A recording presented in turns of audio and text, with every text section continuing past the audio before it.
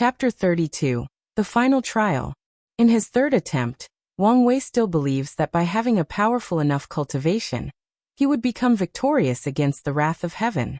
As such, he travels throughout the whole world and learns all the cultivation scriptures and techniques that he could. Then he creates a supreme scripture that allows him to reach an unimaginable height in cultivation level.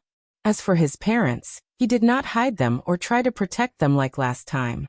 Instead, he allows them to go on the path of cultivation themselves. He creates a cultivation technique that provides them with heaven-defying defense and healing abilities. As long as they have a single breath left, as long as a single drop of blood is left, they can heal and rejuvenate both their bodies and soul. They were almost immortal and unkillable. This technique was indeed quite terrible and heaven-defying. The only reason that Wang Wei can so easily create it is due to the fact that the pagoda trial is an illusory world where anything is possible. However, despite his best effort, some things are inevitable.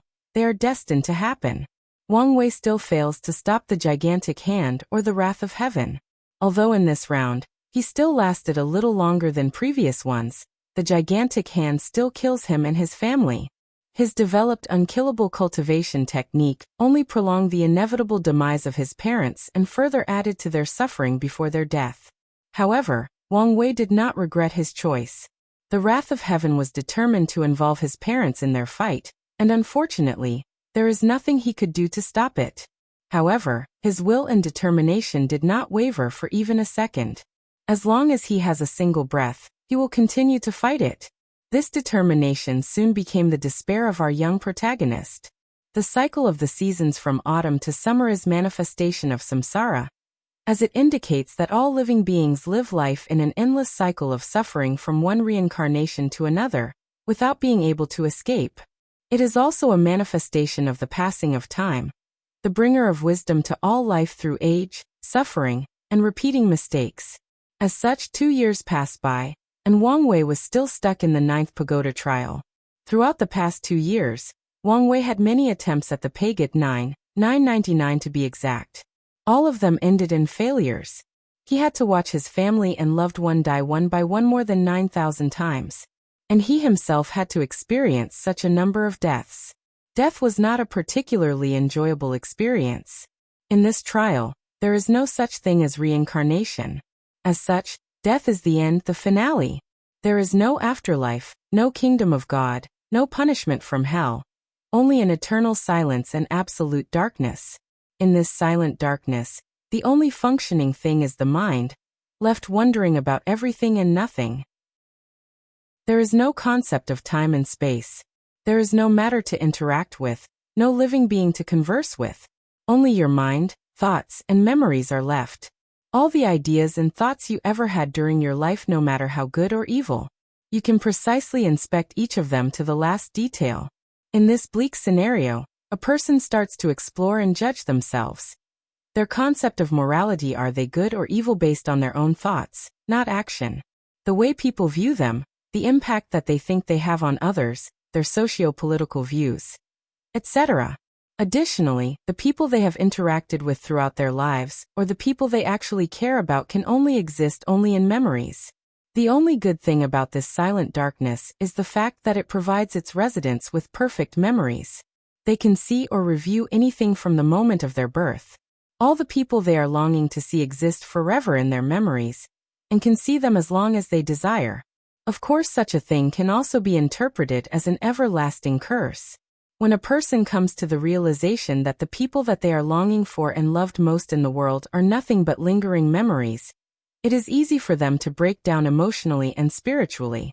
In simple terms, death is not a fun place. And experiencing more than 1,000 times over could drive the strongest of man to madness. However, Wang Wei still did it, and voluntarily.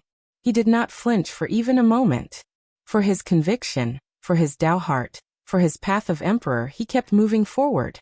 And that is exactly what Wang Wei did the past 2 years. He tried many different approaches and attempts, all of which resulted in failure and death. In his 10th attempt, Wang Wei no longer relied simply on his powerful cultivation to fight the wrath of heaven. He learned that the power of groups can be more effective than the single individual. As such, He went on a path of conquest of the whole world. After his conquest, he rallied all the cultivators of the world and created a massive formation that envelopes the entire world. Then all the cultivators will inject their cultivation powers at certain nodes to fight the wrath of heaven. Although he was still unsuccessful, he learned from this attempt for his next several ones. As such, he created a powerful weapon with the help of all the refiners in the world, then a powerful talisman in his next attempt, then a powerful pill. On his 50th attempt, Wang Wei became an emperor with a massive kingdom that conquered the entire world. Then, he gathered the luck of all living beings and blessed himself to fight the wrath of heaven. He still failed and died miserable with all the people of his empire.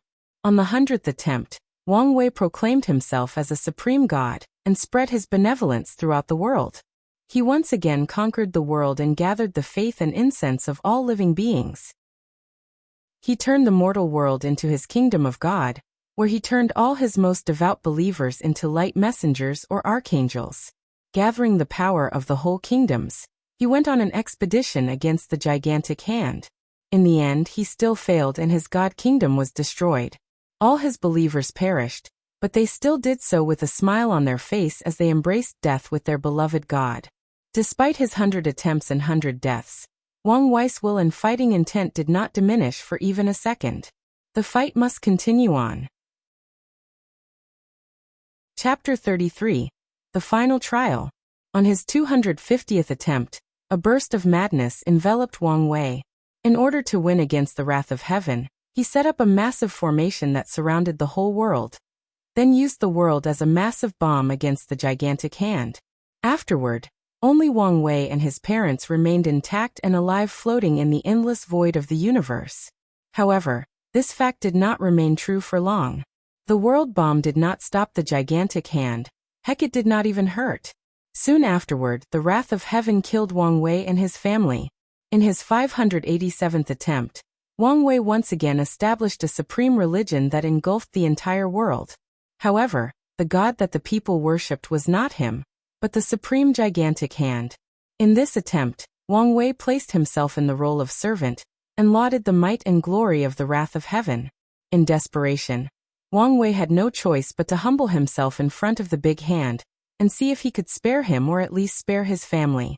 Unfortunately for him, his louche or shady action did not bring him the desired effect. The wrath of heaven still squashed him and his family into meat paste. Following this failure, Wang Wei became angry out of shame and fought more fiercely than ever against the big hand. On his 1200th attempt, he used the blood, flesh, and soul of all the people in the world to cast a powerful curse on the gigantic hand. This attempt did provide him with some success.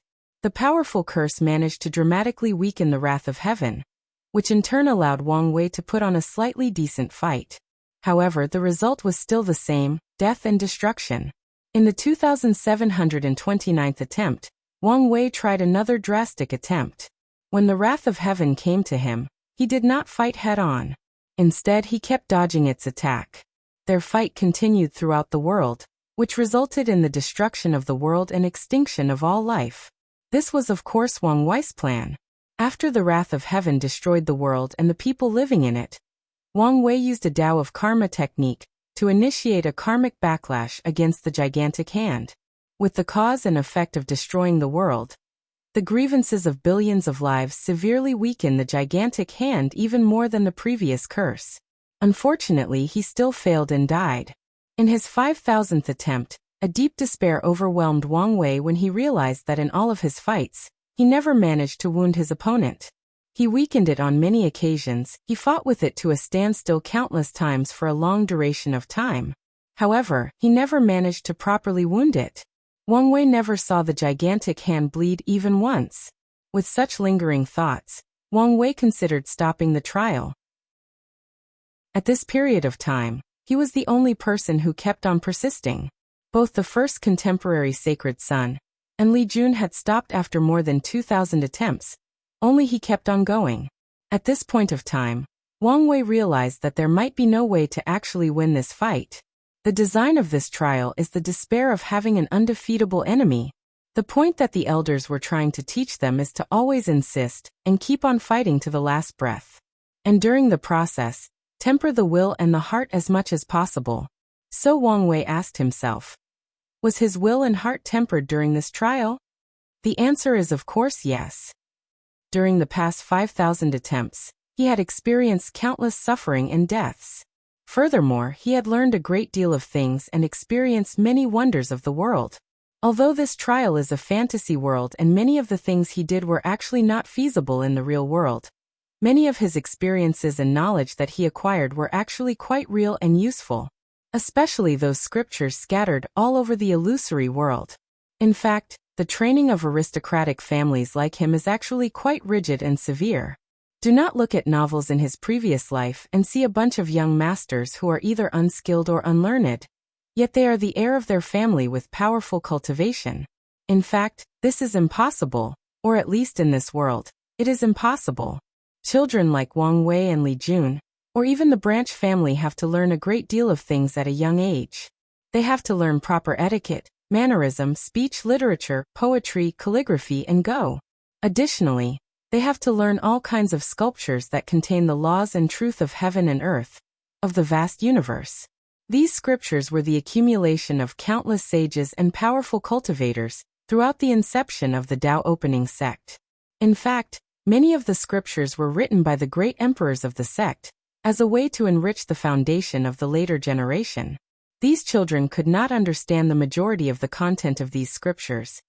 Even Wang Wei could not fully understand some of them despite his heaven-defying understanding that his powerful soul provided him with. However, even if they could not understand them, they still have to memorize them. The same fact goes to the disciples of the sections. Although their training was not as strict as the family children unless they were the direct disciples of some powerful elders, they still had to read those boring scriptures. The reason for this is a form of enlightening of the Tao, a way to form a solid foundation for future cultivation. Many times some cultivators would suddenly become enlightening while doing mundane things or during a fight, which dramatically increase their cultivation levels or break through bottlenecks. The reason for that is due to the scriptures that they have studied at a young age. They may not understand these words of wisdom when they were young, but once the occasion arrives, the true meaning of these scripture will become clear to them, and be the foundation of their enlightenment, and understanding the laws of heaven and earth, thus furthering their path of cultivation. This is one of the main reasons that heaven chosen from powerful sects and families dominate the myriad emperor world. It's not just because they have better talents and more powerful cultivation techniques. These scriptures are the foundation that these families and sects have gathered for millions of years. In this world, there have been countless casual or loose cultivating geniuses, and many have even proven the Tao and proclaimed themselves great emperor. These people who have not formed families in sect have also left their legacy scattered all over the world. As long as someone is predestined, they could acquire these techniques that are not inferior to the heaven-chosens of the sects and families. However, not all of the lucky people could rise and make a name for themselves. The reason for that is not just the fact they did not have the same amount of resources from these powerful sects, but because they lack a certain background and foundation. Even if someone acquired a peerless cultivation sutra, if that person could not truly understand it, then it serves no actual purpose. At the very least, it could not bring to tuition its full potential. As such, the pagoda trial is more than a tool for polishing Tao heart, but a way to secretly train the knowledge and experience of these disciples. Although the cultivation techniques and realm in the pagoda are not real, the disciples can use them as reference when creating their own techniques if they have such talent. At the 5,000th attempt, Wang Wei came to the conclusion that he had learned a great deal of knowledge and experience, and his Tao heart has been greatly tempered. However, he kept asking himself, as he reached his limits.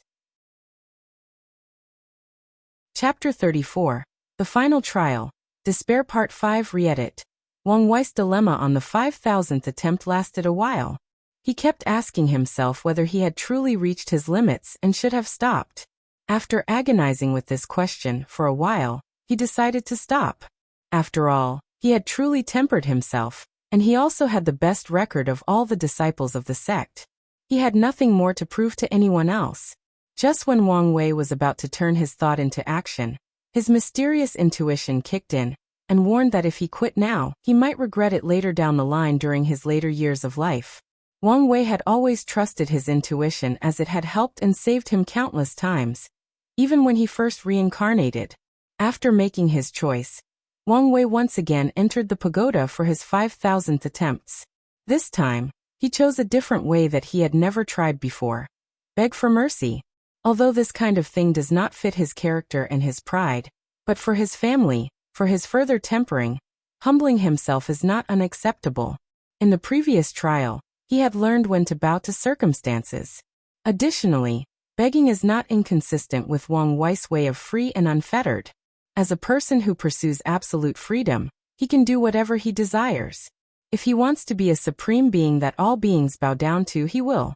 If one day he decides that the whole world is filthy and very disgusting to look at, he will cleanse it according to his standard, or he will gouge out his eyes and turn blind to it. If one day he suddenly wants to be a beggar or slave, he will be the humblest beggar and the lowliest slave. All things are according to his wish. After entering the pagoda for his new attempt, he went and lived in the deserted mountain where he always had his destined confrontation with the wrath of heaven. There he built a simple wooden cottage, then had a cultivator create an artificial river, and a forest full of all kinds of animals and plants. Wang Wei lived a simple life every day.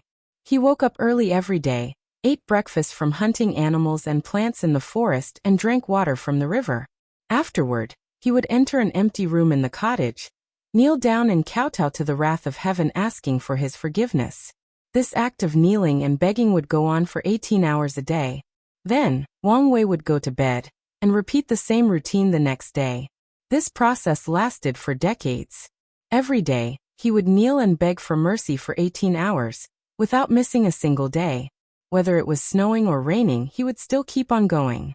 Even if he was riddled with diseases and feebleness, he would continue on this practice, for 18 hours, no more or less. As time passed and Wang Wei continued his ascetic-like life, his body became thin due to malnourishment. Although he ate every day, he had only had enough food to barely sustain him for the next day. Additionally, there were countless calluses on his knees due to the constant kneeling. In fact, his bones have in fact become somewhat deformed over the years.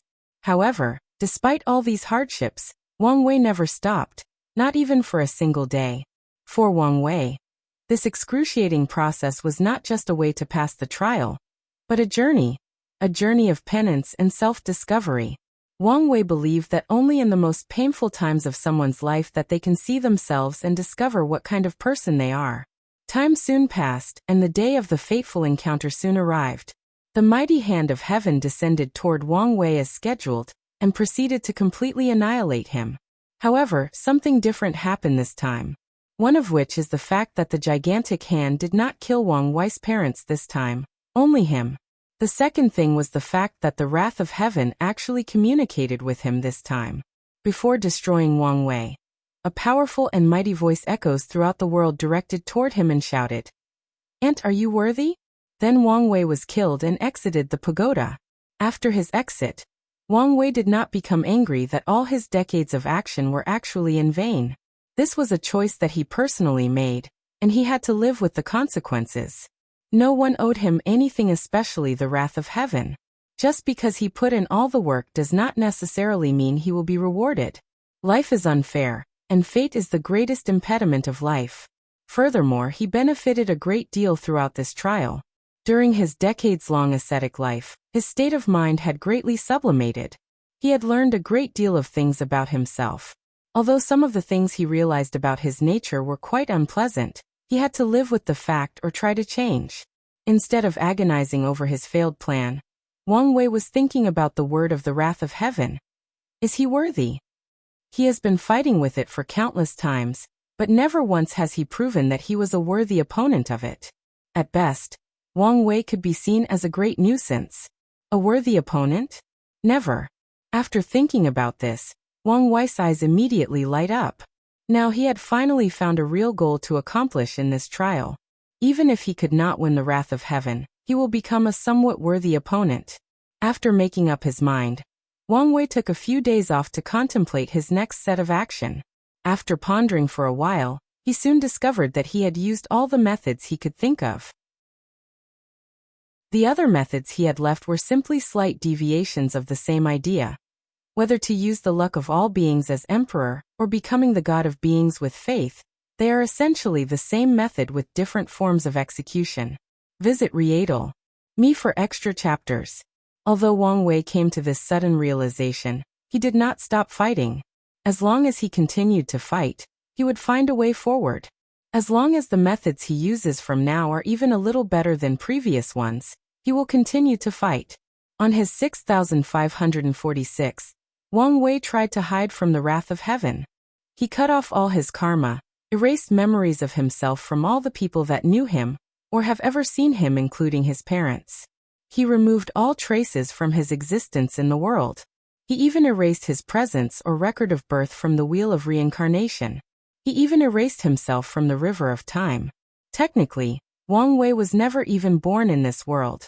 The last trace of his existence, that is his fate, was transferred to someone else. Wang Wei became a non-existent ghost of heaven and earth.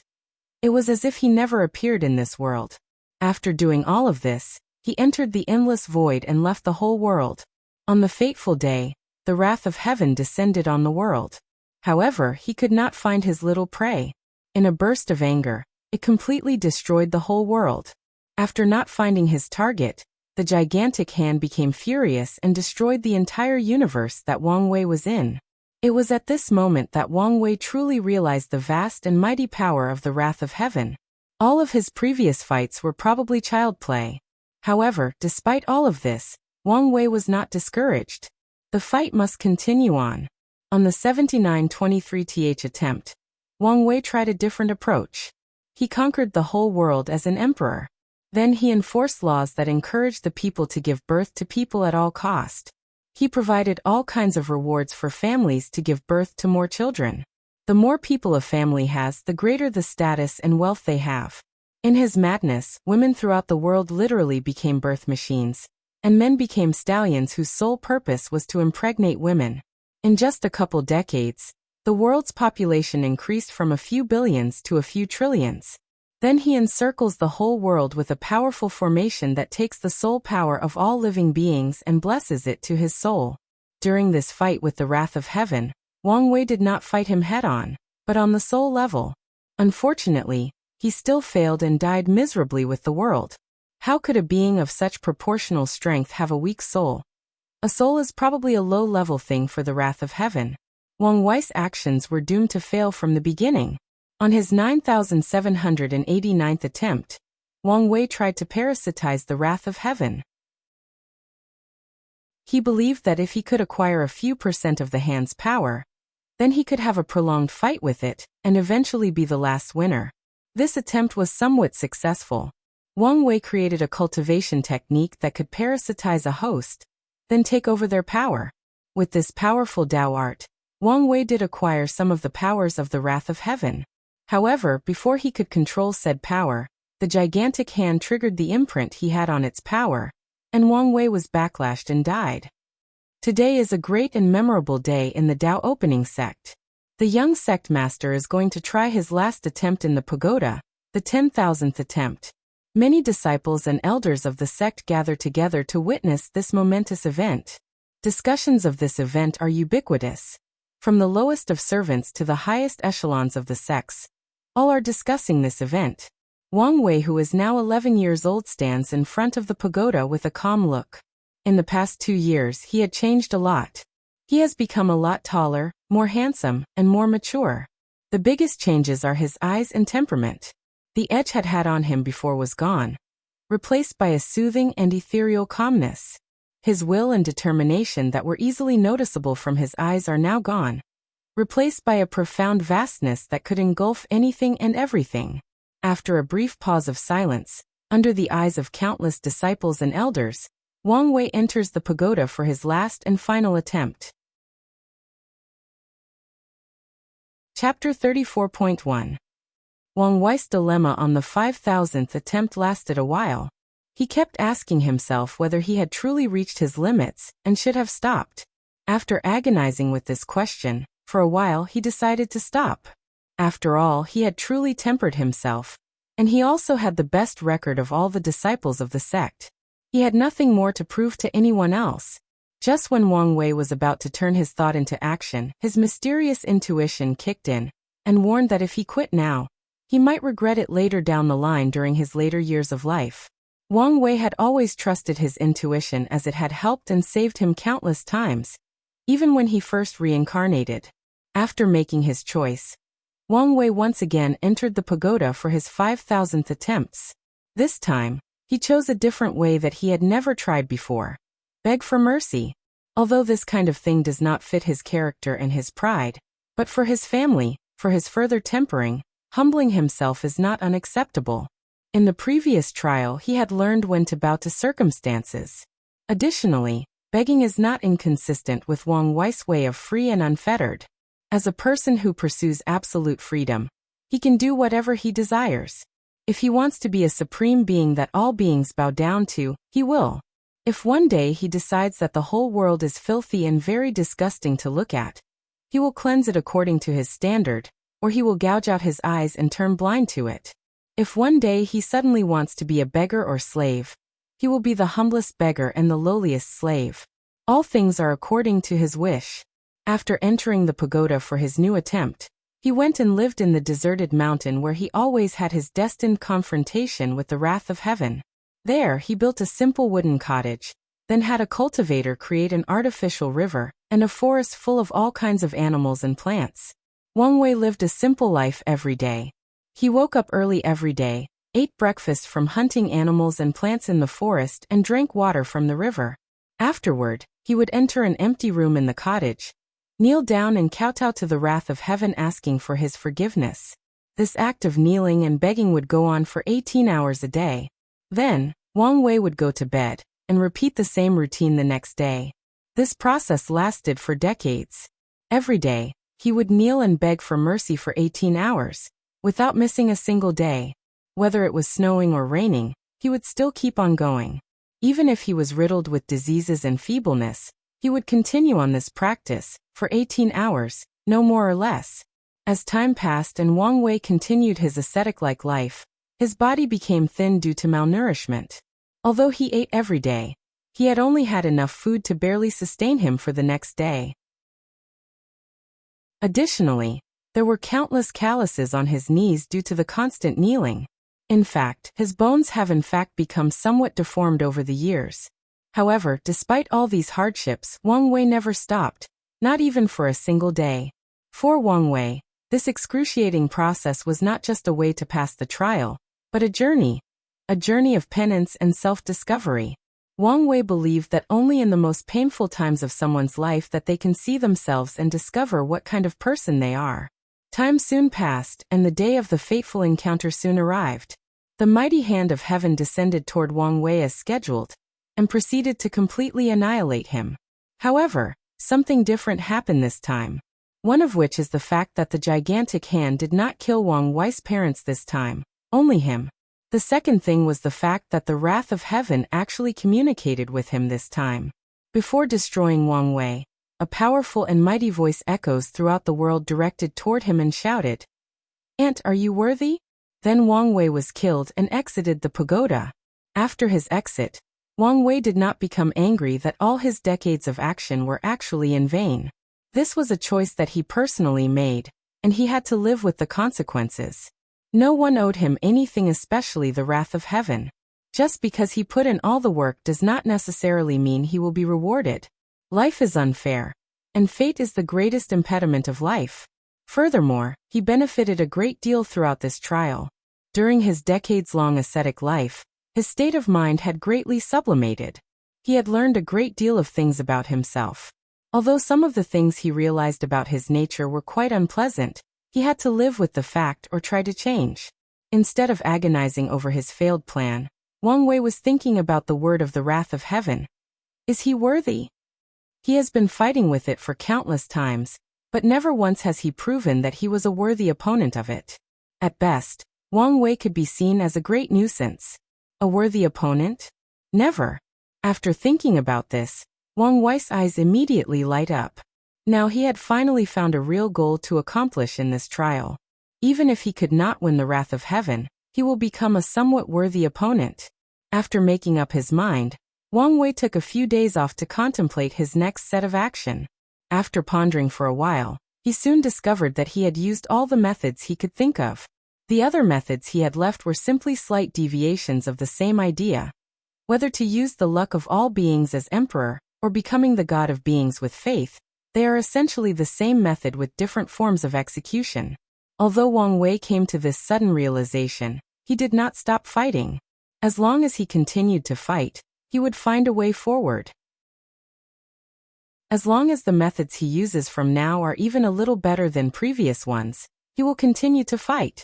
On his 6546th, Wang Wei tried to hide from the wrath of heaven. He cut off all his karma, erased memories of himself from all the people that knew him, or have ever seen him, including his parents. He removed all traces from his existence in the world. He even erased his presence or record of birth from the wheel of reincarnation. He even erased himself from the river of time. Technically, Wang Wei was never even born in this world. The last trace of his existence, that is his fate, was transferred to someone else. Wang Wei became a non-existent ghost of heaven and earth. It was as if he never appeared in this world. After doing all of this, he entered the endless void and left the whole world. On the fateful day, the wrath of heaven descended on the world. However, he could not find his little prey. In a burst of anger, it completely destroyed the whole world.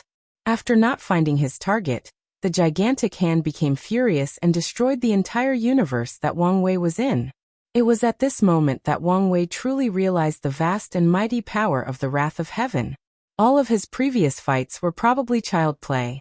However, despite all of this, Wang Wei was not discouraged. The fight must continue on. On the 7923th attempt, Wang Wei tried a different approach. He conquered the whole world as an emperor. Then he enforced laws that encouraged the people to give birth to people at all cost. He provided all kinds of rewards for families to give birth to more children. The more people a family has, the greater the status and wealth they have. In his madness, women throughout the world literally became birth machines, and men became stallions whose sole purpose was to impregnate women. In just a couple decades, the world's population increased from a few billions to a few trillions.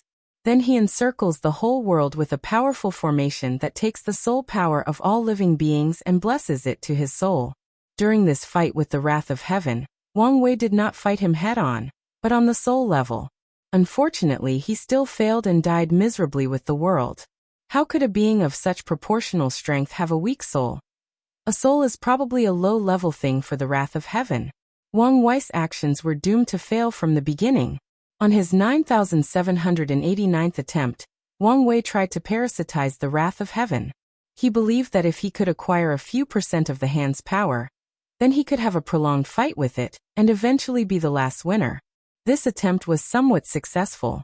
Wang Wei created a cultivation technique that could parasitize a host, then take over their power. With this powerful Dao art, Wang Wei did acquire some of the powers of the wrath of heaven. However, before he could control said power, the gigantic hand triggered the imprint he had on its power, and Wang Wei was backlashed and died. Today is a great and memorable day in the Dao opening sect.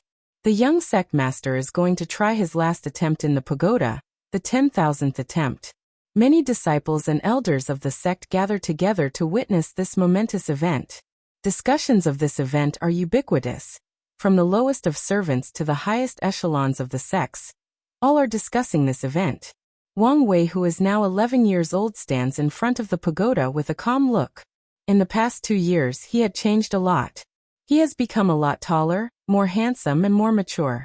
The biggest changes are his eyes and temperament. The edge had on him before was gone, replaced by a soothing and ethereal calmness. His will and determination that were easily noticeable from his eyes are now gone, replaced by a profound vastness that could engulf anything and everything. After a brief pause of silence, under the eyes of countless disciples and elders, Wang Wei enters the pagoda for his last and final attempt. Chapter 35. Outside the pagoda. After Wang Wei enters the pagoda, all the disciples and elders stand in front of the visual formation watching.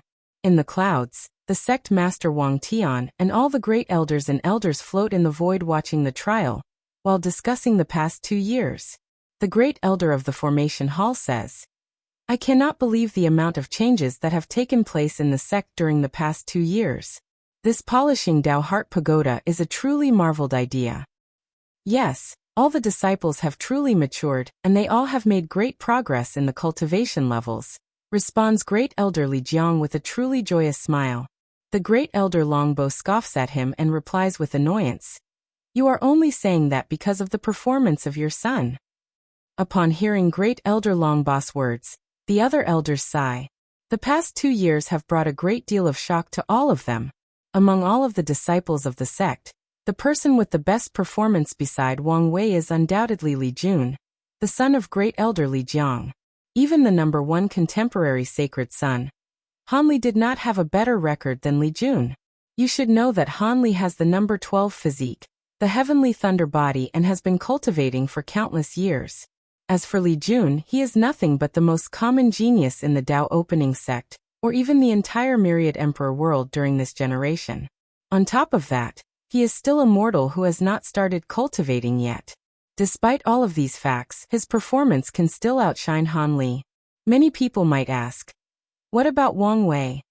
But the elders will never list him in the category of normal person. The young sect master is a person born with wisdom, a person with that is blessed by heaven. This fact was proven when vision occurred upon his birth. Throughout this generation, only a few people are born with vision. Many people believe that these people will be one of the major contestants for the heaven will.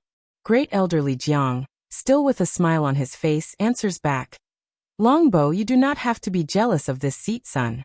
Your direct disciple, Han Li, did his best in the trial. After all, having the 3rd best record is still something to brag about." Upon hearing these words, Great Elder Longbo's face becomes furious, and he stares menacingly at Great Elder Li Jiang. Seeing that both of them were about to argue, Great Elder Yanmei tries to turn the conversation to something else and says, "It is not just the disciples who have greatly benefited from the pagoda. All of us have made rapid progress in our cultivation after passing the 9 trials. Indeed, as Great Elder Yanmei has said, the majority of them have benefited a lot from the pagoda. With the tempering of their Tao heart, the chances of breaking through the next realm have either substantially increased, and the amount of time needed have decreased. The majority of them are in the saint realm. As such, each breakthrough in a small realm is a great increase in power, and also takes a lot of time. However, the greatest benefit of this pagoda is not the small breakthrough in the saint realm, but providing the elders the state of mind needed to break through the supreme realm. One of the most necessary things to break through the supreme realm is having a state of mind that is in line with heaven and earth, in line with nature, in line with the great Tao. Although most cultivators are powerful, they have spent most of their lives either fighting or in retreat. Although cultivators can learn and use the laws of heaven and earth, however, they do not have the mindset on how to properly control these laws, or they do not even understand the difference between the law and the Tao. In order to step into the supreme realm, such a mindset is necessary. As such, most cultivators will enter mortal dust to refine their mindset. And what is mortal dust? Just like the name suggests, cultivators will seal their cultivation and live the life of mortals and experience the dust, filth, and vicissitudes of mortals. Mortal life is a brief and short 100 years. However, because of its briefness, one person can experience and learn a great deal of things in this short span of time. In order for cultivators to truly experience mortal dust, they have to truly enter the roles of mortal. They have to set their mindset to that of a short-lived creature. Many cultivators have to experience many cycles of 100 years before they can get into the role-play of mortal life. Some extreme cultivators have even sealed their memories as a way to get into the mindset of mortals and learn enough about the world to step into the supreme realm. The elders who have entered the pagoda have tempered their mindset throughout the 9 pagoda trials, as many of the trials required them to be nothing but mortals. Some trials have even sealed their memories and provided them with a new different identities, which in fact is similar to the way cultivators experience mortal dust. As such, when it is their turn to experience mortal dust, they have a great advantage ahead of many people.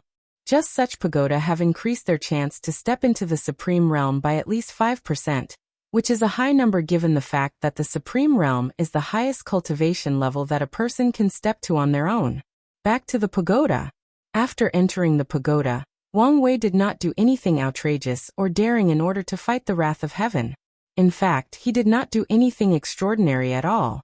He spends all of his life with his family and loved ones.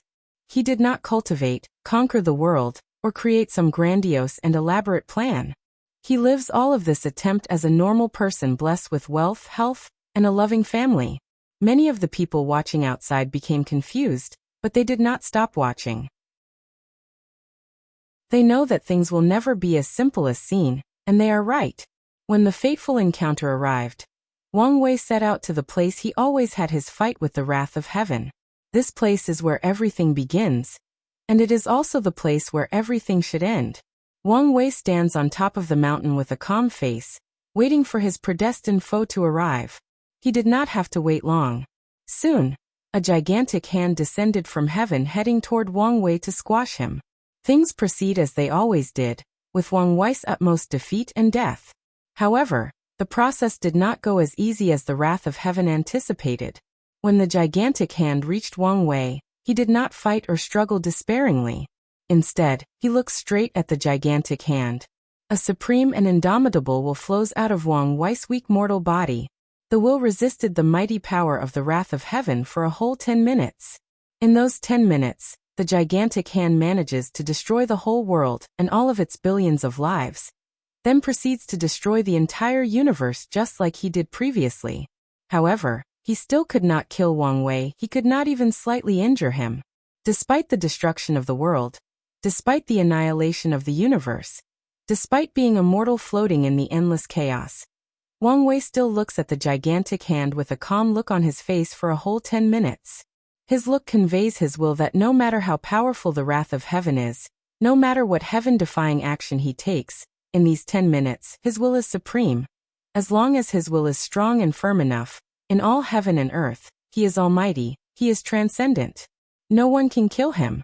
Even if he was an actual ant right now, the gods, Buddhas, and immortals could do no harm to him. Not even the power of heaven could kill him right now. Chapter 36. During the 10 minutes fight against the wrath of heaven, Wang Wei did suffer some injuries, but it was not due to the power of the gigantic hand. It was due to himself actually. 5 minutes into the fight, Wang Wei's body suddenly collapsed and disappeared, followed by the annihilation of his soul. However, he was still not dead yet. An illusory figure that looked exactly like Wang Wei appeared in the place where his body used to be. This illusory figure was not his soul, but a physical manifestation of his will. It turned out that Wang Wei's mortal body was too weak to bear his supreme and powerful will. As such, it was destroyed. However, his will still maintained a fight against the wrath of heaven. In fact, Wang Wei believed that even if he had cultivated to the highest cultivating realm possible, his body probably would not be able to support such will and determination. Back to the fight. During the confrontation with the wrath of heaven, a roar of anger echoes throughout the infinite chaos. The wrath of heaven was enraged at the fact that the ant that he should be able to squash at will managed to resist his might to such a degree. This was a great insult. As such, the gigantic hand decided to increase its power. With the wave of its hand, all the 3,000 Tao that make up heaven and earth were completely obliterated. The infinite chaos was shattered and the illusory world returned to its origin of nothingness. However, despite all of these, Wang Wei's will still remained intact. It remained indestructible and unbreakable. Meanwhile, outside of the pagoda, when the wrath of heaven used such a powerful method, a great change occurred. The pagoda started to tremble and shake wildly. Suddenly, the atmosphere of the entire Tao opening sect changed. A mysterious feeling enveloped the entire sect. Everything suddenly became bleak and somber. The upper echelons of the Tao opening sect were able to feel the atmosphere more seriously than the disciples. They suddenly felt that the confrontation between Wang Wei and the gigantic hand was more than a mere trial. They felt as if this confrontation involved the fate of all the people in the world. Although this mysterious feeling only lasted a few minutes and then disappeared, The upper echelons of the sect knew that their feelings were not wrong. They instinctively knew that something beyond their comprehension must have happened. They took notes of this change and planned to review the sect's record to see if they can find any precedent or information. In the 10th minute of Wang Wei's fight against the gigantic hand, right before he exited the pagoda, something unexpected happened again. A drop of blood suddenly dropped from the gigantic hand and fell into the nothingness of the universe. In the palm of the wrath of heaven, there was a slight opening, a slight wound in which a drop of blood flew out. The wrath of heaven was injured. For the first time in 10,000 battles, the gigantic hand suffered from an injury and actually bled. This was truly a miracle. Everyone watching this scene outside of the pagoda were shocked, even the elders. No one has managed to ever wound the gigantic hand, not even the great elders and sect master. In fact, the people most shocked were actually the great elders of the Formation Hall and Refining Hall. As they participated in the refining of the pagoda, they both knew that the setting of the 9th pagoda trial was designed as an almighty and powerful supreme being that brought absolute despair to the testers. According to the setting, it is impossible to wound the wrath of heaven. What the young sect master did was like someone finding a bug in real life. Life can be considered the most perfect program. It is smooth, absolute, and perfect. How can there be a bug in life just like in games? However, that is exactly what Wang Wei did. He found, or should say created a bug in a perfect and absolute program. This is, in essence, a true miracle. Meanwhile, inside the pagoda, Wang Wei watched the blood of the wrath of heaven drop down and fall into emptiness. He smiles happily and mutters to himself and to the gigantic hand, "Now I am more than worthy." Soon afterward, Wang Wei's disappears and he exits the pagoda. After his exit, Wang Wei ponders the state he experienced in the pagoda. He tries to do it again, however, he fails. This is not a surprise after all, this is the real world, not the pagoda. However, Wang Wei knows that a seed has been planted. When the right circumstances arrive, he knows that he has the foundation to reach such a state again. All he has to do is wait for the right time and place. While Wang Wei was pondering his experience in the 9th trial, a huge shadow suddenly appeared behind him. The shadow, who looks exactly like a grown-up Wang Wei, sits on a throne with countless beings bowing to him. This is the shadow representing the young emperor. Unlike last time, the full figure of the shadow became transparent and a throne was added. When the shadow appears, an overbearing aura surrounds the whole Dao opening sect. All the disciples except for the contemporary sacred son kneel down and were forced to bow to Wang Wei. In fact, both the contemporary sacred son and the elders felt a very spiritual pressure forcing them to bow their head. Of course, due to the vast difference of cultivation level, they could ignore the pressure. However, imagine if they had to fight while resisting this pressure. This would be quite the difficult fight. Unfortunately, the shadow did not fully manifest. After Wang Wei finishes his pondering, the shadow disappears like an illusion. Upon waking up, Wang Wei sees a bunch of disciples kneeling and bowing to him, and he becomes shocked. Immediately, he thought of something and said, "You can all stand up." After hearing his words, all the disciples stood up and looked at Wang Wei with awe and reverence, and a little bit of fear. Upon seeing the change of emotions of the sect's disciples, Wang Wei knew that his prestige in the sect would reach a high time from now on. No one can shake his status from now on. Although he will still have to deal with some temptations in the future, as long as he deals with them in a timely manner, everything will be fine. Wang Wei then makes a gesture toward his head maid, who then holds him and flies toward the Wang family mansion. Wang Wei knows that the first step of his rise in the path of the emperor has been taken. All he needs to do is to slowly walk the path he laid out and prepares for the future. As long as he prepares as much as possible, then no matter the outcome, he can accept it and calmly says that he had tried his best. Chapter 37. The impact of Wang Wei's 9th trial lasted for more than a month. Throughout the Dao opening sect, many disciples kept discussing the mighty prowess of their young sect master, and they all had a happy smile on their face as they looked forward to a better future. They all hoped that their sect could have a new great emperor. Meanwhile, in the Wang family mountain, Wang Wei has been pondering what he learned throughout all the 9 trials. After passing each trial, he became a better person, a more qualified cultivator. The trial that affected him the most has to be the 5th trial. In that trial, Wang Wei almost lost himself. In order to acquire power, he was willing to do absolutely anything. He had no bottom line whatsoever. He was even willing to kill his own mother. Although he woke up at the last minute, he still had a lingering fear when he thought about how close he came to losing himself to power and becoming its slave. During this trial, Wang Wei's greatest fear since coming to this world manifested. He truly feared that during his journey to the throne of emperor, the cultivating world would slowly change him and turn him into a greedy and heartless monster that lusts for power. After all, despite all the changes that has happened to Wang Wei the past 10 years, his essence is still a modern man who lived in a society of law and order. He has not truly blended into this world yet. In fact, today he is going to take another step to modify his way of thinking, and also to prepare for his future. After his self-meditation, he proceeds to call his head maid Wang Ju, who is in fact from one of the Wang family branch lines. After a rigid and rigorous training process with more than 1,000 candidates, she was chosen to serve Wang Wei. Wang Ju walks into the room, bows and salutes. "Young master, did you get what I asked for?" Answers Wang Wei directly. "Yes, just like you asked for. 10 heinous criminals from the mortal world are locked in the basement. Each of them have committed horrendous crimes like rape, murder of children, and even cannibalisms." After hearing Wang Ju's words, Wang Wei nods in satisfaction and orders, "You can leave now." Wang Ju slightly bows to him and proceeds to leave without asking any question. One of her training as a head maid and information agent is to never ask the superior any question. Things that she should know will be told to her. Things that she should not know, she does not dare to ask. That's the motto of every properly trained maid. If one day she ever crosses any of these 2 rules, she knows what awaits her is only death. After seeing his head maid leave, Wang Wei was even more satisfied with her. The Wang family trained her properly, and Wang Ju is actually quite capable.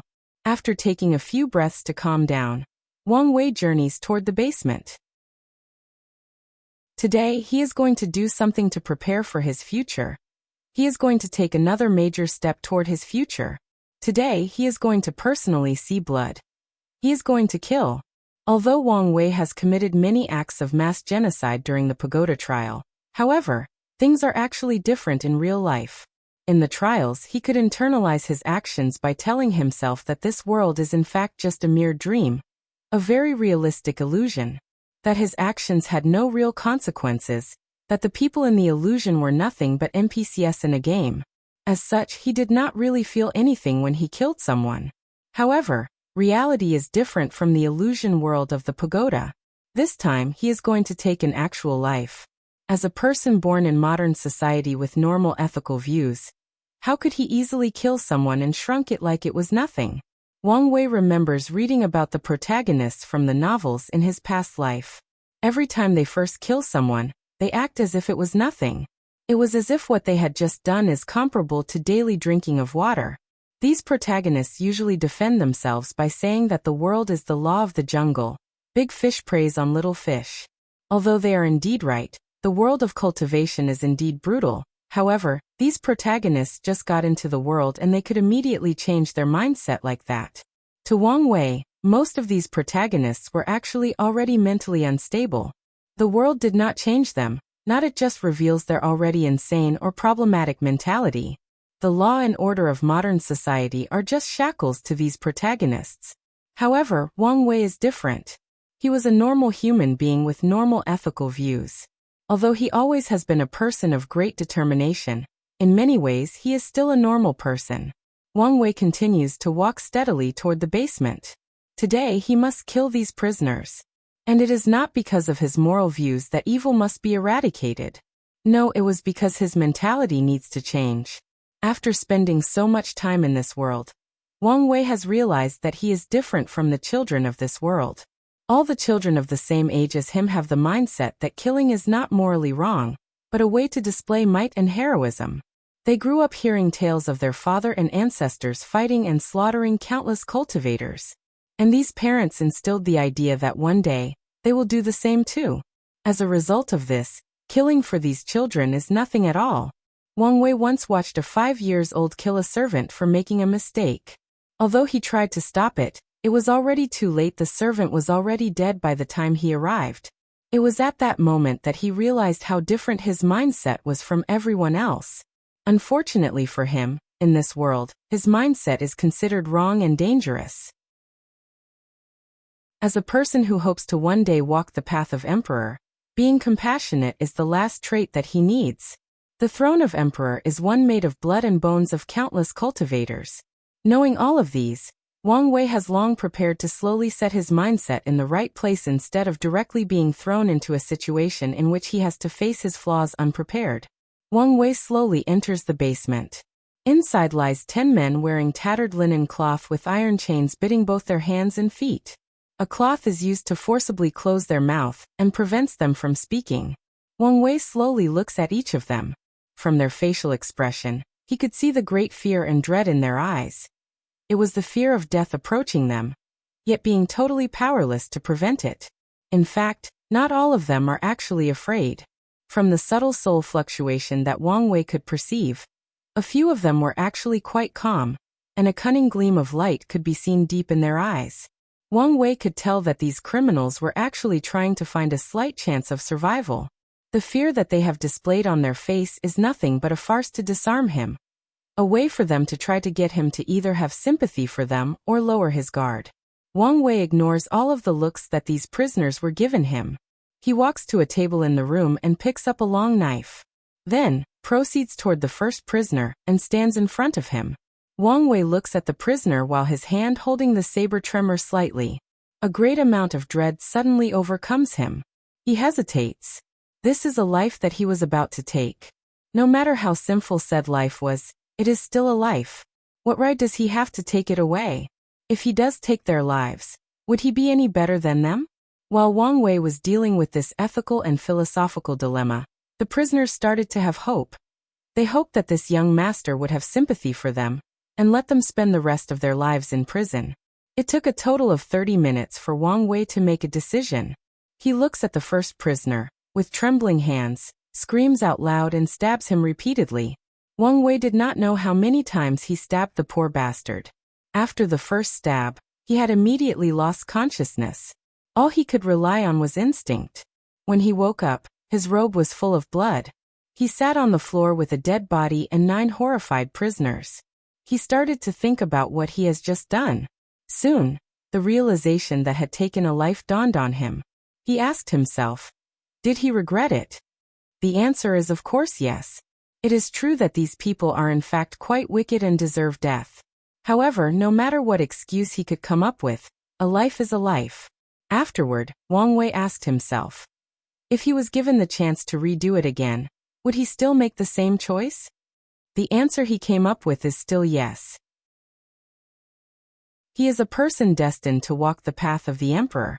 In the future, the amount of lives that will end on his own hand will be incalculable. What he had just done was just the first step in order to adapt. It is true that the act of killing someone is actually quite the horrible feeling. Unfortunately, he will have to get used to this feeling until he can completely ignore it, or he becomes numb to it. After realizing all of this, Wang Wei had a feeling that something of great importance was taken away from, and he knew that he would never be able to take it back. Chapter 38. Soon after Wang Wei entered the basement, someone appeared in Tianwei Peak to report to Sect Master Wang Tian. Wang Tian, who was reviewing a bunch of documents from different jade talismans, suddenly asks to the empty void without even raising his head, "Shadow, what are you reporting to me today?" The shadow answers in his hoarse and indifferent voice. A few minutes ago, the young master entered the basement with a bunch of prisoners, and he exited the basement with blood all over his clothes. After hearing the shadow's word, Wang Tian immediately understood what these words meant. He raised his head and looked in the direction of the Wang family mountain. His vision penetrated more than 1,000 miles of distance. It passed through countless formations and obstacles and saw his son. At this time, Wang Tian saw that his son's body was still full of blood, and he was waiting for the maids to prepare a bath for him.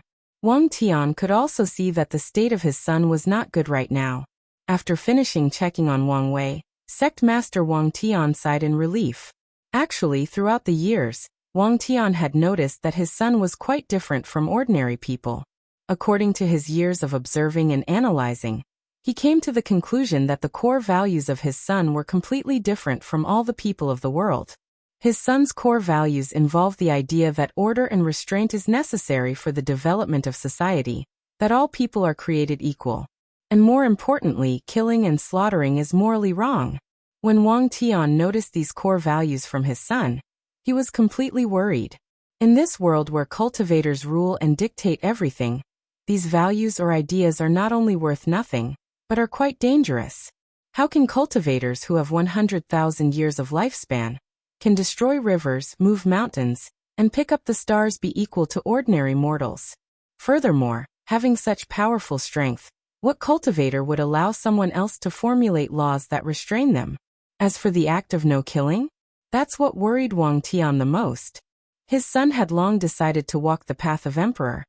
How can he not experience mountains of flesh and blood? Being decisive when killing is a fundamental requirement necessary for every great emperor. This is something that Wang Wei always lacked. Wang Tian believed that after experiencing the pagoda trial, this situation might change for the better. However, from the reaction of his son after his first kill, it seemed that his core values are deeply ingrained in him. However, now Sect Master Wang Tian did not need to worry about his son.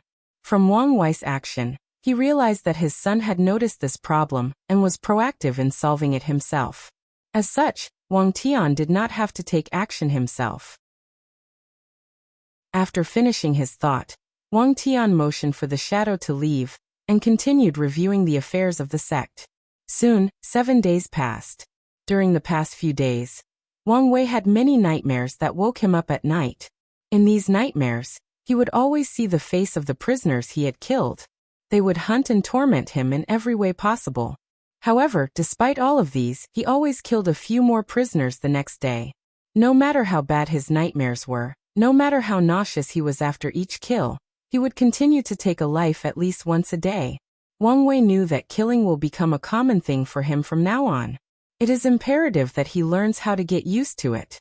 Today, Wang Wei was having dinner with his mother. He chatted with her while eating. However, Yu Yan could tell that her son was not paying attention. She had already learned about what happened with her son through her husband. Additionally, she also noticed the recurring nightmares he had in the past 7 days. When it comes to this matter, there were only a few things that she could help and she was already ready to do her part. Yu Yan lightly shook her son and asked him, "Why are you listening to what I'm saying?"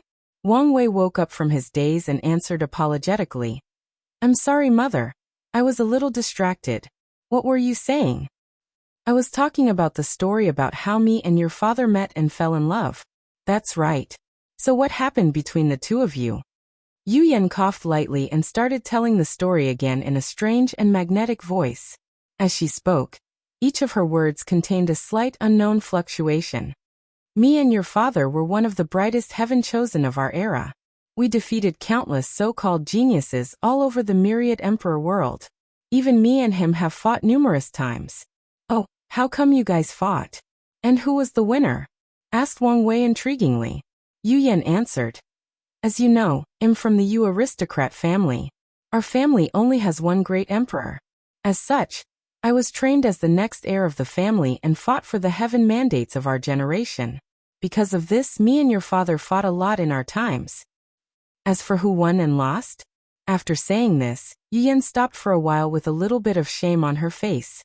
Then she continued, "Your father was truly an impressive heaven-chosen back then.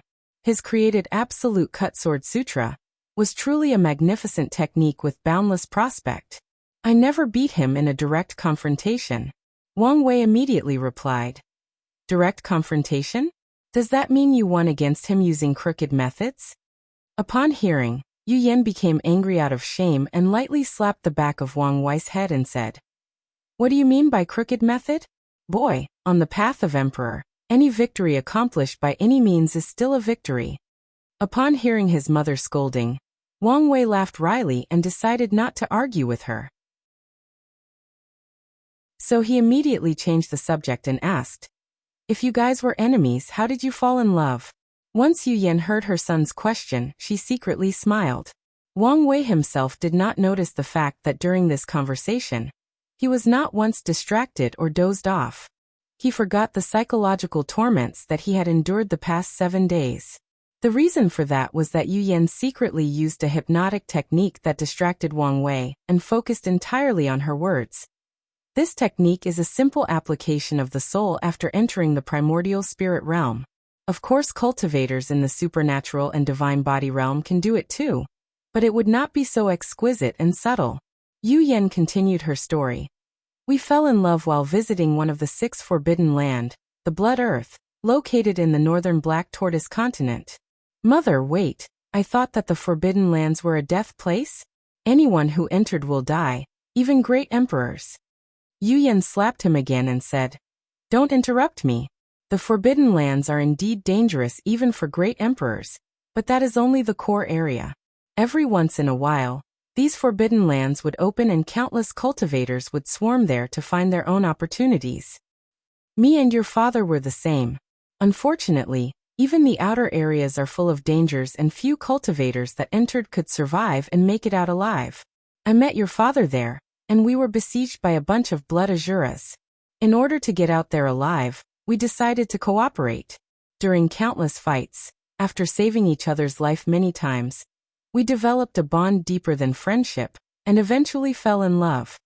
Wang Wei was a little fascinated by the love story of his parents. However, he did not think things were as simple as his mother stated.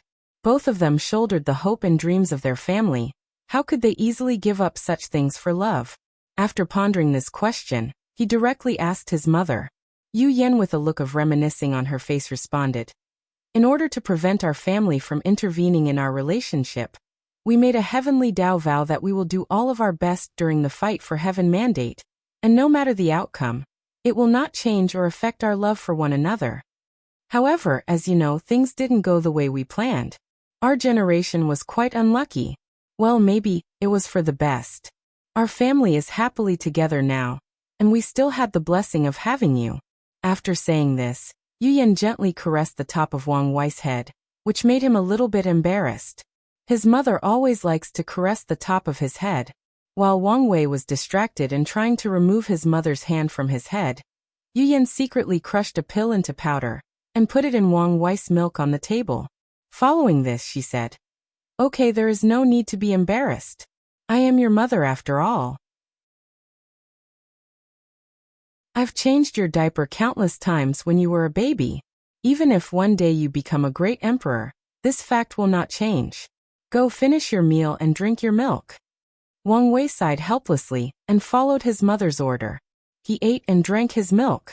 Well, for some reason, he found that the milk tasted different from before.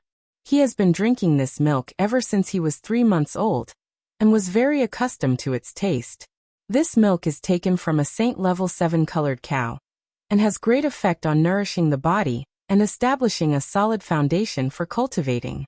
The 7-colored cow is a very docile demon race that have been domesticated by the Tao opening sect for millions of years to train their disciples.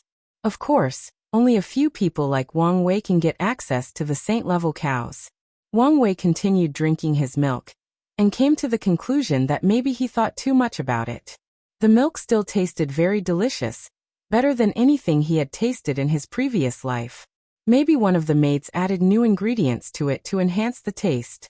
After thinking about this, he left the matter to the side. After finishing his meal, Wang Wei went back to his room and prepared to take a bath and rest. Soon after his bath, Wang Wei had one of the best sleep of his life. He had no nightmare, no dream, no thoughts, just a deep and peaceful slumber. Later that night, Wang Tian returned home after dealing with all the sex affairs. When he saw his wife, he immediately asked, "Did you do it? Did you give him the soothing heart pill?" Yu Yan looked at him, snorted, and angrily said, "Of course I did. Are you doubting my abilities?" Wang Tian was immediately perplexed. Where did his wife's hostility come from? He started thinking whether he did something wrong. Well, he could not think of something. The only thing that came to mind was Great Elder Yanmei. However, ever since his son's birth, he had even started to stay away from her. The only time they met was during official sect meetings. Instead of figuring out what's the problem, he directly asked, "What is the problem? Why are you so angry?" Yu Yan answered grudgingly, "I just don't understand why we have to feed our son the heaven-grade soothing mind pill when the saint-grade enlightening pill would be much better. I'm telling you, Wang Tian, if your Dao opening sect cannot afford to treat Wire better, my Yu family will be more than happy to do it." Upon hearing his wife's word, Sect Master Wang Tian's corner of the mouth twitched slightly. Heaven-grade pills are used by void-shattering realm cultivators. Each one is beyond precious and could lead to countless people fighting and killing over a single one. Not to mention that the soothing Ming pill can help cultivators enter an empty state of mind to better understand and control the laws. The value of this pill is simply unimaginable. In fact, there is very little market for them, as most factions in the world controlled the distribution of those pills to prevent casual cultivators from acquiring them. Now, this precious pill was used as a way to prevent a child from having nightmares, but his wife seemed dissatisfied and wanted to use a more valuable one. The enlightening pill has the same effect as the soothing Ming pill, but the intensity is countless times greater, and as such, it is effective for Saint Realm cultivators. The preciousness of this pill can be imagined.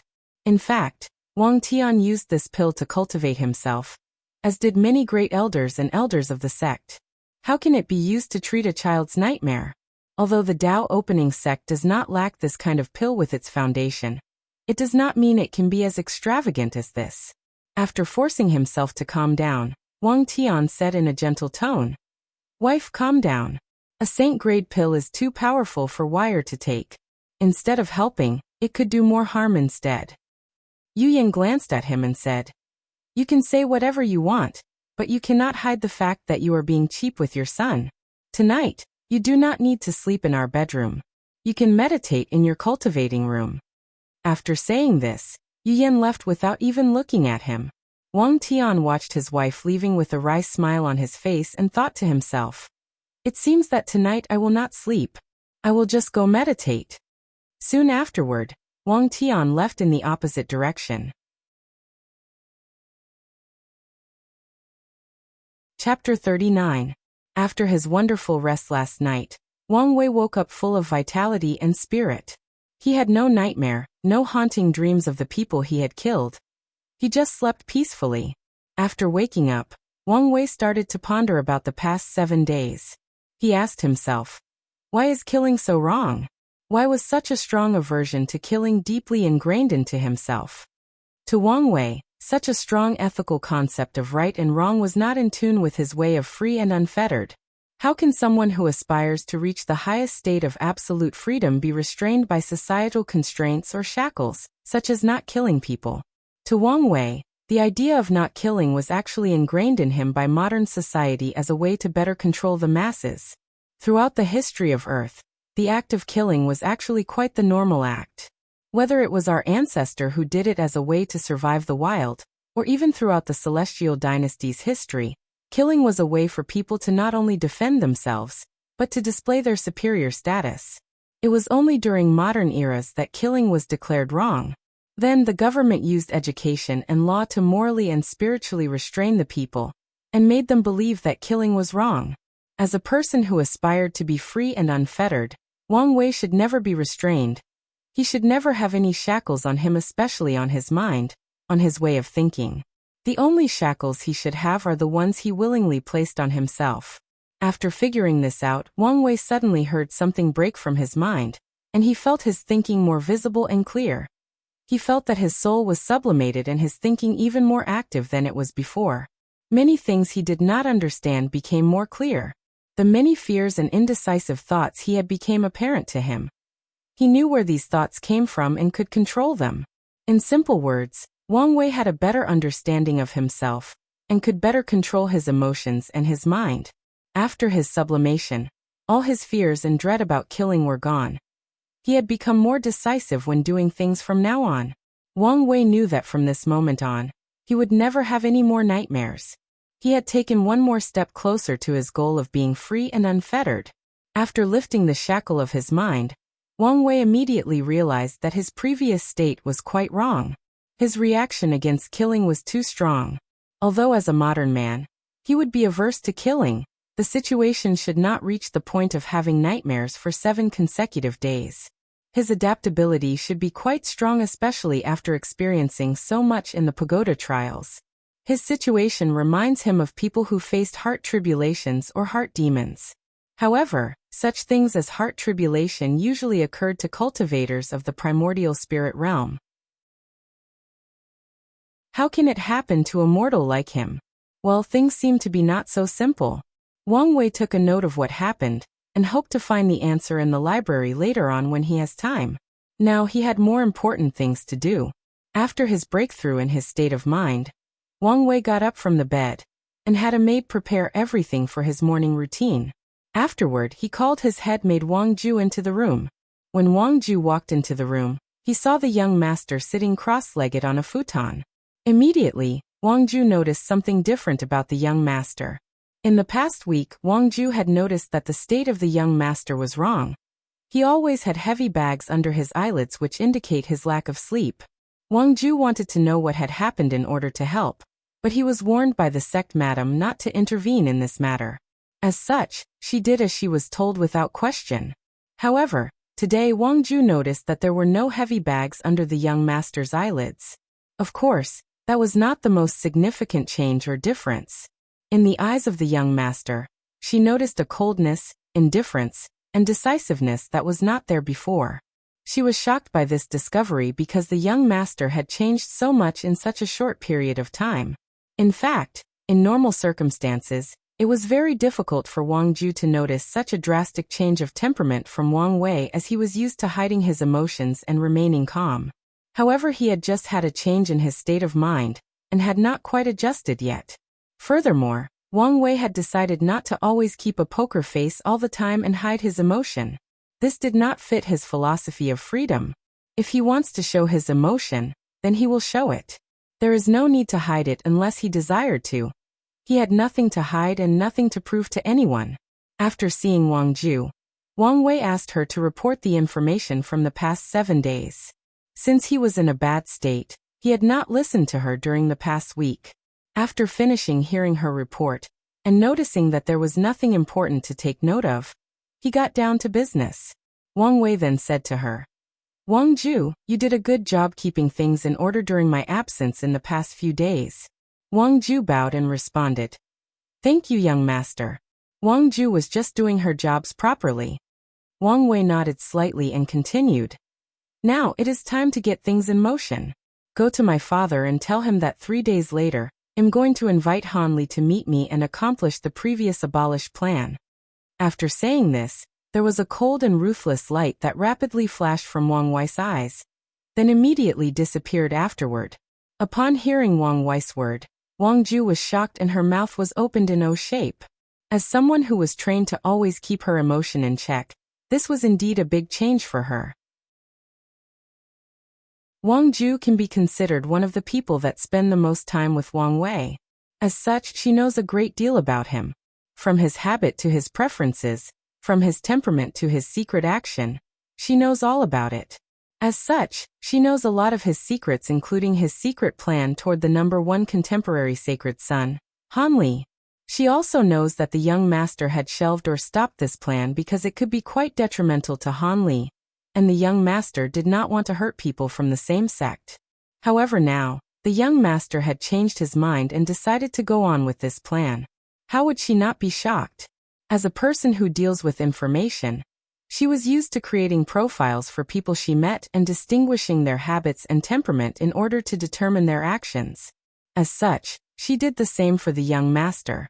Of course, it was not to anticipate his actions, but to understand him and better serve him. She was one of the few people who knew that Wang Wei was actually quite the docile and gentle person, who did not want to hurt anybody, especially for his own interest. However, now, things seemed to have changed. The young master was no longer the gentle person he used to be. Now he seemed more ruthless and decisive.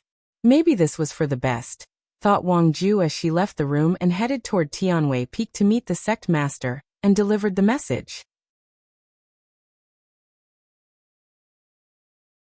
Chapter 40. Wang Ju walked into Tianwei Peak and handed over the message of the young master to the sect master, bowed politely and left. The things that were about to unfold were not things that she could get involved with. The less she knows now, the better for her. She only has a little part to play in the grand scheme of things, nothing more, nothing less. When Wang Tian received his son's message, he was momentarily surprised, followed by a great deal of ecstasy. He knew that his son had crossed over a strong hurdle that would lead him to becoming a true powerhouse. Wang Tian muttered to himself with satisfaction. Good. Enough with this woman's sissy compassion. If you wish to one day reach the top, you have to step on the bones of countless people. Afterward, a secret message was sent through talisman from the sect master to many elders and great elders of the sect. However, not all of them received the message. Following the talisman, a meeting of the highest secret took place in the Tao opening sect. Even Wang Wei and a few supreme elders have attended this meeting. 3 days later, Wang Ju flew to the mountain occupied by Han Li, the #1 contemporary sacred son. In this mountain, the spiritual energy was extremely abundant. The vegetation grew wildly, yet had a strange beauty to them. Despite being at a high altitude, the weather was warm and sunny like the end of spring and the coming of summer. There were countless servants that took care of every aspect of the mountain and the daily life of Han Li. In the middle of the mountain, there lies an ancient manor made of some special wood. However, unlike the sunny atmosphere around most of the mountain, the manor had a gloomy or bad-weathered vibe. There was a dark cloud hovering over it with thunder blasting in the back of the manor sporadically. The thunder was actually quite powerful, and as such, only a few servants could approach that area. The center of the thunder strike was actually the place that Han Li cultivated. As a person with the heavenly thunder physique, the power of thunder was like an intimate friend to him. It was also quite beneficial to his cultivation. Wang Ju entered the manor and was received by a male servant. He was the supervisor of the manor, a position similar to the head maid. Wang Ju proceeded by mentioning her intention. Then the supervisor went to notify Han Li. When Han Li learned that the head maid of the young sect master came to find him, he was a little shocked as he did not have any interaction with Wang Wei. Follow which he said to his supervisor, "Go invite her in. I want to know her purpose in coming all the way here." Soon afterward, Wang Ju entered the cultivation palace of Han Li and met him personally. The first impression that Wang Ju had of Han Li was that he was very aggressive. There was thunder flashing constantly in his eyes. He gave the feeling that you have done something wrong. As such, heaven will punish you. Wang Ju bowed politely and said, "Hello, young master Han Li." Answered Han Li, then proceeded to directly ask, "What brought you to my manor?" "My young sect master has invited young master Han Li to come drink tea and discuss some important matter." "Oh, what important matter could that be?" asked Han Li in surprise. "Sir, you are embarrassing me. How could this lowly maid know what important matter the young master wants to discuss?" answered Wang Ju with a calm face without any emotions on her face. Of course, Han Li did not believe her words. He knew that Wang Ju was in charge of the intelligence network of Wang Wei. Even if she did not know the exact details, she was bound to know a little information. Han Li knew that such an invitation was not a simple discussion. As a direct disciple of great elder Long Bo, he belonged to the sectarian faction of the sect, while the young sect master belonged to the Wang family. The factions have been fighting and competing for countless years. Now suddenly he received an amiable invitation from his competitor. How can things be as simple as a discussion? After thinking about it for a few moments, Han Li decided to go and see what the young sect master was planning. He believed that with his superior cultivation level and the backing of his master, nothing will happen to him during this visit. Despite this though, he decided to take certain precautions before heading there. As such, he said to Wang Ju, "Very well, I will attend the tea meeting. However, please give me a few minutes to prepare first before heading there." Wang Ju nodded politely in acknowledgement of Han Li's preparation before departure, then waited quietly for him. Han Li entered a secret room. He took a deep breath to adjust his state, checked all his magic equipment in his space ring, then took out a talisman and informed his mentor Great Elder Long Bo about the meeting. After doing all of his preparation, he followed Wang Ju to the Wang clan's exclusive mountain, where Wang Wei waited for them with freshly brewed hot tea. Meanwhile, a few minutes after Han Li's departure from his mountain, his mentor, Great Elder Long Bo, received a message talisman from his disciples. Long Bo was meditating when he received the talisman from his disciples. At first he was quite puzzled about why Wang Wei invited his disciple to meet him. Then he remembered the secret plan that was previously abandoned, due to the kindness of the young sect master. He was one of the most prominent opposition to this plan, as it was very detrimental to his own disciple. After thinking about this, Long Bo immediately opened the formation, and left his cultivating hall, and headed toward the Wang family mountain to stop his disciple. However, as soon as he exited the mountain, a few powerful aura immediately locked on him, and prevented him from going further.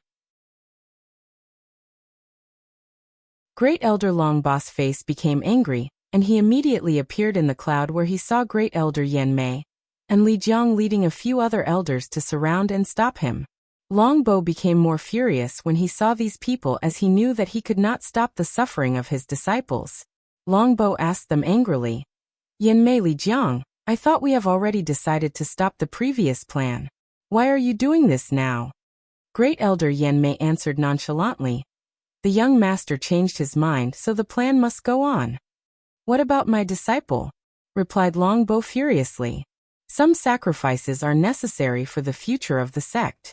The Dao opening sect had not had a great emperor for too long. If the so-called 9-emperor curse is not lifted, the only thing awaiting us is the inevitable downhill of the sect. Our status as the most powerful sect will be impacted, following which the chi luck of the sect will also start to go downhill. If sacrificing your disciples can provide the young sect master a better chance at proving the Dao, then he must be sacrificed for the greater good of the sect. Upon hearing Li Jiang's cold and ruthless answer, Long Bo became quiet. He knew that what Li Jiang said was right, and if he was in their shoes, he would make the same choice. However, now it was his faction that had to make the sacrifice. He was quite unwilling. Long Bo did not give up immediately. He looked in a certain direction and said, "Can you guys not do anything? Just watch as they sacrifice one of our own like this?"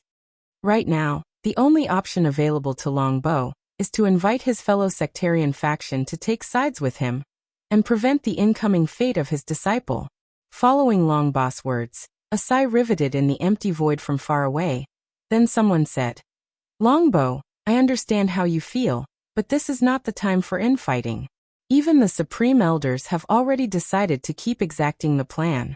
There is nothing you can do to stop it. Additionally, the sect has already voted to compensate your disciple afterward. He will not lose much." Long Bo became more furious when he discovered that even people of the same faction with him did not take his side. He looked coldly at Great Elder Yan Mei and Li Jiang, then at the direction of his allies, then returned to his mountain. He had to make a new plan for the future, and find a way to help his disciple. The other people of the sectarian faction may have given up for the greater good of the sect, but he was not reconciled to quell his ambitions yet. Chapter 41. The person who answered Great Elder Long Bo was actually Great Elder Fan Lei, who is in charge of the Tibetan Scripture Pavilion, or the library of the Dao opening sect. He is also a member of the sectarian faction as Long Bo and Han Li. However, unlike Long Bo, Great Elder Fan Lei can be considered a team player. He has no problem putting the benefit for the sect before his own faction.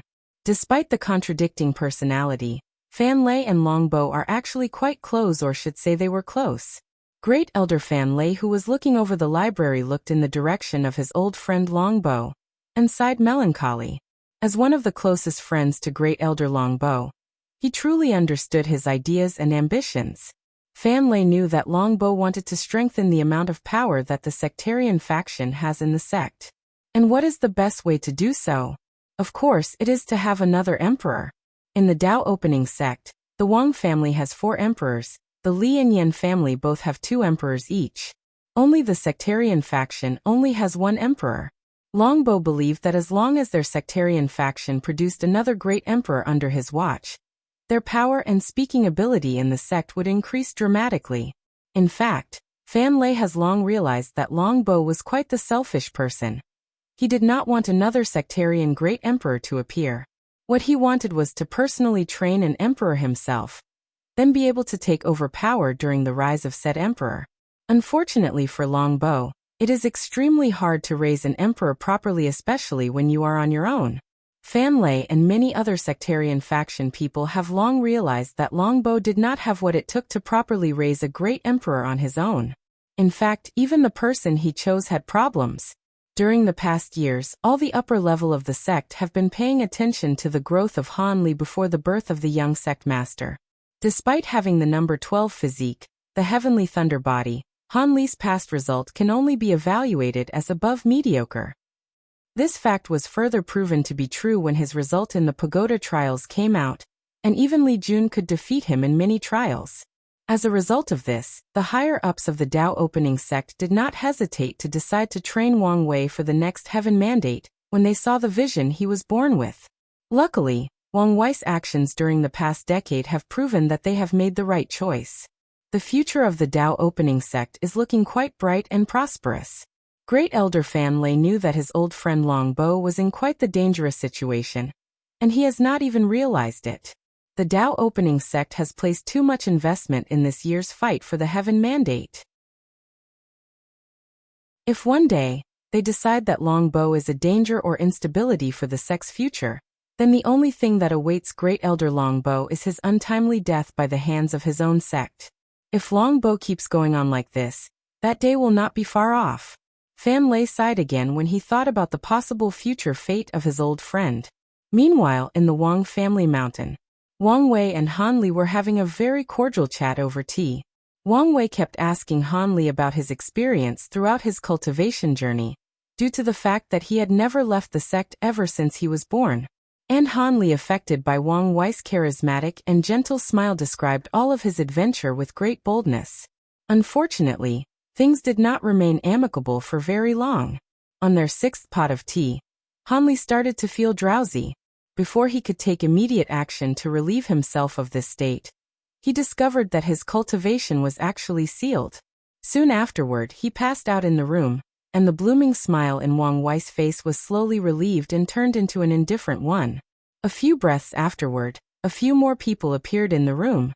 They were the Great Elder of the Formation Hall, Refining Hall, Pill Hall, and Talisman Hall. Furthermore, there were 2 supreme elders who had a great deal of accomplishments in formation, who came to supervise the other people. When Wang Wei saw all of the people who appeared in his room, he was not surprised as he expected them to come. Wang Wei saluted all of them and asked, "Is everything prepared?" The Great Elder of the Formation Hall, Li Feng, answered, "You do not need to worry, young sect master. Everything was designed according to your instructions." Wang Wei nodded in satisfaction.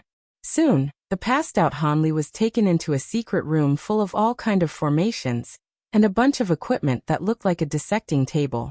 In fact, this description is actually quite adequate. The purpose of Wang Wei doing all of these to Han Li is to actually dissect him, and discover the source of his special physique. Ever since he was young, Wang Wei knew how much advantage that people with special physique had, especially in the early and middle stage of cultivation. Wang Wei was quite jealous of these special physiques. Unfortunately for him, heaven did not give him one. So Wang Wei concorded a plan to acquire a special physique on his own. Since heaven did not give me one, I shall take it for myself. This thought has been riveting in his mind for countless years. In order to make things happen, he plunged straight into the library and read all the knowledge that the sect had about special physique. Some notes even contain some great emperor understanding of special physique. Through countless documents, Wang Wei came up with the hypothesis that most people with special physiques are actually people born with fragments of law lodged both into their bodies and souls. Because of these fragments of laws, people with special physique have great cultivating talents. And as their cultivation grows higher, the fragment of law in their body will be perfected and provide them with all kinds of amazing and weird talents. In order to prove his hypothesis, Wang Wei studied the blood of his father, who also has a special physique, and the blood of countless other people with special physique. In order to get these bloods, the Dao opening sect had to activate many of the sleeping spies they had all over the world. However, it was not enough to truly discover the truth of special physique from studying a few drops of blood. Although Wang Wei's father donated a drop of source blood which in fact hurt his cultivation level and took years to heal, to his son for his study, it was not enough to unravel the mystery of special physique. In the scenario, this is where Hanli came into play. As the only person with a special physique available to the Dao opening sect, he could provide much more information than a few drops of blood. However, studying Hanli would involve searching both his soul and source blood, which is quite damaging to a person. As such, Wang Wei previously did not want to harm him. But now he changed his mind and a terrible fate might await him.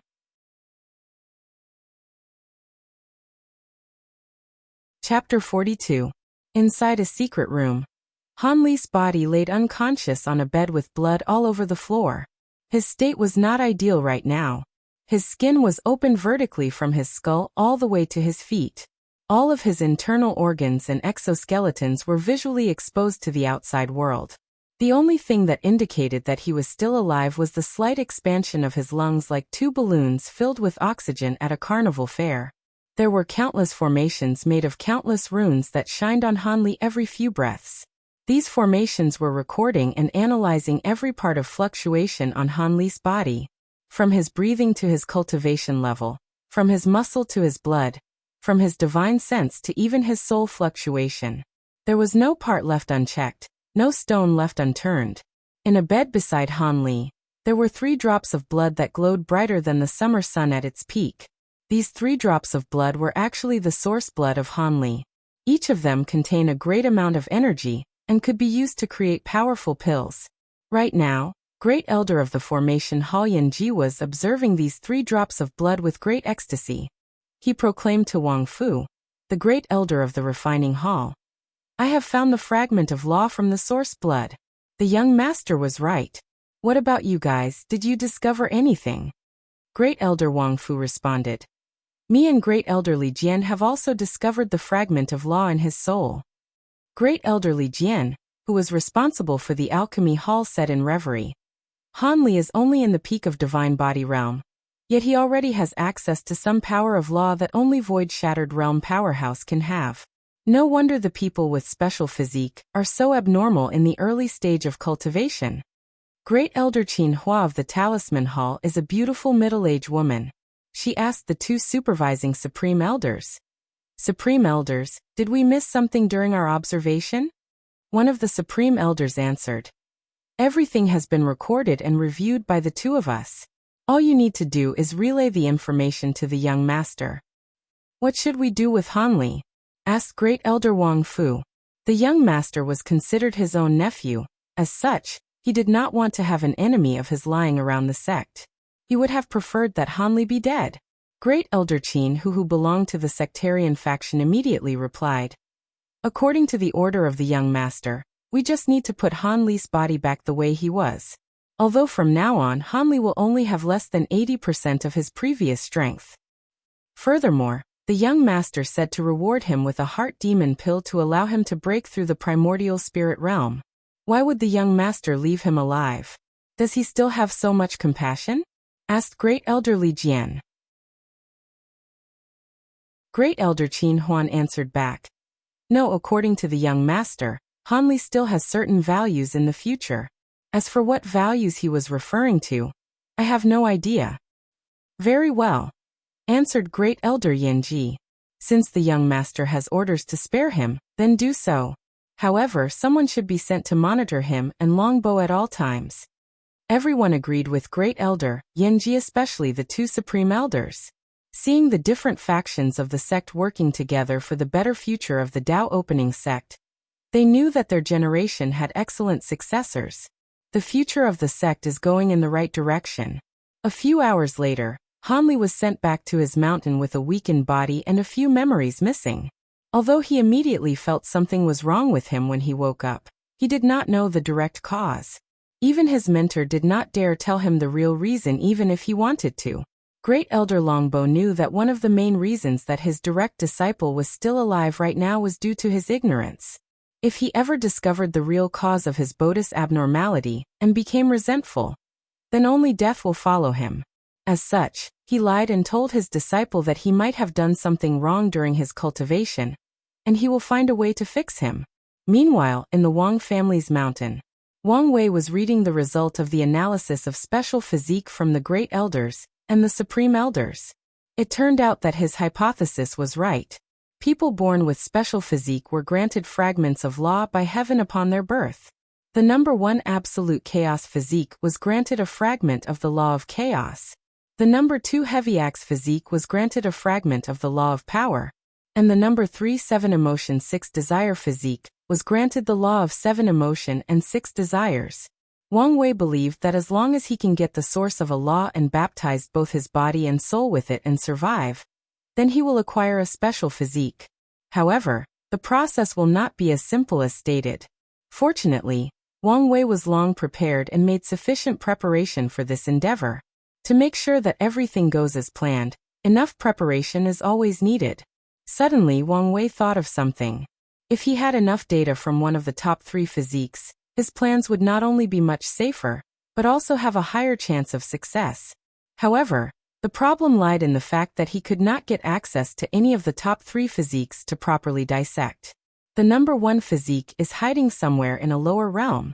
The number 3 physique is also hiding somewhere in the eastern Azure Dragon continent. The only available physique left is the number 2 physique, who is the crown prince of the Great Zhou Imperial Dynasty, located in the same central continent as the Tao Opening sect. However, even if Wang Wei knew where he was, there is nothing he could do. As a person born with such powerful physique, the Crown Prince will definitely be a great contestant for this generation Heaven Mandate.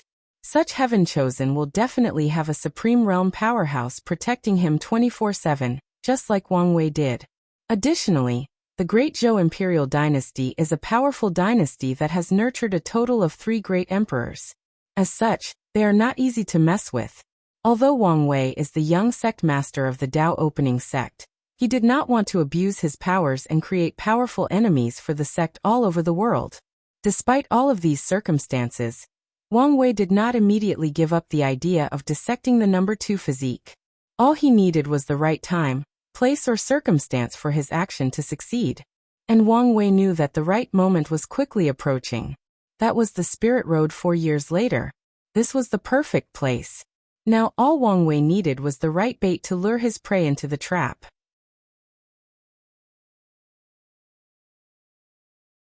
Chapter 43. The Spirit Road is in fact a trial created by Heavenly Tao to not only properly train Heaven Chosen of the Myriad Emperor world, but also a way to entice geniuses from the lower plane to enter the Myriad Emperor world. According to knowledge that Wang Wei learned from the library, in the Endless Void, there are hundreds of Heaven Mandate worlds like the Myriad Emperor plane. Each Heaven Mandate plane, which is a plane who has the power to give birth to a great emperor, is made up of a community of countless worlds that take said Heaven Mandate plane as its center. In each community, there are countless great thousand worlds, middle thousand world and lower thousand world. All these worlds combined together can be called the lower plane. Of course, it does not mean that the Myriad Emperor world is in charge of these worlds. No, there are so many worlds out there, some have not even been discovered. However, the Myriad Emperor world can be considered the ruler of the community it is currently located in. In the Myriad Emperor world, mortals usually start to cultivate between the age of 15 to 18 years. These years are the optimal age when both the mind and the body have matured enough to start cultivating without leaving any hidden dark injuries. Before each generation starts to cultivate, there is an event that usually takes place, the Spirit Road. The Spirit Road is a secret realm organized by Heavenly Tao itself where Heaven Chosen are left to fight, survive, and kill each other alone for a whole year without any cultivation level, or any help from the outside. As long as you enter the Spirit Road, your cultivation will be completely stripped or sealed, and you will not be able to cultivate for a whole year. Participants cannot use any kind of weapons or help from the outside. The purpose of the Spirit Road trial is in fact to hone the killing and survival instinct of every geniuses. More importantly, during the year-long slaughter, these Heaven Chosen can actually plunder the chi luck of each other. The more a person kills, the more luck he can gather. It is totally normal for a person's chi luck to go from a carp fish to a true dragon. or from a red color chi luck to a purple color. Of course, the participants still cannot achieve a chi luck of purple gold. Additionally, the secret realm that the Spirit Road trial takes place has countless opportunities left over from different battlefields throughout the myriad Emperor plane. It is possible for someone to be lucky enough to acquire quasi-emperor artifacts, or even an emperor-level scriptures. Although these two things are actually quite rare, it's not unheard of people acquiring these things from the Spirit Road. Because of the Spirit Road's ability to raise heaven chosen, many factions will send their disciples to participate in the trial. In fact, Heavenly Tao will also scatter trial tokens throughout many worlds in the lower plane to invite either geniuses or lucky ones to participate in the trial. That way, these geniuses will have a chance to enter one of the sects or factions of the myriad Emperor plane based on their performance. In fact, many great emperors were born from the lower plane and got their chance at the heaven mandate through the Spirit Road trial. Of course, these people from the lower plane still need an identity token to be able to participate in the fight for the heaven mandate. And how do they get the identity token? Of course, from the powerful sects or families in the myriad Emperor world. These factions have gone through great length to prevent people from the lower plane from becoming great emperor without their support. No matter how talented a person from the lower plane is, without an identity token, he or she cannot participate in the fight for heaven mandate. So, even if they do not want to, they have to attach themselves to a powerful force if they want a chance to proclaim themselves emperor. Wang Wei notices that this year's Spirit Road is quite different. Due to the fact that the top 3 physiques appeared at the same time, this year's Spirit Road should be a festival fest of powerful heaven-chosen slaughtering each other like gladiators locked in a caged arena. However, things seem to be the opposite. The number 1 physique seems to be still somewhere in the lower plane. The number 3 physique is nowhere to be found. And the number 2 physique showed no desire to participate in the trial 4 years later. Everyone seemed to ignore the Spirit Road this time, which is in fact bad news for Wang Wei, who actually wanted to meet the top 3 physique to further his plans. In the Wang family mountain, inside the main courtyard, Wang Wei called his head maid Wang Ju for a meeting. Upon seeing her, Wang Wei asked her to hand over all the information she had of the number 2 physique. Wang Wei read the information. Jisong male, 12 years old, heavy axe physique, crown prince of the Great Zhou imperial dynasty. When he was born, there was a vision of a giant slaughtering countless demons and gods with an axe. Personality: he is rash and arrogant. Prefers to use his strength to solve most problems. He has an older brother named Jisoo who he loves very much. Despite the fact that his eldest brother has been deprived of the right to the throne due to his birth, the relationship between the two is actually quite harmonious. The eldest brother has no problem supporting his younger brother. After reading the information, Wang Wei begins to ponder. Based on the information at hand, he came to the conclusion that Jisong is the kind of person who will rush to any kind of situation as long as he believed it was beneficial to him.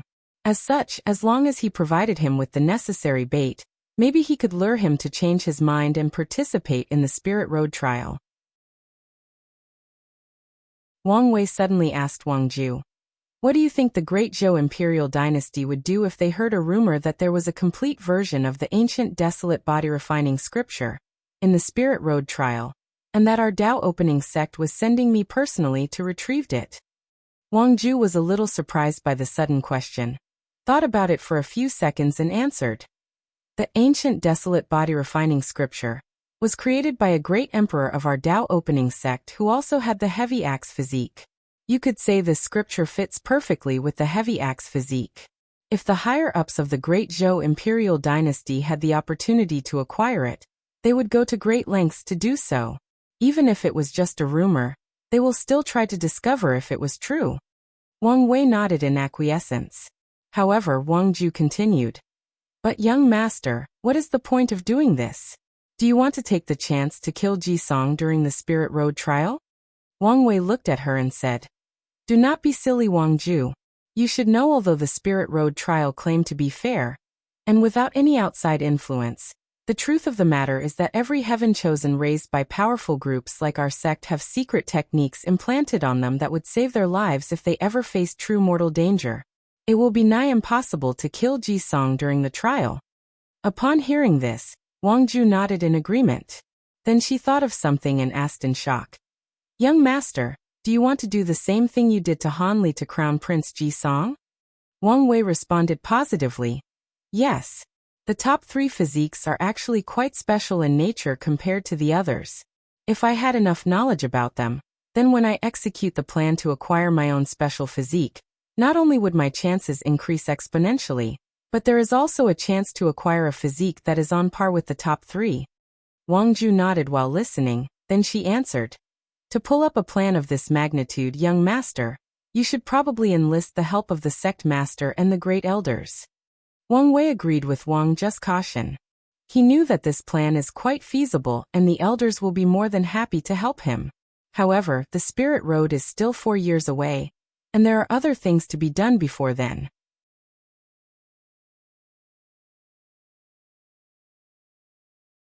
Chapter 44. Wang Wei waved to Wang Ju to leave and start to put his plans into action with the help of the elders, while he had other things to prepare beforehand. Acquiring a special physique is not an easy thing. Just knowing that people with special physique have fragments of laws into their body will not magically turn someone into a person with special physique. How to turn this knowledge into practical action? Can you just place a fragment of law into someone else's body? No, the power of law is unimaginably powerful. Even a fragment of it is enough to blast any cultivator below the void-shattered realm into smithereens, let alone a mortal. In order to enjoy all the benefits of people with unique physiques, Wang Wei believed that the transition should be done before he starts to cultivate. As such, he did not have a lot of time to prepare. Now, many other problems appear. How do you allow a mortal to survive the baptizement of the law without being completely annihilated? How to allow the fragment of law to be beneficial to the users instead of being harmful? How to ensure that the fragment of law will not directly destroy the person's soul, but evolve to make it more powerful?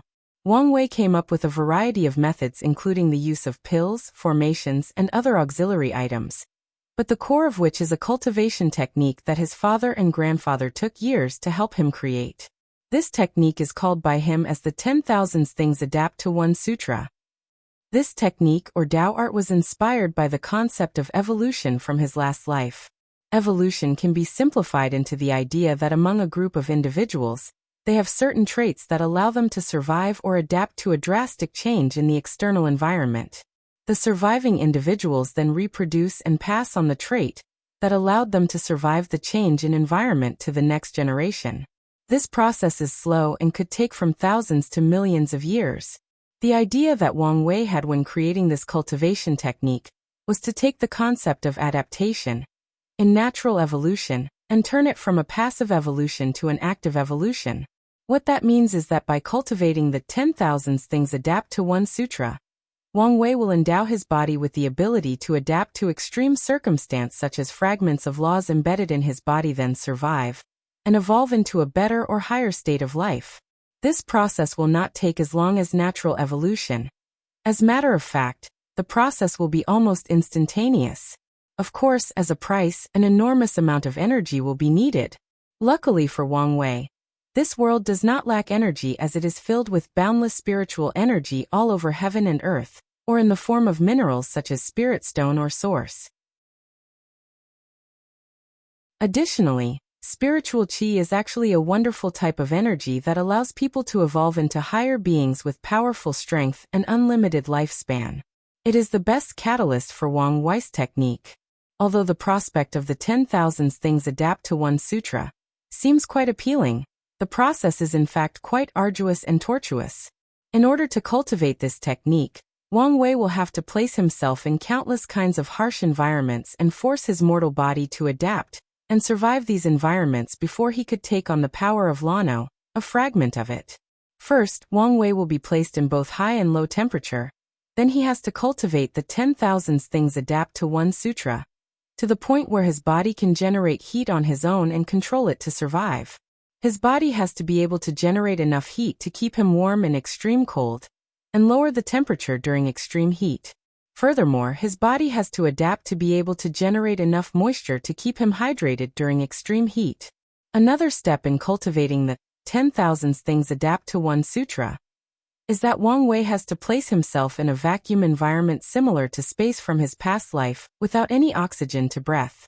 During this process, Wang Wei's body has to evolve to be able to breathe internally without outside interference, and to be able to use other kinds of energy in the environment to produce enough glucose for the body to function properly. After that, Wang Wei has to ingest all kinds of different poison, then allow his body to evolve to be able to analyze any poison and develop the necessary antibodies for them. In fact, every cultivator will have these qualities as long as they reach a certain cultivation level. What Wang Wei has to do is to acquire them beforehand, before he starts to cultivate. When all of these conditions are met, then Wang Wei will be ready to integrate some fragments of law into his body, then evolve into someone with special physique. This process will take some time, at least 4 to 5 years, and numerous precious resources are needed to ensure the safety of Wang Wei. Of course, Wang Wei will not be alone during these suffering times. Li Jun will also cultivate the 10,000 things adapt to one sutra. In order to try to get a special physique too, Wang Wei needs a powerful general that he trusts during his fight for the emperor throne. And he chose Li Jun after much consideration. Him and Li Jun grew up together, and had established a high level of intimacy. They treated each other as brothers. Furthermore, Wang Wei can be considered the only person in the sect that treated Li Jun better and acknowledged him as a person, of course, except Li Jun's mother. It did take Wang Wei a while to convince the elders to properly train Li Jun, as the amount of resources needed to cultivate this technique will be quite large and precious. But in the end, at the insistence of Wang Wei, they finally agreed. Furthermore, the accomplishments of Li Jun the past few years during the pagoda trial proved that he is worthy of being properly cultivated by the sect. While Wang Wei and Li Jun were preparing to start cultivating the 10,000 things adapt to one sutra, a meeting took place in another domain in the Chilean central continent. This domain, which is approximately the size of 2 Earth-togethers, was the location of the capital of the Great Zhou Imperial Dynasty. This domain is an enormous city, exactly like the Emperor Enlightening Academy. However, unlike the city of the Emperor Enlightening Academy that is clearly divided based on each student, this city seemed to be one entity, with a magnificent palace in the center. There lived the sovereign and all the members of the royal family, including Ji Song with the heavy axe physique. In the myriad emperor plane, no one dares to bear the title of emperor, except for cultivators who have borne the heaven mandate and proved the Tao. Even if someone rules millions of li of land, and has power over billions of citizens and can determine their life and death, that person still cannot have the title of emperor. He or she can be called king, rulers, monarch, or sovereign, but never emperor. This is a title reserved to the most supreme beings of this plane, the most noblest of existence that stand at the peak of the food chain. Back to the topic. Somewhere in the palace, the sovereign of the Great Zhou Imperial Dynasty held a meeting with all of his officials. The sovereign named Ji Wen was a majestic middle-aged man wearing an embroidery robe filled with 3 multicolored dragon each, representing a great emperor of the Great Zhou Imperial Dynasty. He had a magnificent crown on his bun-like hair. Sovereign Ji Wen asked with an authoritative voice, "Is the news true? Is it confirmed? Is there really a copy of the ancient desolate body-refining scripture in the Spirit Road trial?"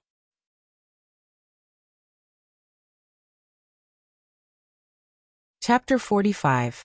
Inside the royal palace, many ministers of the Great Zhou Imperial Dynasty started discussing the information that their spy agency just received. After hearing the question asked by His Majesty Ji Wen, the room immediately became quiet. Everyone started to think about the issue and the proper response to the situation at hand.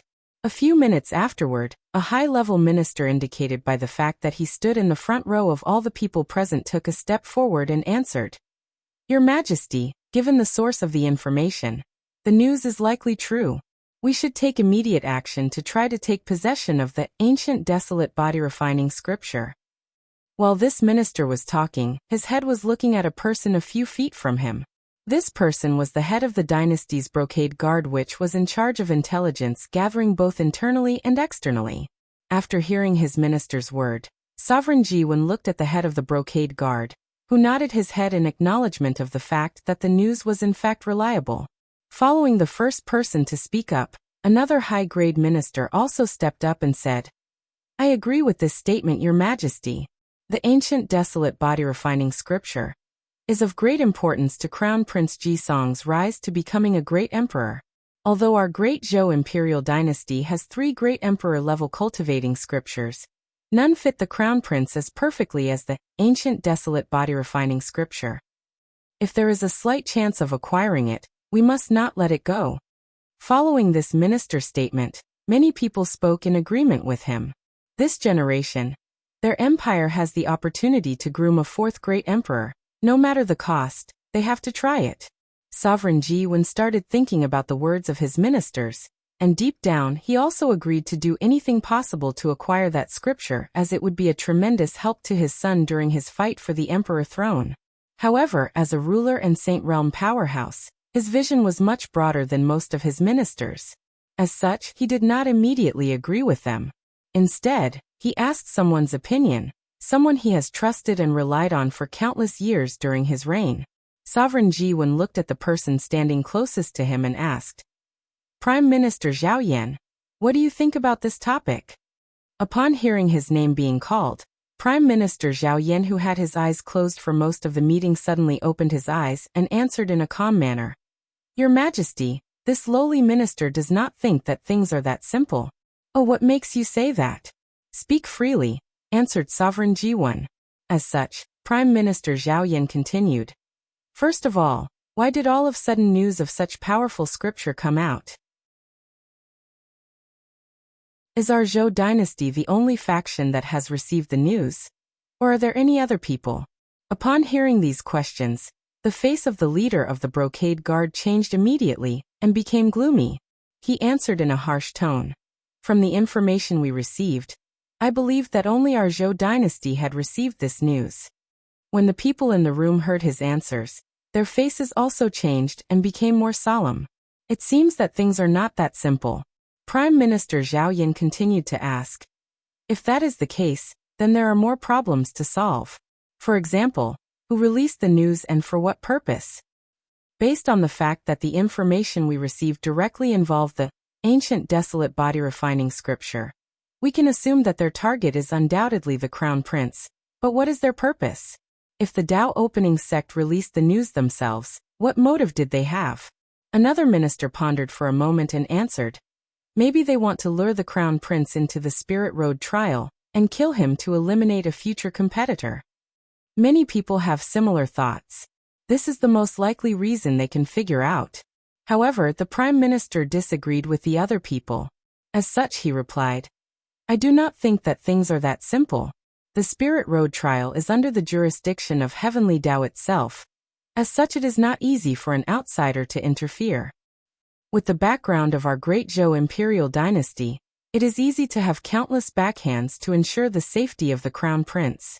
Additionally, there is an unspoken agreement between the emperor lineage of the world not to secretly assassinate each other's heaven chosen and allow them to freely compete with each other.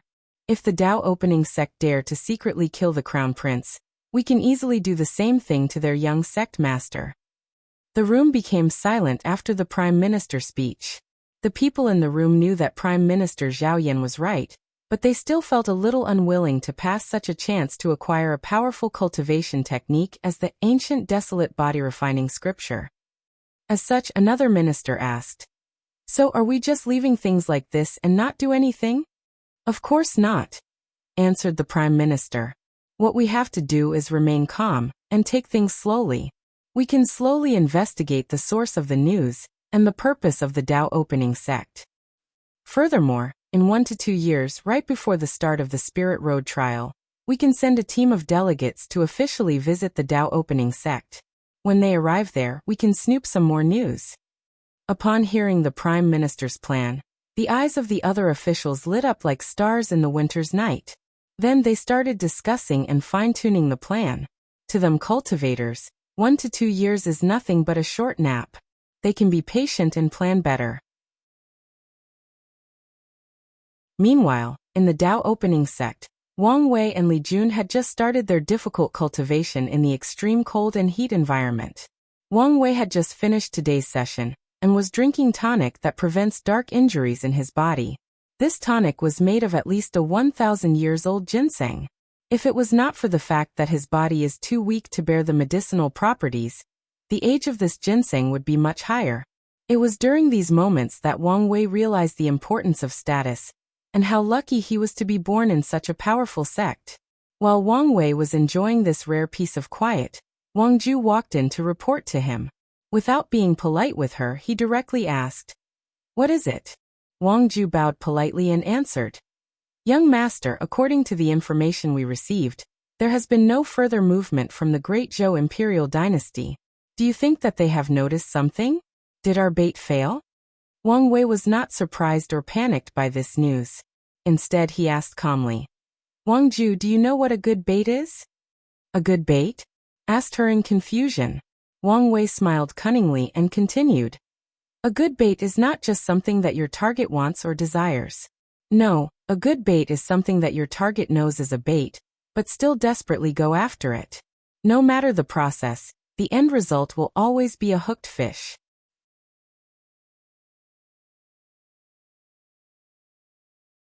Chapter 46. Suddenly 2 years of quiet passed by, and Wang Wei turned 13 years old. In the past 2 years, the Tao opening sect seemed calm and quiet on the surface. And the same can be said for the Great Zhou imperial dynasty. It was as if the shocking news about the whereabouts of a powerful cultivation technique, such as the ancient desolate body refining scripture, was nothing but a stone sinking into a river without creating any ripples whatsoever. The situation seemed that it would remain stale for quite some time. However, today was destined to be different, to be more exciting, at least for the people of the Tao opening sect, that is. Wang Wei was enjoying a rare relaxing day by drinking his ginseng tonic, when his head maid, Wang Ju, walked in with some fresh information. Wang Ju walked into the Wang family's manor, bowed as usual, and reported the information that she had just received. While Wang Wei was concentrating on the information at hand, Wang Ju looked at the young sect master. He had changed greatly the past 2 years. His figure became more thin, his complexion more pale. There were many heavy bags under his eyes. In general, he had the demeanor of a sick and dying man. However, Wang Ju knew that these were just external changes. As a cultivator in the supernatural realm, she could easily notice the internal difference of the young sect master. His single breaths were deep and long, signifying the ability to internal breathing and conserving energy. There was a large amount of medicinal energy embedded in the young sect master's body. Despite not having started cultivating, there was a large amount of blood qi scattered all over his body. These blood qi will make it a lot easier and faster for the young master to cultivate in the body refining realm, and lay a powerful foundation for the future. A few minutes passed by before Wang Wei finished reading the information. Then he said, "So they are finally making a move." "Yes, young master. A delegate composed of both Crown Prince Ji Song and First Prince Jisoo is currently on the way to the sect right now. They will arrive in about 2 days. What excuse did they use for this so-called visit? We received a diplomatic invitation concerning the dispute over a certain origin source mine. They also emphasized that it is necessary for the younger generation to get to know each other properly." Wang Wei sneered and continued, "So they can both investigate the news about the ancient desolate body refining scripture, and also try to find my information and determine my level of threat for the Heaven Mandate battle." Wang Wei then kept on looking at the window, looking like nothing in this world mattered to him. Then he said, "Continue with the plan we had already prepared. As for the challenge, let the Crown Prince enter the first trial of the pagoda." 2 days soon passed. The delegation of the Great Zhou imperial dynasty, composed of the 2 princes, Ji Song and Ji Su, the Prime Minister Zhao Yan, a retired prince of the Ji royal family, which is the equivalent of a true monarch, supreme elder of the Tao opening sect, and a bunch of servants and bodyguards. Sect Master Wang Tian and many of the great elders of different halls received the guest, accompanied by some noteworthy disciples. Upon arriving, Ji Su was the first to notice something odd. He did not see the young sect master of the Tao opening sect. In formal occasions such as this, only people with similar status and the same generation can receive each other. As the son of the sect master, only Wang Wei is truly worthy of receiving them, and yet he was not here. Jisoo easily noticed this because he recognized the person that was in the front receiving them. It was the #1 contemporary sacred son, Hanli, who has just partially healed from his injury. Jisoo knew Hanli because they had fought a couple of times, and in their many fights, he had won more than he lost. Jisoo walked in the front, put his 2 hands together and slightly bowed. "It is a pleasure to meet you all." Hanli also stepped forward and returned the courtesy. However, a sudden voice rang behind Jisoo. "It seemed that we are not worthy to be received by the young sect master of the Tao opening sect. After all, your sect is one of the most powerful sects in the world." The person who spoke was a very burly man with bulging muscles all over his body. He is the very definition of the back of a tiger, the waist of a bear. He had an intimidating air about him, a calm face, but also a very condescending look in his eyes. He exudes the arrogance of a person of superior status. Sect Master Wang Tian stepped forward and said, "This younger generation should be Crown Prince Ji Song, worthy of the famous heavy axe physique. Despite not having cultivated, still having innate divine strength compared to body refining first or second layer. The reason that my son did not attend this meeting today is due to the fact that he is currently visiting his maternal grandfather." Hearing this, retired Prince Ji Xiang also stepped forward and asked, "Is true monarch Yu Zhuang recovered from his injury?" "He is fine now," said the sect master, then went on to say, "Please come in, we have prepared adequate accommodation for all of you. If you have any other requirement, please notify the elder in charge, and we will try our best to meet your needs."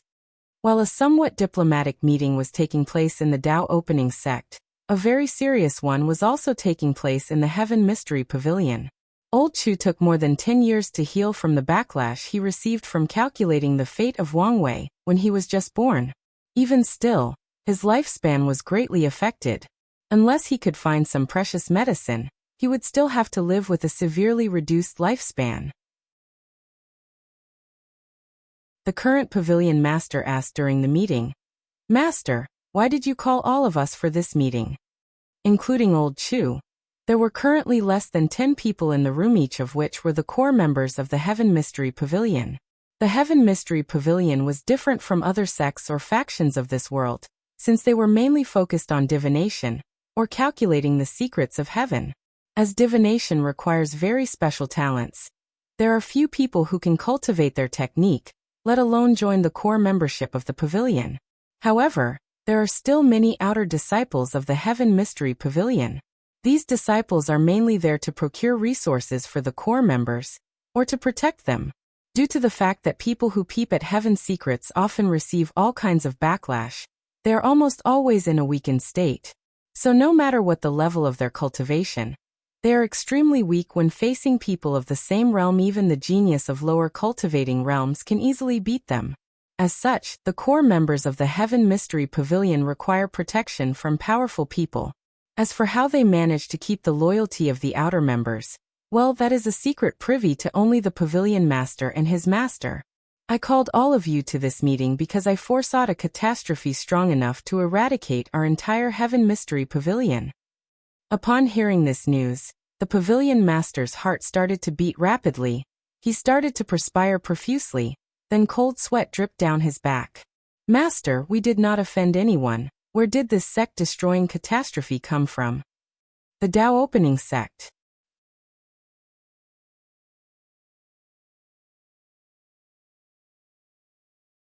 Chapter 47. Inside the meeting place of the Heaven Mystery Pavilion, only the sound of the swaying wind could be heard. The room started to heat up due to the vapor of untouched hot tea slowly evaporating inside the small courtyard.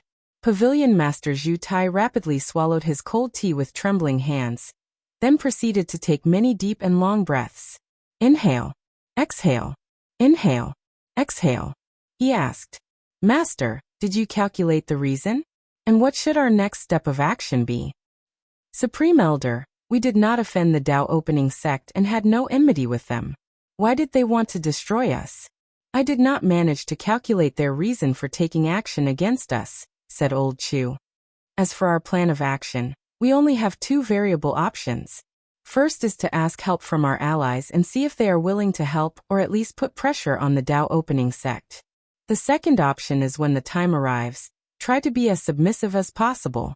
The Tao opening sect must want something from our pavilion. As long as we give it to them, we might have a chance to survive. Master, how long do we have to prepare? About 2 to 3 years at the very least. So, until after the Spirit Road trial. A few days passed on quickly. The delegates of the Great Zhou Imperial Dynasty have long settled into their accommodation, and the talks over the origin source mine have officially begun. Wang Wei never showed up in front of the people of the Great Zhou Imperial Dynasty, a fact which was very upsetting to Crown Prince Ji Song, as he kept subtly reminding the people around him of the lack of etiquette on the side of the Tao opening sect.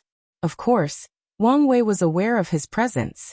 With the special power of his eyes, he could easily notice the Qi Luck Dragon of Crown Prince Ji Song. Although his Qi Dragon was only purple like himself, it exuded a special or unique aura that was easily noticeable. Soon, Crown Prince Ji Song had things to do since he was notified that he will take part in the first trial of the Polishing Tao Heart Pagoda. He took a few days to prepare. He was the kind of person that never backed down from a challenge, and he took it seriously, or so he thought. On the day of the challenge, many disciples and elders of the sect accompanied the delegates of the Great Zhou Imperial Dynasty to watch the trial. The disciples were the most excited. They wanted to know how they stack up against the heaven chosen of other factions. This was the perfect opportunity to compete and compare. Ji Song stood in front of the pagoda, ready to enter at any moment. The visual formations were turned on so that everybody can watch what happens inside. On top of the pagoda, there was a list of the top records in each trial.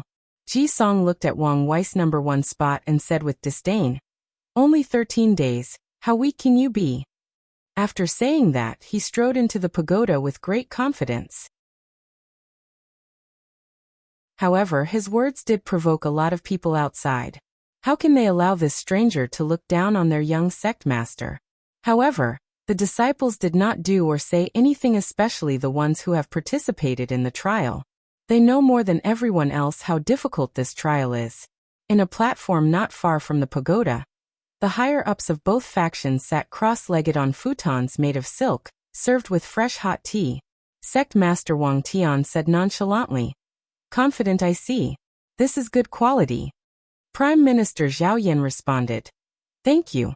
The Crown Prince has never lacked anything, especially confidence." Sect Master Wang Tian and the other great elders smiled with a playful look on their faces. However, they did not say anything else. Jisoo was able to catch on the meaning behind these smiles. As such, he had a feeling that things might not be as simple as it seemed. However, he soon calmed himself down. He had a great deal of confidence in his younger brother's heavy axe physique. Meanwhile, Ji Song was having a hard time in this test. Upon entering the trial, the first thing he noticed was the fact that his proud heavy axe physique was gone, or to be precise, ineffective. All of his innate divine strength that he was proud of are all gone. He frowned, but still continued on with the trial. He walks in this endless desert supported by his will only. Ji Song lasted 4 days before he gave up and exited out the pagoda. His record was much higher than Han Li on his first trial, but it was way worse than Li Jun's whopping 8 days, or Wang Wei's 13 days. The challenge was actually quite lackluster. The record of the Crown Prince did not come even close to Li Jun, let alone the young sect master. And many people or disciples of the sect were actually quite disappointed. They left afterward and sneered at Ji Song's previous comment. The people most disappointed by this result were actually the people of the Great Zhou Imperial Dynasty. This was a massive failure on their part. While Ji Song was recuperating, a secret meeting was taking place between Prime Minister Zhao Yan, His Royal Highness Jisoo, retired Prince Ji Xiang, and a few advisors that were secretly mixed into the servants and guards. Suer asked retired Prince Ji Xiang, "You have been frowning for quite some time. What are you thinking about?" "Uncle Ji Xiang, I'm thinking about the previous trial." "Are you worrying about Songer? You do not need to be too worried. It is just a failure. Give him enough time, and he will soon recover." "No, uncle.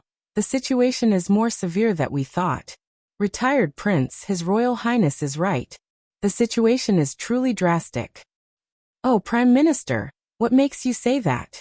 Well, let His Royal Highness Jisoo express his opinions first.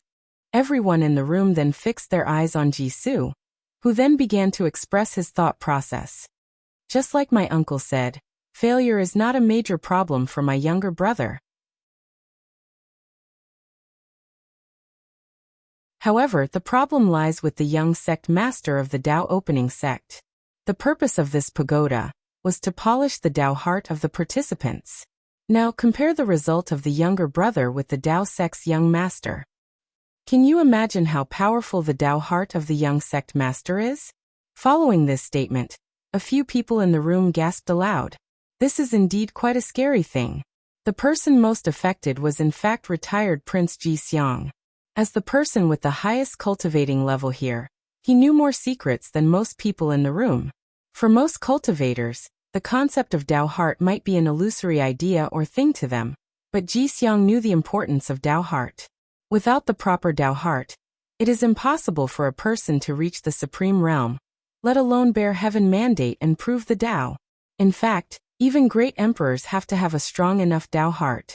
Do not think that as long as you acquire the heaven mandate, then you automatically can become a great emperor. No, if you wear the crown, then you must bear the weight.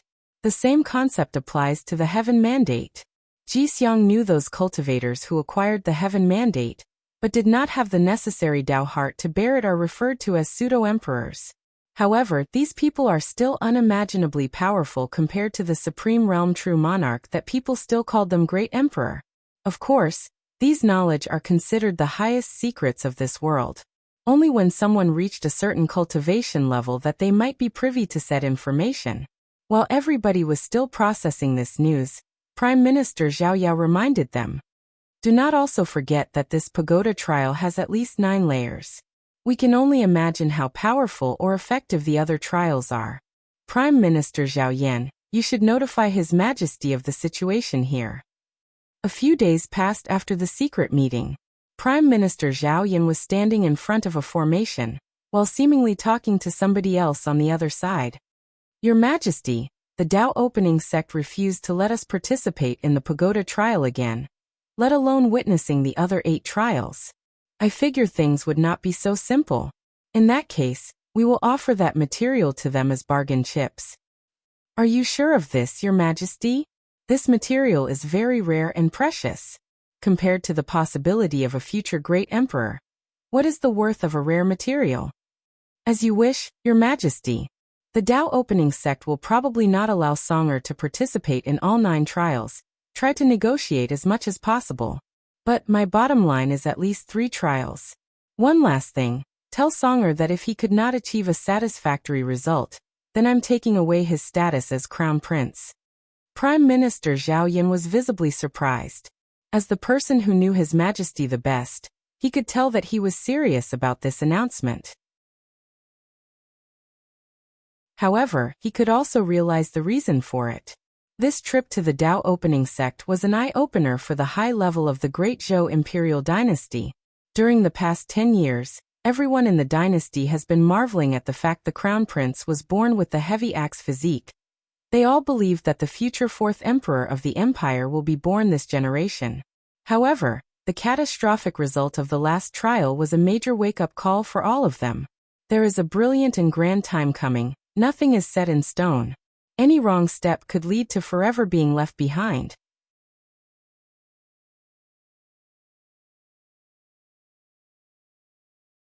Chapter 48. The truth of the matter was that Wang Wei was still in the Tao opening sect, and was controlling everything behind the scene. His grandfather true monarch Yu Zhuang is indeed injured and still healing. As a result, Wang Wei rarely interacted with him and only saw a projection clone of him on his 5th birthday. However, he often saw his grandmother from his mother's side, while the one from his father's side had long passed away before his birth. The reason that Wang Wei did not show up to meet the people of the Great Zhou imperial dynasty was due to the fact that his situation is not ideal at the moment. After cultivating the 10,000 things adapt to one sutra, for more than 2 years, he was always in a weakened state. Wang Wei and the upper echelon feared that something might be discovered if he was to meet a powerful cultivator like retired Prince Ji Seong. They worried that the people of Great Zhou might be able to infer their plan based on the condition of Wang Wei. So they made up a plausible excuse to explain his absence. Wang Ju walked in the Wang family courtyard as usual to report the latest development of the situation with Crown Prince Ji Song. As soon as she entered, Wang Ju saw the young sect master wiping out a dark green liquid from the corner of his mouth. At the same time, there was another puddle of dark green blood, or bile in the floor emanating a foul odor, looking quite dangerous. "Damn poisons," muttered Wang Wei. "What brings you out so early in the morning?" "Young master, there are new developments in the situation with the Crown Prince."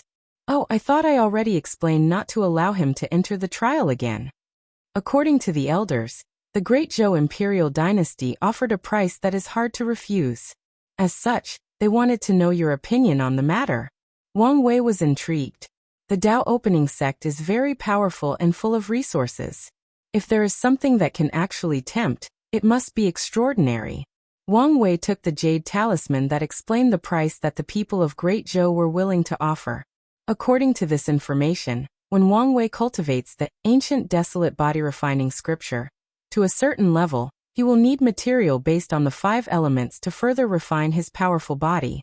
As such, the sect's upper echelons made a list of the 5 most powerful materials in the entire myriad emperor world that represent the 5 elements of wood, fire, metal, earth and water.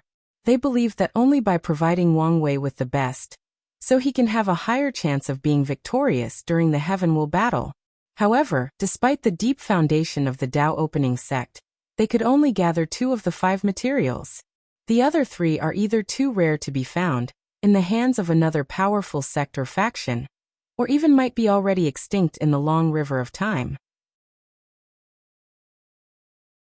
However, to their surprise, lo and below, the Great Zhou Imperial Dynasty offered one of the missing materials as an offer to allow their crown prince to participate in the pagoda trials again. After reading the material again, Wang Wei knew the gist of things. He pondered for a moment before replying. "Tell the elders that they can accept the offer, but the highest level of trial he can participate in is the 4th. No more than this. If they insist, tell the elders that they can just refuse the material." After saying all of this in a single breath, Wang Wei coughed again and spewed out a few more puddles of black blood. Also, at a time limit. Wang Wei was not too worried about this precious material. Since he knew where it was bound to be his. Even if he was not strong enough to take it by force, he could still take it by other means.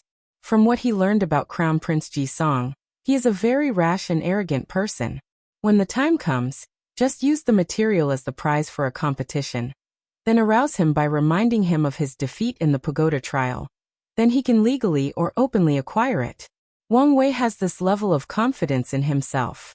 Suddenly Wang Wei asked, "Did you release our bait properly?" "Yes, just like you asked, young master. One of the disciples got drunk and revealed the news that you were not originally going to participate in the Spirit Road trial, but suddenly changed your mind for no reason." "That's good," replied Wang Wei, satisfied with Wang Ju's work as usual. Soon afterward, Wang Ju left the manor to relay the young master's order to the elders. Of course she did not forget to remind a few maids to go and clean up after the young master, and bring him a few more tonics to ease his pain. A few days later, in the guest hall of the Dao opening sect, Prime Minister Zhao Yim was talking to His Majesty Ji, one through the long-distance communication formation. "How was the result?" "Your Majesty, they accepted our offer. The Crown Prince can participate in 4 trials in the pagoda. However, they still gave us a time limit of half a year. Well, better than our bottom line. As for the time limit, it's not necessarily a bad thing. Having more pressure can inspire Songer to work harder. It is a shame that the Dao opening sect did not allow His Royal Highness Jisoo to also participate no matter what price we offered them." Well, Sewer will understand like always. Additionally, there are other ways to polish Dao heart. Although not as effective as this pagoda, it still counts better than nothing. Well, what about the main cause of the visit? Did you discover anything? The brocade guard could not find any useful information, but we did learn something useful from the discussions of one of the disciples. According to the information we received, the young sect master did not initially plan to participate in the Spirit Road trial, but suddenly changed his mind around the same time that the news was released. We have inferred that the Tao opening sect is truly after something in the Spirit Road trial, but we cannot confirm whether it has anything to do with the ancient desolate body refining scripture. No matter the odds or what plan they have, it is worth it to take the risk. We just have to take extra caution this time around. We will use multiple methods to ensure the safety of Songer during the Spirit Road trial. If it was normal times, Sovereign Jiwon would be extremely cautious and would never allow his most favorite and talented son to take such risks. But recent events have put him on constant edge. Sovereign Jiwon realized that this generation's Heaven Mandate battle will truly be extraordinary. Any advantage that his son can acquire would be of immense benefit. Furthermore, lately, he has been reminiscing of the heaven chosen of his generation, especially Wang Tian, the current sect master of the Tao opening sect. This man's swordsmanship was truly unique and unparalleled. Even through this day, he still has lingering fear when he thinks of that year's unmatched sword cut. In fact, when he learned that his generation did not have a Heaven Mandate battle, part of him was truly relieved not to have to face Wang Tian in battle. This thought has been the greatest shame of his entire life. And he knew that many Heaven chosen of his generation felt the same way. As such, he did not want his son to be like him. He did not want his son to live in the shadow of his past enemy son. So, despite the fact this trip to the Spirit Road might be a trap, as long as there is the possibility of getting such great benefit as the ancient desolate body refining scripture, he will still take the bait.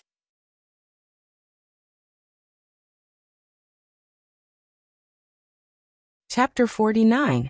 Another 2 years passed by quickly. Wang Wei had reached the bare minimum age to start cultivating, and the Spirit Road trial was only a few days away. Nothing new or exciting happened the past 2 years except for the Great Zhou Dynasty visit. More than a year and a half ago, Crown Prince Jisong finished his time in the pagoda, and the Great Zhou Imperial Dynasty delegates left the domain of the Tao opening sect and returned to their own. Wang Wei saw Jisong from a few li away before he left.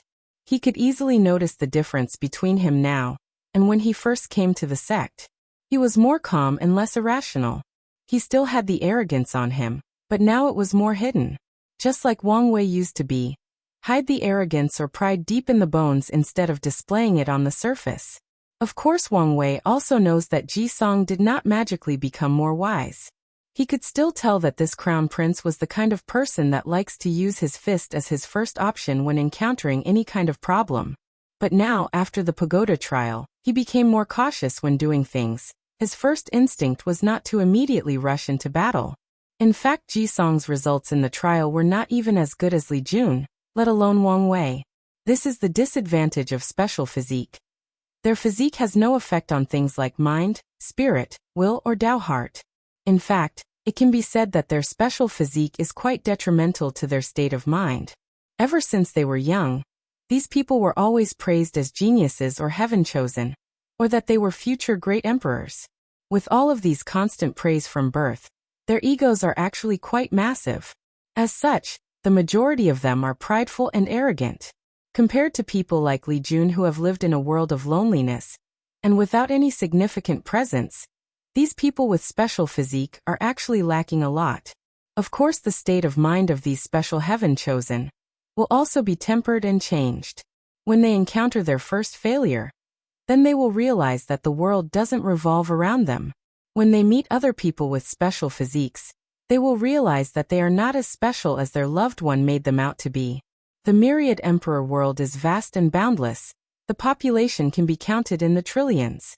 If there is one thing that this world does not lack is miracle. No matter how low the probabilities are, in this world it is still impossible. As such, these heaven chosen with special physiques will eventually learn their insignificance in the grand scheme of things, and strive to improve themselves, to walk in the path of constant self-improvement. Despite all of this, many people will do anything to have a special physique, due to the simple fact that most people with special physique cultivate faster, are stronger, and have longer lifespan than ordinary cultivators, especially in the early and middle stage of cultivation. In the early and middle stages of cultivation, people with special physique can be considered the darlings of heaven and earth. Everything seems to come faster and easier for them. Of course, this statement only applies to ordinary cultivators. This world has cultivated countless terrifying geniuses, that having a special physique is mainly providing an individuals a higher starting line than ordinary people. A good example of this is Han Li. Despite having such a powerful physique as the Heavenly Thunder physique, he cannot be considered a top-level heaven chosen. Throughout his cultivation journey, he has lost countless fights. From the information that Wang Wei has gathered on him, he could determine that Han Li did not use his full potential. As a person with a thunder-prone physique, the best approach would be to absorb thunder tribulation to refine his body into a supremely powerful one. Then, when strong enough, try to absorb divine punishment thunder, one of the highest level of thunder, that is said to be powerful enough to even kill great emperors. In Wang Wei's eyes, the heavenly thunder physique is a total waste in the hands of someone like Han Li. At the end of the day, it is the person that determines the height that a special physique can reach.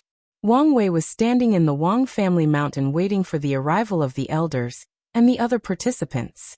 Now that he is 15 years old, he has become a tall young man with a height of 185 meters. He is quite handsome, inheriting the good genes of both his parents. However, the most noticeable part about him was his temperament. He gives people the feeling that nothing in this world could bother him, that he could do whatever he wants and nothing or no one could stop him, whether it was gods, demons, immortals, and heaven and earth, not even a great emperor itself. His blasphemous attitude is actually quite appealing to women. Another person was standing next to Wang Wei chatting with him. It was his childhood friend and best brother, Li Jun. If there was an award for the person who changed the most in the past few years, it would have to go to Li Jun without any worthy contestant. Due to the fact that he also cultivated the 10,000 things adapt to one sutra, he lost all of his baby fat and also became a handsome guy.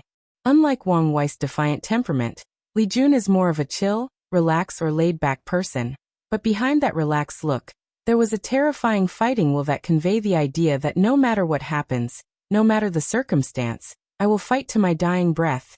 You want me to stop fighting, you want to beat me, then kill me. Only death can stop me. In fact, Li Jun has lived by this creed or oath in the past few years. In Li Jun's eyes, there are only two things that can stop him from fighting. One is death, and the other is the order of his big brother Wang Wei. In the past 7 years, Li Jun has created a reign of terror for the children of his generation. After the 9th pagoda trial, Li Jun has fought with all of the children of the Wang, Li, and Yan family every day, from both the main and branch family. No matter what day it was, no matter the circumstances, he will fight with them. Even when he started cultivating the 10,000 things adapt to one sutra, and was in a constant state of weakening and poisoning, he still fought with them. Of course, he suffered a lot because of this. You would think that he was doing this as a form of revenge for his former bullying? No, he was simply doing it to hone his fighting will, and more importantly to prepare for his special physique. Wang Wei was waiting while talking with Li Jun. So, which girl did you get at this time? Big brother Wang Wei, I was nervous all night. Where would have the time to pick up girls? Wang Wei smiled wryly when he saw a few of his maids sneaking a peep at Li Jun, and then blushed red like an apple. He and Li Jun can be considered best buddies and have known each other for years. Li Jun can be considered one of the few young generations of the sect that is officially approved by Wang Wei. However, if there is one thing that gives Wang Wei a headache, is the fact that this guy is actually a womanizer. Ever since he turned 14 and lost all of his fat, he started to mingle with all kinds of disciples. The amount of disciples that he had secretly had relationships with the past 2 years are countless. It seems that he could not keep things in his pants. As polygamy is a normal thing in this world, he had no major problem whatsoever. After hearing this news, Wang Wei had him investigated as he feared that Li Jun had changed, and was using his new status and power to force female disciples to have relationships with him. But it turns out that he was worried about nothing. According to the information he received, this guy is apparently very charming, and many female disciples are simply obsessed with him. It was also during this time that Wang Wei learned that there were many secret lists distributed in the sect. Li Jun ranked number 3 in the most handsome man, while he ranked number 2. Li Jun ranked number 3 in the most charming, while he ranked number 1. He also ranked number 2 in the person that girls most want to be married to, while Li Jun ranked number 1. Wang Wei was of course not convinced. Who could be more handsome than him? After investigating, it turned out to be the contemporary sacred son ranked 5th. Well, he had to admit that this guy deserved his ranking. Wang Wei was most puzzled by the last list. As the young sect master, the future sacred son, future sect master, and future great emperor, should he not be the man that most girls in the sect want to marry? After investigating, he discovered that most female disciples believe that they are not worthy to be his main wife, but many have expressed their willingness to be his consort, concubine, or even serving maid. A funny little incident happened during that time. After hearing the description of the female disciples, Wang Wei released a statement to all the girls in his sect that they are in fact worthy of him, as long as they can get into his heart. After releasing this statement, Wang Wei's popularity in the sect increased greatly, but it also brought him a great deal of problems. Every time he left the Wang family mountain, he would always accidentally encounter a bunch of beautiful female disciples that struck up a casual discussion with him. He talked to them all. No matter who they were, as long they approached him, he would get to know them. With his powerful memory brought by his soul, he could remember each one and call them by their names, which brought a lot of favor to him. An odd thing was the fact that he kept thinking about the girl he had seen in his 4th trial in the pagoda, the one that only he saw. His intuition told him that there was some kind of connection between the two of them, and he would meet her again one day. However, after more than a month, things got out of control. There were too many accidental encounters. One time he met more than 100 female disciples at once. Then they started fighting for who would get to meet and talk to him. The battle was quite fierce. If Wang Ju was not accompanying him and protecting him from the aftershock of this battle, he possibly could have been severely injured. It was at that moment that Wang Wei truly realized the power of cultivators and strengthened his determination to cultivate the highest realm possible, or even go beyond it.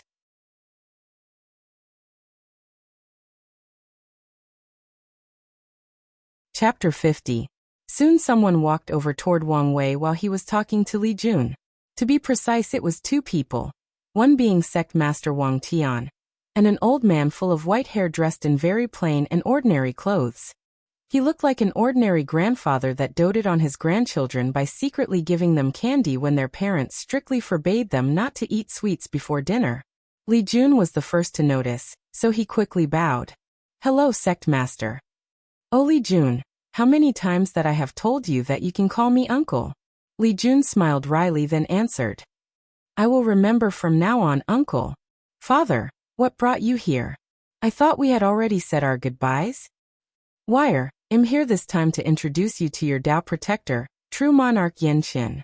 He will follow you throughout most of your life and protect you.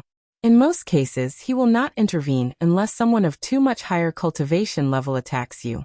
True monarch Yan Qin smiled and said, "Young master, you do not need to worry. Unless I'm dead, nothing will happen to you. Then I will be in your care, Supreme Elder Yan Qin. There is no need to be so formal, just call me by my name." Wang Wei smiled, but did not do so. Although he had a high status, Wang Wei knew the importance of respecting people of much higher strength than him. Unless he reaches a certain level himself, he will still respect these people. Furthermore, Wang Wei can easily guess that the appearance of true monarch Yan Qin was in fact due to political negotiations between the upper echelons of the sect. As the future emperor groomed by the sect, the Wang family will yield a great amount of power in the future. As such, as a compromise, the Wang family has to find ways to tie the other families with them and gain their unwavering support. Due to the brotherhood of Wang Wei and Li Jun, the Li family was more than happy. What can be closer than childhood friends who grew up together and wear the same pants? However, the Yan family was not satisfied yet. As a compromise, the Wang family had to allocate the position of Tao protector to the Yan family, hence the appearance of true monarch Yan Qin. The status of Tao protector is actually quite high. As the name implies, the person is in charge of protecting your Tao, even if it means at the cost of their own life.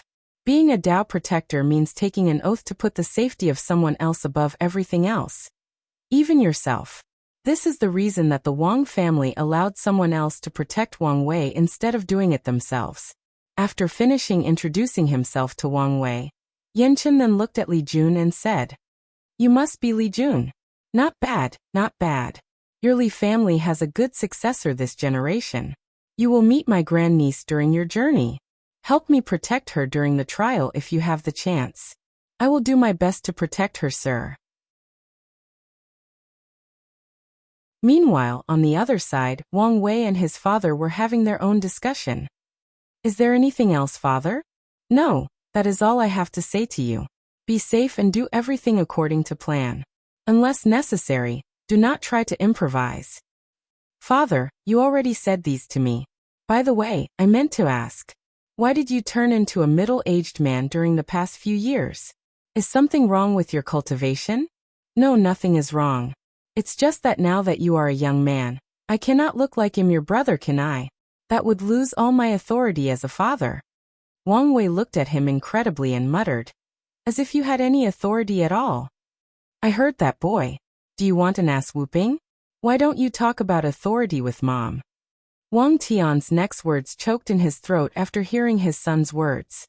Immediately afterward, he became angry out of shame and said in a slightly raised voice, Go, get out of my sight." Luckily for Wang Wei, the elders in charge of transporting all the participants soon arrived in the Wang family mountain, accompanied by the rest of the people. Great Elder Wang Fu of the refining hall brought a gigantic ship that stood in the air, floating as if lighter than the air itself. There were countless formations engraved on the ship. Wang Wei had heard of this ship known as Void Boat. It was extremely powerful as it could teleport to any destination that he has the coordinates to.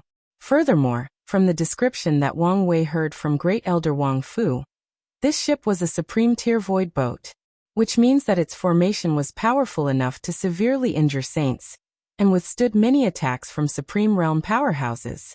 Wang Wei could guess that this ship was taking out as a form of protection for him, but to be honest, he thought that the sect were taking things a little too seriously. Before departure, many of the participants, including children from different families and disciples accepted outside by the sect from a very young age, started getting to know each other and promised to protect one another if given the chance. In the corner of the ship, there was a beautiful and lively young girl staring intently at Wang Wei. She thought to herself, according to the family's order, this is the main target of the mission, and if everything fails then. Immediately afterward, she looked at Li Jun next to Wang Wei. Initiate Plan B. She walked over and introduced herself. "Hello, brother Wang Wei. My name is Yan Liling. It is a pleasure to meet you." "Last name Yan. Are you a member of the Yan family?" "That is correct. Great Elder Yan Mei is my aunt." "Oh, you must be the grandniece that Supreme Elder mentioned to me a while ago." "That may be me. You must Li Jun. I heard of all of your legendary exploits the past 2 years." Li Jun smiled awkwardly and did not know what to say. From his years of experience, this kind of girl is not easy to deal with. Wang Wei, on the other hand, was quite perplexed. He had never heard of Great Elder Yan Mei having a niece. It was during these moments that he truly missed Wang Ju. In this situation, all he needed to do was ask if he wanted to know something. While the three of them were still conversing, the void boat had already started. Despite its ability to teleport, the voyage still took more than 2 days. The reason for that was due to the fact that the domain that Spirit Road trial was taking place in was quite the distance away from. The void boat needed to make more than one teleportation to arrive there. Soon Wang Wei found himself arriving in a city. There were countless people dressed in ancient garments. Some were easily noticeable as they were made of special materials, while others looked bland and faded away due to constant wash and tear. It was in this moment that Wang Wei truly realized that he had reincarnated into an ancient world full of cultivators. The custom, culture, habit, and way of life is completely the same as the Han people of his former life. The only difference was just the language. As the void boat arrived in Falling Leaves City in the Blowing Wind domain, which is located somewhere in the south of the Chilean central continent, a lot of commotion arose among the people. Many people were truly awed at the sight of that beautiful and powerful-looking void boat. In a famous inn called Autumn Bloom somewhere in the city, Many disciples participating in the Spirit Road trial stayed there accompanied by their senior brother and sisters. A conversation took place in the corner table of the room. A young mortal was drinking and talking to two other people, one woman and another much older man. Senior sister, does our Blue Sword Holy Land have a gigantic and magnificent void boat this size? Little junior brother, stop dreaming big. This void boat is probably a supreme tier magic weapon. Not even a supreme land can easily afford to refine one, let alone our little holy land. Yes, little junior brother, said the more mature man. Although our sect has 3 Saint Realm Supreme Elders, however, compared to the truly powerful sect, we are not really anything. A void boat cannot be afforded by any supreme land. Only Emperor-level sects can have such means. Soon after he said this, there was a snort of disdain that echoed in the room. What do you lowly people know? The senior brother and sister were both angry at the voice and turned around to give this person a piece of them. However, when they saw the sect emblem on the person's uniform, they calmed down and took their little junior brother, and left immediately. It was because they recognized this person as from the illusory I Supreme Land A sect ranked a tier higher than theirs. They knew that they could not afford to offend him.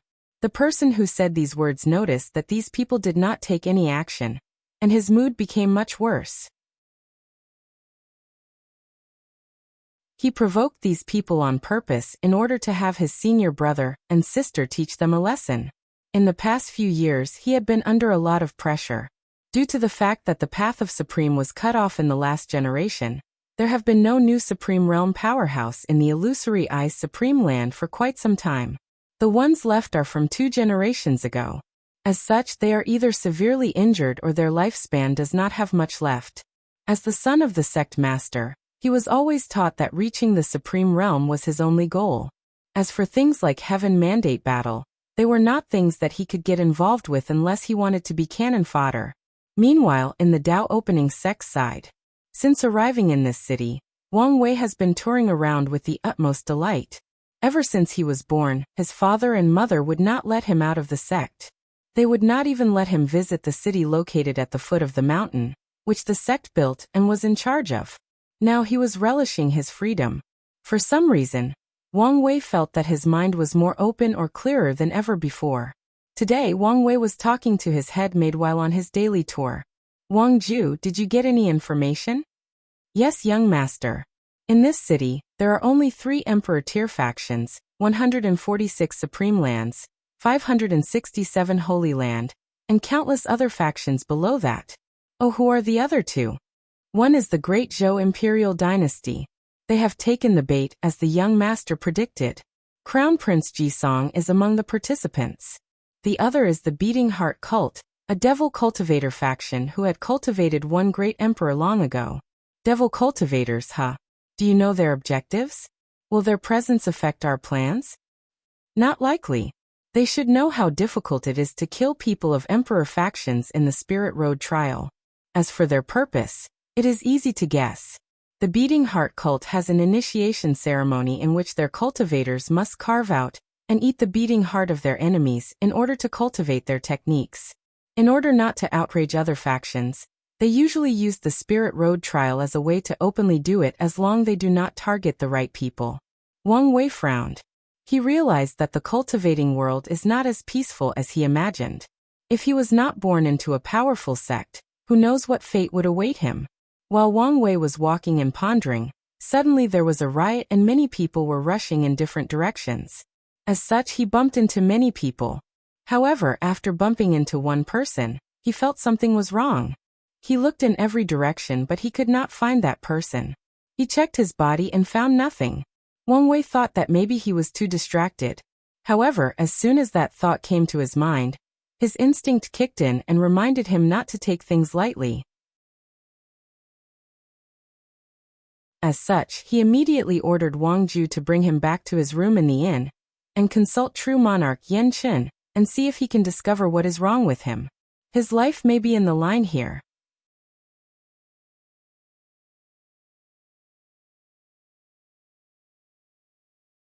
Chapter 51. When Wang Wei arrived at the inn, he immediately called true monarch Yan Qin and great elder Wang Fu, then explained to him the feeling he had a few moments ago. Wang Fu then placed a formation in the room to isolate it from the outside world, providing true monarch Yinshan a quiet room to operate.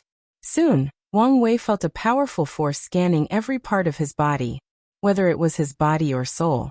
Although he felt a little discomfort at the fact that he had no privacy whatsoever, while considering what is at stake, he did not say anything. Yinshan, noticing the young master's discomfort, said a few words to appease him. "Young master, I know this feels uncomfortable, but bear with it for a few moments." A few moments later, Yinshan frowned. Noticing the change on his facial expression, Wang Wei asked, "Did you find something? Is there something wrong with me?" "No, that's not it. Young master. I'm just surprised at how powerful your soul is." Oh. Of course Yinshan did not tell the whole truth. What he did not say was that he noticed a strange breath deep in the soul of the young master. However, as he approached to scan it, an overwhelming sense of dread came to him. His instinct was warning him that if he got closer, he would suffer dire consequences. After the scan, Yinshan did not find anything worthy of taking note. There was nothing wrong with the young master. However, he was not happy. He suddenly realized that the young master's soul might become a big problem on his path of cultivation before it would become his boost. He should warn the other old guys so that they can prepare in advance. There is still plenty of time left. "Young master, I did not find anything wrong. Maybe you had noticed the wrong person or thing. Is Supreme Elder Yinshan right? Am I too on edge?" Wang Wei started thinking. Then he immediately overthrew this idea. He believed in his intuition. So now he had to find the exact cause of the problem. Then he thought of the situation during the day. That riot was too coincidental. "Supreme Elder, check again. This time focused on the arm that I was bumped into. Do not leave any place unchecked." "As you wish, young master." True monarch followed instruction and used his divine consciousness to scan the shoulder and arms that Wang Wei referred to. Suddenly he asked, "Young master, did you ever have a tattoo or mole on your clavicle?" "Tattoo? Mole? No, never." Wang Wei slid off his robe and noticed a little mole on his shoulder. It was never there before, so he was perplexed. As true monarch Yinshan scanned the moles carefully, he finally discovered something. This seemed to be some kind of talisman. What a fascinating idea to make one so small and plants on people. However, I'm not really proficient in runes, so I do not know what it is for. "Wang Fu, come look and see if you can discover something." Wang Fu walked over and also scanned the small tattoo. What a genius design. If I'm not mistaken, this should be a tracking talisman. Another person should have a similar talisman on his body, allowing him to track the whereabouts of the young master at all times. However, who would do such a thing? "The Great Zhou Imperial Dynasty," answered Wang Ju in the corner. "Only them have sufficient motives to know the whereabouts of the young master at all times." "It seems that our bait has been hooked," pondered Wang Wei. "What about the task that I have given you regarding Prince Jisoo?" "As you ordered, young master. I have been increasing the intelligence gathering around Prince Jisoo, but it will take some time to infiltrate his inner circle without arousing his suspicion." "Wire, do you think that this plan was orchestrated by Prince Jisoo?" "Yes, Uncle Wang Fu. Ever since Prince Jisoo came to our sect, I have been paying attention to him. From the information that I have read about him, Jisoo seemed to have no malice or grudge against his brother for taking over his position as crown prince. One might think that he truly loved his brother, but we all know that there is never true brotherhood between members of the royal family. Killing fathers and brothers for the throne is a completely normal thing. Of course, I'm not bored enough to simply snoop at the personal affairs of the great Zhou royal family. The reason I pay attention to Jisoo is because I noticed that he seemed very intelligent and had a very tactical mind. More importantly, Jisong seemed to listen to him, or at least considered his opinion for most things. Jisong is a brute by nature. You can easily deal with him as long you are stronger than him. However, if he has an intelligent brother like Jisoo behind his back, then his shortcomings will be made up, thus raising his level of threat by a great deal. The people in the room started to ponder the meaning of Wang Wei's words. In the fight for the heaven mandate, force might not always be the solution. In this world, the concept of in front of absolute strength, all plans are a joke, is in fact the greatest mockery of itself. Throughout the history of the myriad emperor plane, there have been countless invincible geniuses that suffered great losses in front of a well-thought-out and methodical plan. A great example can be easily discovered. That is sect master Wang Tian. In his generation, he was an unparalleled swordsman who installed great fear and dread on his peers as an enemy. However, he suffered countless losses at the hands of his now wife who preferred to use her brain. According to information that Wang Wei heard from his mother, he once tricked his father into a dead zone where there was no food, water, or spiritual energy to replenish his cultivation level, and he could not open his space ring or contact the outside world. If it was not Grandpa to pay some price to track him down and rescue him, he would have died in there. In the fight for heaven mandate, intelligence can be a great asset. That is why Wang Wei had someone monitor Jisoo, and even try to infiltrate his inner circle. Young master, do you want me to remove the talisman? There is no need, Supreme Elder. Leaving it will make things easier for us, as we do not need to use our own way to track Ji-song. He will come to me on his own. After a brief moment, Wang Wei suddenly asked, Wang Ju, did you receive any information of other Emperor tier factions from other continents participating in the Spirit Road trial? Young master, according to the information sent by the spies located in other cities that have entrances to the Spirit Road trial, there were no other Emperor lineage that participated in the test. They all seem disinterested this year. Well, that's good. It means less variables to our plans. Alright, I will go rest now. After ending the conversation, everyone acted like nothing happened. Wang Wei continued to enjoy his newfound freedom and his tour around the city. He needed to be in the right mindset to participate in the slaughter that was about to take place. However, another unexpected thing happened to him. During one of his tours, on the day before the opening of the secret realm where the Spirit Road trial takes place, he encountered a boy who made his Chi Dragon act weird. After observation, Wang Wei came to the conclusion that this boy would have a lucky encounter that is of great value to him. As such, he did not hesitate to use a similar method of the Great Zhou dynasty and secretly tracked him. The day of the trial soon arrived. A massive formation appeared in front of the participants, forming a gate. Wang Wei was the first person to enter, followed by the people of the Great Zhou Imperial Dynasty and the Beating Heart cult, then the rest of the participants. In the Dao opening sect, as soon as Wang Wei and the other participants left, a group or delegate of the sect left and headed straight toward the Heaven Mystery Pavilion.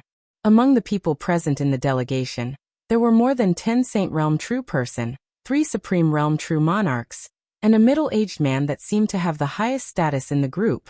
All the people stood patiently and awaited his order, without the slightest impatience or arrogance, only boundless awe and envy. As soon as that person appeared, all the powerful people in the world felt a unique pressure that emanated from his presence alone. As such, they all looked in the direction of the Dao opening sect and uttered the same thing. Immortal Venerable.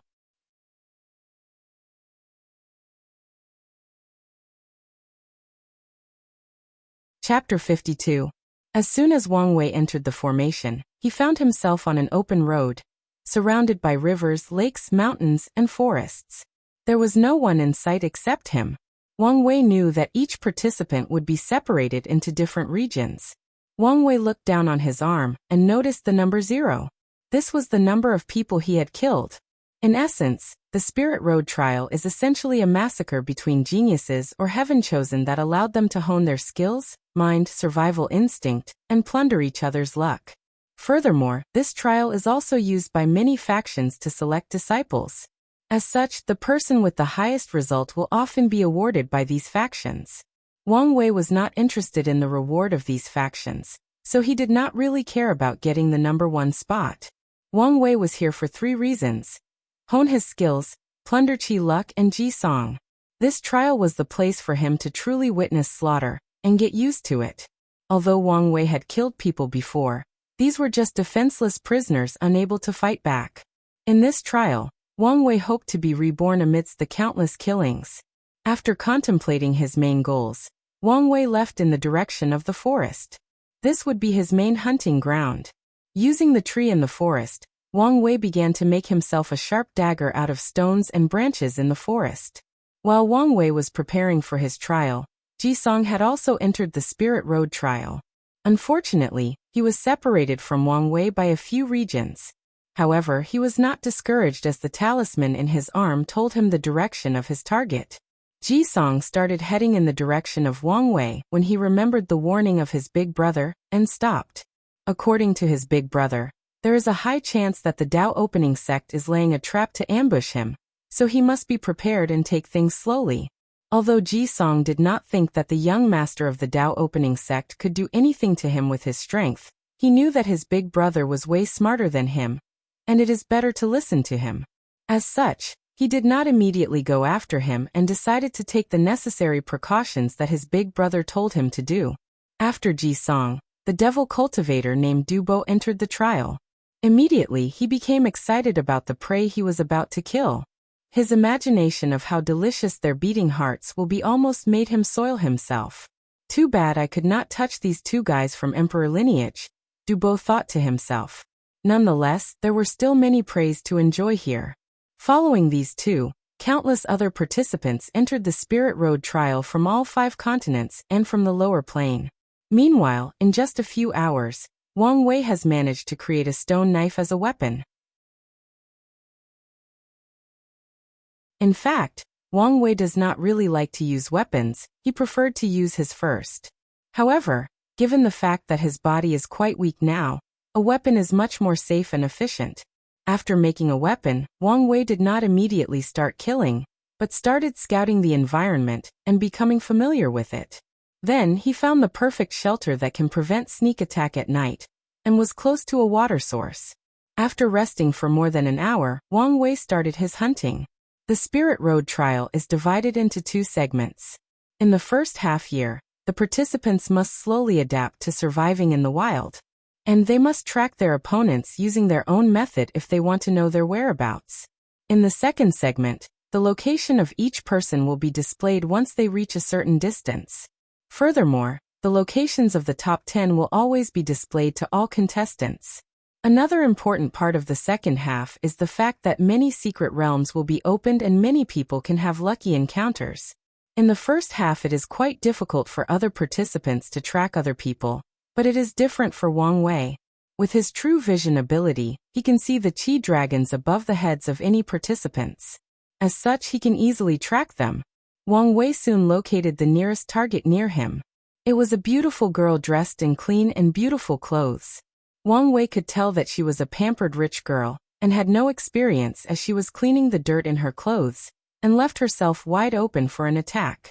Wang Wei heard the girl mutter something about her bodyguards. From this information, Wang Wei can guess that this girl was sent by her parents to experience life and tempered her. Thus they send powerful bodyguards to protect her. Unfortunately, the girl was separated from her protection service, and became alone. Wang Wei wondered what her parents were thinking. Didn't they know that everyone will be transported to different places in the trial? Of course Wang Wei will not show any sympathy for her, because she is a girl. Anyone who stepped into this trial should do so with the awareness that they may not leave here alive and in one piece. As such, Wang Wei sneaked behind the girl, tripped her into the ground with her face upward facing the blue sky, pinned her down with his knee and then stabbed her into her throat.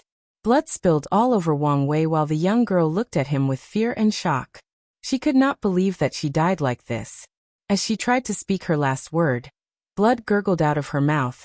Then everything stopped as her eyes lost the last ray of light and became sluggish and empty. She was dead.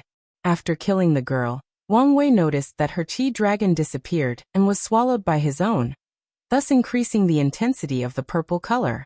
He had plundered her luck. Afterward, Wang Wei started to ponder his actions during this fight. When he looked at the blood all over his body, he could still savor the unpleasant taste of iron, and he felt disgusted by being so dirty. He realized that his actions were not so smooth. He could have held the girl from behind and slit her throat. That way, his action would be faster, more efficient, and he would not have so much blood on him. Wang Wei realized that he did not have much experience when it came to fighting. All of his knowledge is purely theoretical. As such, Coming to this trial was an experience that he truly needed. After summarizing his faults, Wang Wei headed for his next prey. He was determined to be reborn in this trial, and take another major step on his path to one day bear heaven's mandate and prove the Tao.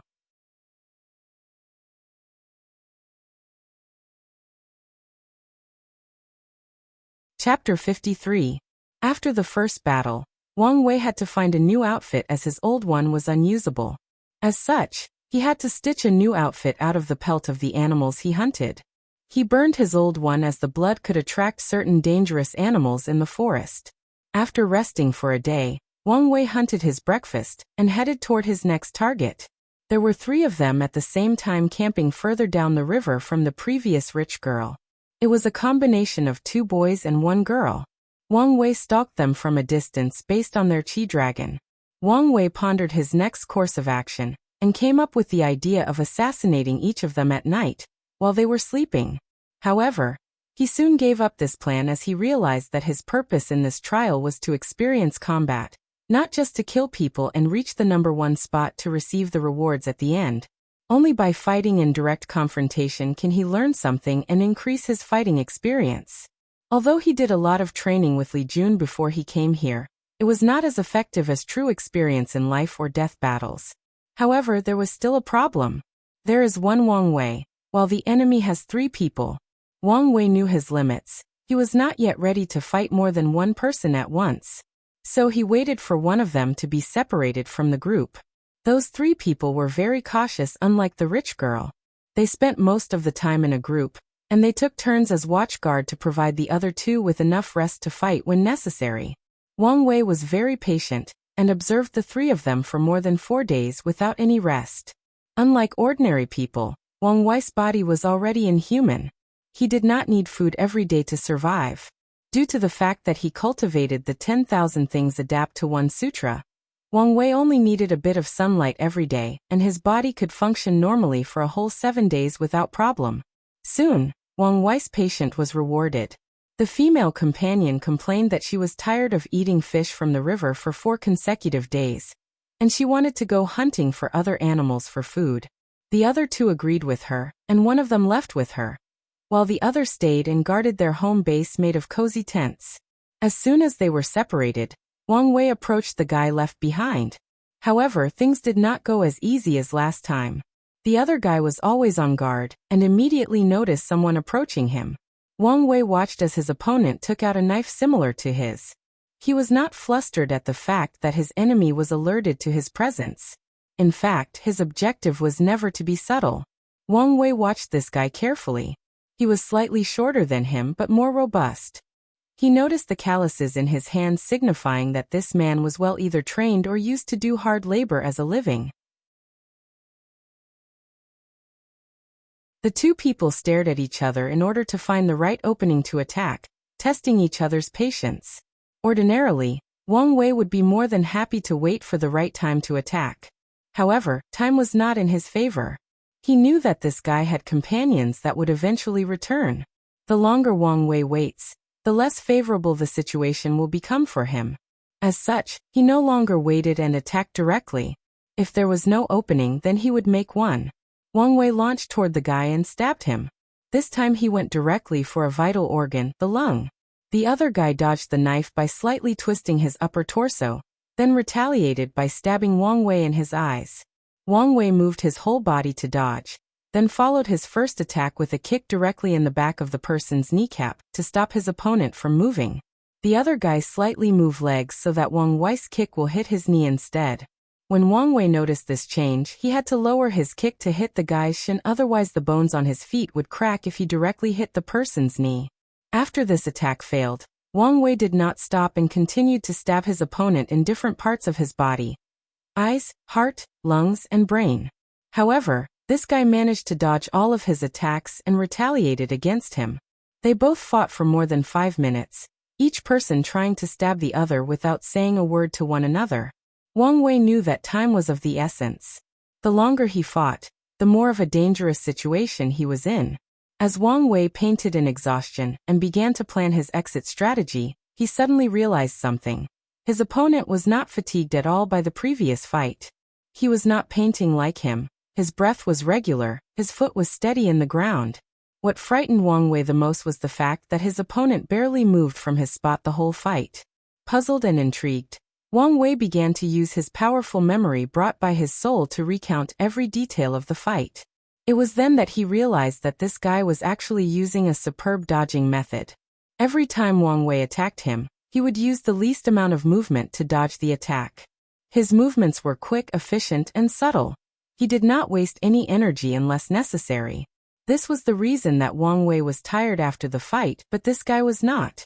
After reviewing this guy's movement over and over again in just a few seconds, Wang Wei took a deep breath to adjust his state, then he attacked again. Wang Wei stabbed this guy again with rapid movement. This time he went for the lungs again. The guy repeated the same dodging technique and stabbed Wang Wei in his eyes. Wang Wei slightly bent his head to avoid the knife, then continued to uppercut the guy on his chin with his left hand. The guy tilted his head slightly to the left to dodge the uppercut, then kicked Wang Wei's waist with his right leg. Right when his leg was about to hit, Wang Wei lifted his left leg and allowed the kick to directly hit his knee. The guy groaned in pain. The timing was so perfect that he did not have time to redirect his kick. Wang Wei immediately took advantage of his enemy's distraction due to physical pain and stabbed him on his right leg.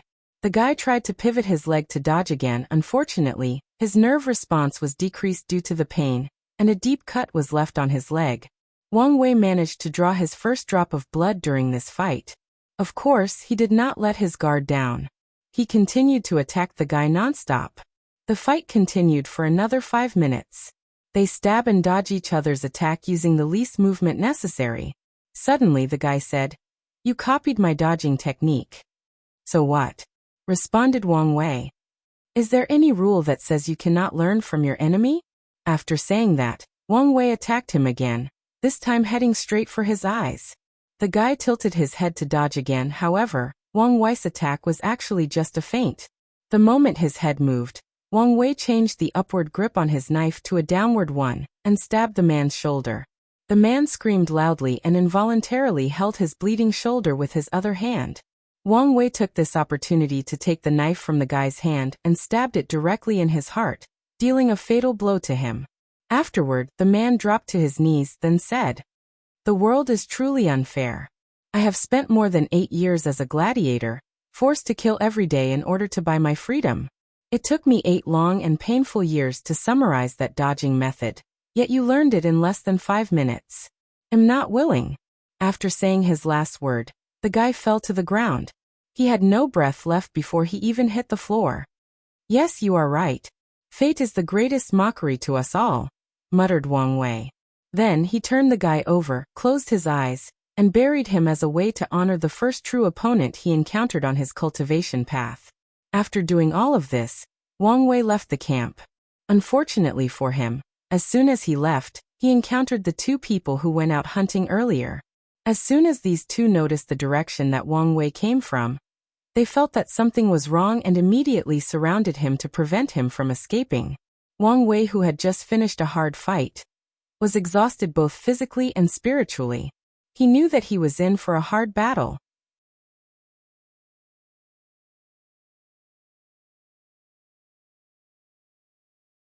Chapter 54. When Wang Wei saw the appearance of the other 2 people, he knew that he was in for another fierce fight. As such, he took a deep breath to calm down. He analyzed the previous fight and summarized what he learned as quickly as possible. "What happened to Zhou Peng?" asked the girl in the group. Wang Wei looked at her. She was also quite the beauty. However, there was nothing soft or weak about her. She looked quite heroic. Wang Wei could tell that she was the kind of girl that was not under any man when it comes to fighting. "So Zhou Peng was his name?" responded Wang Wei. "I shall remember him." "You," responded the other guy, while clenching both his hands and teeth. This guy was quite short compared to Wang Wei or Zhou Peng, however he was also more lean. His steps were quiet, and did not leave any marks in the ground. As soon as he finished his words, he pounced on Wang Wei without hesitation. His knife was fast, silent, and deadly. On his first attack, he went straight for the heart. Wang Wei pivoted his left foot slightly to move his body, thus evading the attack. Then, his right hand moved to stab his opponent in the chest. However, as soon as he moved, he received another attack from the heroic girl. So he had to use his dagger as a defensive move to stop her attack. As soon as he placed his attention on her, the short guy attacked again. This time the attack was directed towards Wang Wei's head. As he moved his neck slightly to evade this stab, the heroic girl seemed to have anticipated this, so she immediately followed the short guy's action and stabbed him in the heart. Wang Wei did not have much space or time to properly evade this knife. As such, he moved his body to allow the knife to penetrate the space between his ribs and avoiding a major organ. Thus, Wang Wei evaded a fatal attack, but he was still injured. Right after the knife entered his body, Wang Wei immediately kicked the girl on her sternum and pushed her away from him. Wang Wei's goal was to deprive her of her weapon, however. She seemed to be experienced and still held on to her knife as she flew a few meters away. Wang Wei started bleeding. The pain was actually nothing compared to his experience in the pagoda trial. As such, he just looked at his bleeding chest and ignored it. He knew that he had no time to use proper treatment on it. Furthermore, due to the 10,000 things adapt to one sutra, his body will try to keep him alive on its own. This fight was far from over. A few seconds later, the heroic girl got up from the floor. Although her sternum was injured by that kick, she was still in good shape and could fight properly. Wang Wei's situation had become worse. Not only was he fighting two experienced people at once with a drained stamina, he was now injured. The heroic girl and the short guy continued to attack Wang Wei without hesitation. The guy always went for the throat, while the girl went for the legs to immobilize Wang Wei and prevent him from dodging. Wang Wei kept using Zhou Peng's dodging method to its full power, only using the slightest movement to move. Tilt his head a little when facing an attack toward his skull or eyes, slightly bend his torso to dodge an attack on the upper body, lower the shoulder to evade a stab toward his arms. Wang Wei only moved a few centimeters at times. By repeatedly dodging the attacks of these two people, he became more and more skilled in this dodging method. However, things did not go as smoothly as his fight against Zhou Peng. There were many wounds on Wang Wei's body. There were cuts on his face, arms, torso, and legs. Although most of them were shallow wounds, they still had blood coming out of them. Furthermore, as Wang Wei shed more blood, his stamina began to decrease rapidly, and so it became more difficult to dodge, thus increasing the amount of wounds on his body. This was a vicious cycle that would probably lead to his death. Of course, Wang Wei knew that he would not die. The sect has already planted secret techniques on him that would save his life when his life is truly in danger. However, Wang Wei was not reconciled to rely on them. It had only been a few days since he entered the Spirit Road trial, and he had only fought 3 times and was about to be sent out. How could he accept such failure? This fight was nothing but child's play compared to the Heaven Mandate battle. Yet he was already losing so badly. He would not accept such tremendous failure. Wang Wei took a deep breath to calm his agitated mood. He concentrated and eliminated all of his thoughts that are not relevant to the fight. He found himself entering a mysterious state in which he became extremely calm, indifferent and focused. He had no distracting thoughts whatsoever. Then everything around him slowed down and became extremely clear. Wang Wei found himself able to predict his opponent's every move and action. From the trembling of their muscles, he could tell which body part they would use to attack. He could predict an upcoming kick, punch, or knife stab. From their facial expression or the direction that their eyes looked at, he could predict where they would attack him. He could tell if they would attack his eyes, throat, heart, or lungs. Wang Wei could even feel their killing intent. With this newfound ability, Wang Wei knew that he would be the final victor in this battle. As such, he immediately attacked with the intention to end this fight as soon as possible. Wang Wei rushed to the short guy first. When he saw the short guy stabbing him, he saw all of his action in slow motion. He could see how and when the guy lifted his hand to stab him, and that the direction of his attack was toward his shoulder. He could even feel the heroic girl's presence behind him ready to attack his spine. Wang Wei immediately evaded the stab, then swiftly moved behind the short guy while he was still in the motion of stabbing. Then he held the head of the short guy, followed by an abrupt crack sound. Wang Wei twisted and broke his neck. Then he kicked him in the direction of the heroic girl. When she saw her partner flying towards her direction without stopping, she immediately stopped her attack and pushed him aside. However, Wang Wei was ready and had already anticipated this. The moment that she pushed her dead partner aside, he threw his dagger and plunged it straight into her throat. She did not have any time to evade. The heroic girl fell down on her back with a dagger inserted in her throat. Blood splattered all over the ground. Her eyes still opened, and a look of confusion on her face. She could not figure out how she died so quickly and suddenly. The odds were obviously in their favor. Wang Wei did not have time to contemplate what he learned from this fight.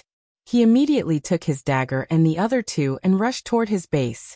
He was gravely injured and he could feel that the state he was in was gradually fading. Wang Wei could tell that he would pay a price for entering such a state while being so injured, so he needed a safe place before the repercussions arrived. When he arrived at his base in the forest, the first thing he did was to activate all of his traps, then put on all the herbal healing cream that he had created with different kinds of herbs he found in the forest. Wang Wei had created it in case he was wounded and needed something to heal his injuries. After doing all of this, he passed out. All he could remember before passing out was a very intense headache. However, Wang Wei knew that he had survived this ordeal, and became more powerful because of it.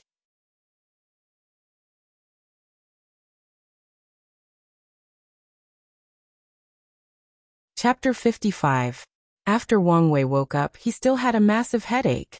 He felt like his head was constantly ringing like the bronze bells in a Taoist temple. He became confused and could not remember much. He knew his name, but forgot everything else for a moment. He forgot the date, the place he was, and what reason he was there. It wasn't until the next day that Wang Wei returned to normal. After which, he started thinking about the state he previously was in, and the reason for it. More importantly, how can he re-enter it again and minimize the side effects? After contemplating for a while, Wang Wei came up with the explanation that this was the result of his powerful soul. When he concentrates or focuses on one task, he can enter a state similar to bullet time in which everything will slow down, and his reaction time will dramatically increase, and his brain computing power will also exponentially increase. Wang Wei knew that this state was excellent for ordinary fights like the ones in the Spirit Road trial, but when it comes to fighting between cultivators, it will have a minimal effect. However, this state was what Wang Wei needed the most right now. Wang Wei was planning to train himself to the point that he can actually fight body refining realm first and second layer as a mortal. This was a great task as there was a great difference between mortals and cultivators. Even in the 9 layers of body refining realm, the first 2 layers are completely different from ordinary people. An example is that Wang Wei currently can lift close to 1,000 jin, or 500 kilograms, due to bathing in spiritual qi for countless years and drinking and eating nutritious food every day. However, a person in the body refining 1 layer will have at least 2,000 jin, or 1,000 kilograms of strength. As such, this task is very difficult. As for the reason for doing this, it is of course in order to fight with Ji Song. Most special physiques do not provide the people who possess them with any benefit without starting to cultivate. In fact, without cultivating, people with special physique might not even discover their uniqueness, and spend all of their life as ordinary people. However, there are exceptions, especially with the top 5 physiques. The number 1 absolute chaos physique is actually quite arrogant. Without a cultivation technique at least at the level of saint, you can never cultivate with this physique. Any energy cultivated that is not the level of saint will be swallowed by the user's body itself. The majority of people with this physique will be labeled as waste that cannot cultivate, unless someone who knows about the characteristics of the absolute chaos physique notices the difference. The number 37 emotions 6 desires physique will provide its owner with an overwhelming amount of beauty and charm. Even without cultivating, the owner will have some slight charming abilities, and all of them are usually extremely beautiful, both men and women. The number 4 yin-yang eyes will provide the owner with the ability to see things that normal people cannot observe, like souls, ghosts, killing intent, luck, and even the spiritual qi in the air. Wang Wei's eyes only have partial abilities of the yin-yang eyes. The number 5 elements balance physique will provide its owner with a long lifespan. Without cultivating, a person with this physique can live for more than 200 years, which is comparable to body refining realm cultivators. As for the number 2 heavy axe physique that Ji Song has, it will provide its owner with boundless strength or innate divine strength. As a result, Wang Wei knew that he was not Ji Song's opponent right now, as the Crown Prince currently has the strength of body refining second layer. Of course, Wang Wei also knew that he still had a slight chance at winning. Although Ji Song had the physical strength of body refining realm cultivators, he did not have their speed, nerve response, and control of the body through blood qi. As such, as long as Wang Wei used the right technique, he could still win the fight. Wang Wei spent more than a week to properly recuperate. In fact, he had healed after about 3 days, but spent the rest of the time training to be able to enter and exit the mysterious state at will, and also found a way to minimize the side effects. After healing, he headed out again to start his hunt anew. Soon time passed and only 5 months were left for the Spirit Road trial to end. The second segment has been going for some time now. Somewhere near a valley, more than 20 people surrounded a man dressed in animal leather, while a bunch of other people watched the fight and commented on it. "Who is that person being surrounded?" asked a thin teenager. "That's the hunter," responded another burly man with fear and respect in his eyes. The burly man was accompanied by a group of 3. 1 female archer, 1 swordsman, and 1 person with a dagger. "Who's the hunter?" asked the thin man in response. The burly man looked at him weirdly, then said, "You must not be from nearby regions?" The thin man smiled wryly in acknowledgement of this statement. The hunter is a powerful participant that has fought and killed most of the powerful heaven chosen in the nearby regions in the northeastern domain. Only a few people have managed to survive from his hands, explained the burly man, who was the captain of the team of 4. The thin man suddenly asked, "I wonder who is more powerful, the hunter of the northeast domain, or the tyrant of the southern domain?" The female archer suddenly became interested, walked over and patted the thin man on his shoulder, almost breaking his bone. "Boy, who is this tyrant you spoke of?" The thin man grimaced in pain, then moved her hand from his shoulder, rubbed it with the other hand and made sure it was all right. "The tyrant is the most powerful heaven chosen of the southern domain. He is ruthless and powerful. More importantly, there is a rumor that he might possess the heavy axe physique." "The number 2 special physique, huh?" muttered the female archer, ignoring the fact that he might accidentally injure the thin man. It would be an interesting fight between the 2 of them. Meanwhile, the hunter that these people were actually talking about is in fact Wang Wei himself. In the past several months, he had garnered a strong reputation due to his constant challenge of different geniuses. Right now, he was being encircled by more than 20 people. However, he still had a calm look over his face. He had encountered more dangerous situations than this. Wang Wei immediately entered the mysterious state.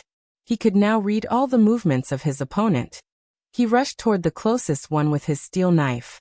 He lowered his body to dodge an oncoming punch, then cut off a single muscle to make the enemy's arm unusable, then pierced his throat.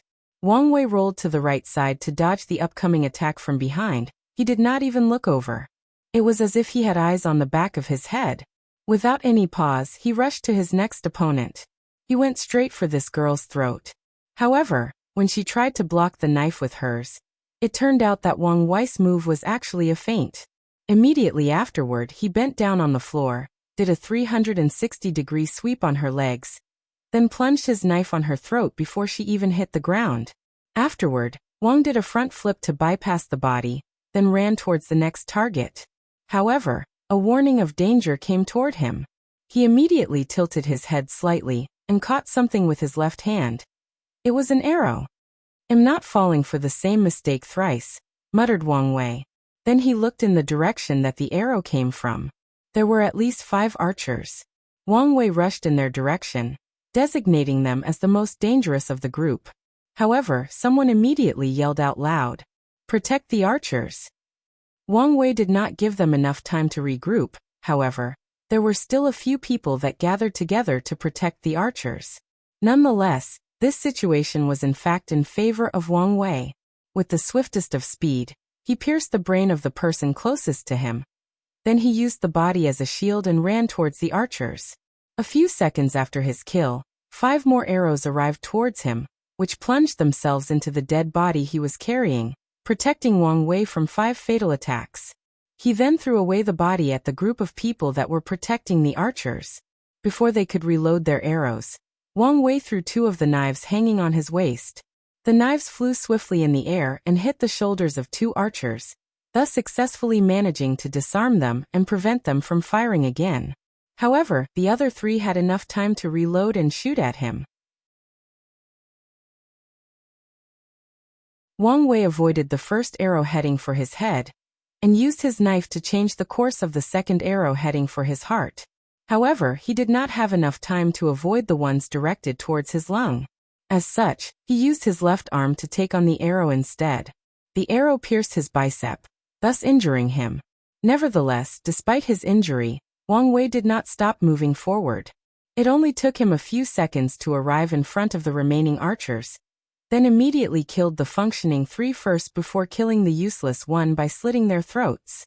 Wang Wei did not immediately take out the arrow from his arm, as he learned the hard way that this arrow was the thing preventing him from bleeding. He just cut the ends of the arrow to prevent it from hindering his vision and mobility. Afterwards, he proceeded to slaughter all of the 20 people who encircled him without leaving anyone alive. However, he did not attack the people watching as he did not regard them as his enemies. After the fight, Wang Wei returned to the base that has been his home for the past 7 months, then took his shirt off. There were countless scars all over his body. His skin that used to be as smooth as a baby's but was now tan. He now had a perfect physique with defined muscle tones and at least 8 packs.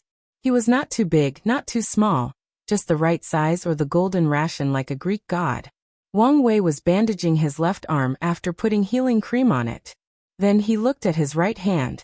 The number 333 was boldly printed there, signifying the number of people falling in his hands as a proof of his growth the past few months. Suddenly, Wang Wei felt a sharp pain on his shoulder. He looked over and saw that the tracking talisman started moving. He knew that this meant that Ji Song was heading his way, and that their oncoming fight was soon approaching. As long as he wins, when he wins this fight, his plan will come to fruition, and he will take another major step toward the supreme throne of Great Emperor.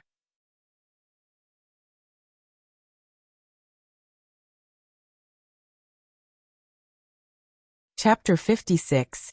After bandaging his arm, Wang Wei started thinking about his next course of action. In fact, he was not too worried about his fight against Ji Song. There are too many ways he could win this fight. He could meet up with Li Jun and ganged up on Ji Song. He could lay hundreds of traps and trick him into them. He could even use poison to weaken him. During the past years, Wang Wei had learned from his mother when to fight head-on, and when to use wisdom to win a fight. The only reason he insisted on fighting with him head-on and one-to-one is because he wants to challenge his limits.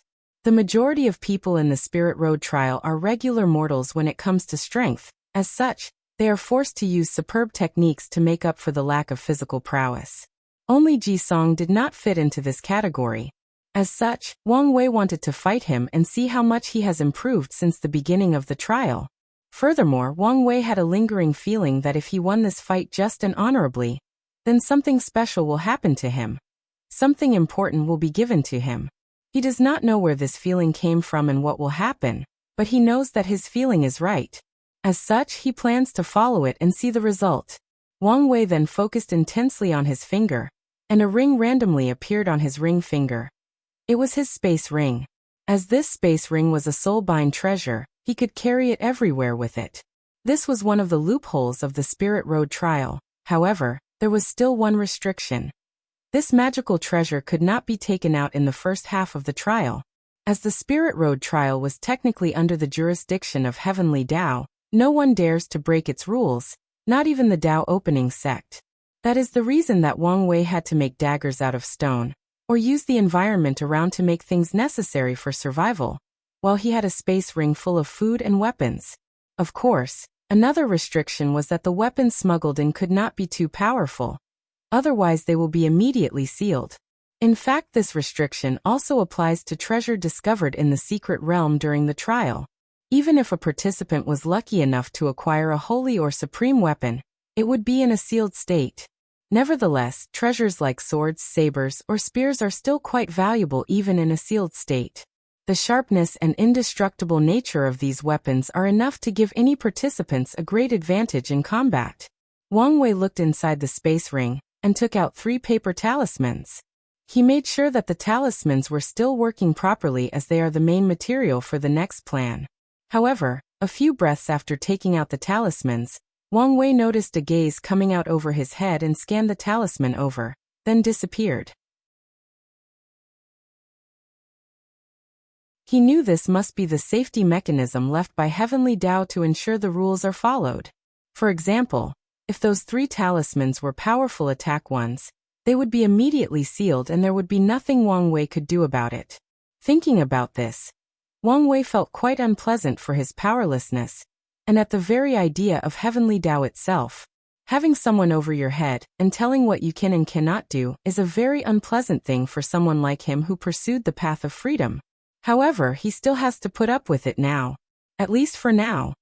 After checking that everything was in place, Wang Wei began to rest in order to heal the arrow wound on his left arm.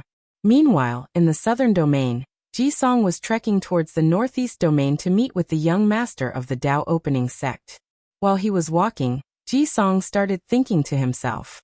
According to the royal elder brother, the ancient desolate emperor who created the ancient desolate body refining scripture must have left something important in a secret realm in the Spirit Road trial. In order to acquire that thing, the Tao opening sect needed the blood of someone with the heavy axe physique to open the secret realm. As such, they released the news as bait to attract me. Most likely, there is a trap waiting for me there. Thinking of this, Ji Song sneered at this. With his powerful strength compared to body refining realm second layer, he did not fear anyone. Suddenly, Ji Song started thinking about the humiliation he suffered in the polishing Tao Heart Pagoda. The young master of the Tao opening sect crushed all of his records in that damn pagoda. He had never suffered such failure in his whole life. What made Ji Song more angry was the fact that he had greatly benefited from the 4 layers of the trial he had participated in. His will and Tao heart was sublimated after each trial, and yet, he was not allowed to participate in all of them. His family begged the sect to allow him to continue the trial, but they refused without any hesitation. Ever since he failed to experience the remaining 5 trials, he always had a feeling that something was missing from him, like he was incomplete. Ji Song's anger grew more and more as he reminisced of the situation back then. He suddenly clenched his fist and punched the ground. Bang! A spider crack a few centimeters was left in the ground. After releasing his anger, Ji Song continued his journey. It took him more than a month to travel through the central domain into the northeast one. During this month-long journey, many people tried to fight Ji Song, but all of them were forever buried in this trial. Upon arriving in the northeastern domain, Ji Song did not go directly to find Wang Wei as his elder brother warned him to always be cautious. He used the tracking talisman they placed on Wang Wei to map out all the places he had been. Ji Song then noticed that Wang Wei's base has been the same for the past 8 months. He became convinced that the secret realm of the ancient desolate emperor should be around there. Then Ji Song took out a hiding talisman from his soul-binding space ring. In the second half of the Spirit Road trial, the whereabouts of each participant will be shown as long as they approached each other at a certain distance. This hiding talisman is to prevent this from happening. After doing all of his preparations, he tracked down Wang Wei and began to observe him. Of course, Wang Wei was aware of Ji Song's location as soon as he arrived. He had Great Elder Wan Fu modify the tracking talisman, so that he can also know the location of Ji Song, just as he knew his. So as soon as he arrived near him, he called him out. "Come out, Crown Prince Ji Song. I know that you are here." Ji Song then removed the effect of the hiding talisman, then said, "My brother was right, your Tao opening sect is indeed setting a trap for me. Isn't that right, young sect master Wang Wei? And yet here you are here, Crown Prince. Where are the other people? You do not think that you alone is a match for me. Where is that little sidekick of yours? What's his name? Li Jiang, I believe." "Interesting," exclaimed Wang Wei, who looked a little surprised. Who knew that a brute like you could use tactics such as harassing your opponent by arousing their emotion? Your brother must have spent a lot of time teaching you that. Enough, Crown Prince Ji-song. People like us who aspire to sit at the supreme throne have their own pride. There is only me and you here. Let's get on with this fight. Ji-song tried to calm himself down. It's as Wang Wei said, the only thing that truly matters is the battle between the two of them. As people whose goals and ambitions are to become great emperor, most of the time, they can only use their fists to talk and convince each other. Ji-song rushed towards Wang Wei and punched him with all of his strength. Wang Wei, who had entered the mysterious state, moved his head slightly to dodge. However, he heard the sound of wind swaying next to his ear. He immediately knew how powerful this punch was. Wang Wei knew that if he was hit by even one Ji-song's punches, he might instantly lose this fight. Furthermore, although Ji-song's speed was not up to par with body refining realm cultivators, he was by any means slow. If Wang Wei had not entered the mysterious state, his speed and nerve response might not be a match for Crown Prince Ji-song. No wonder people envy people with special physique. Wang Wei sighed as he knew that this fight might be more difficult than he previously imagined.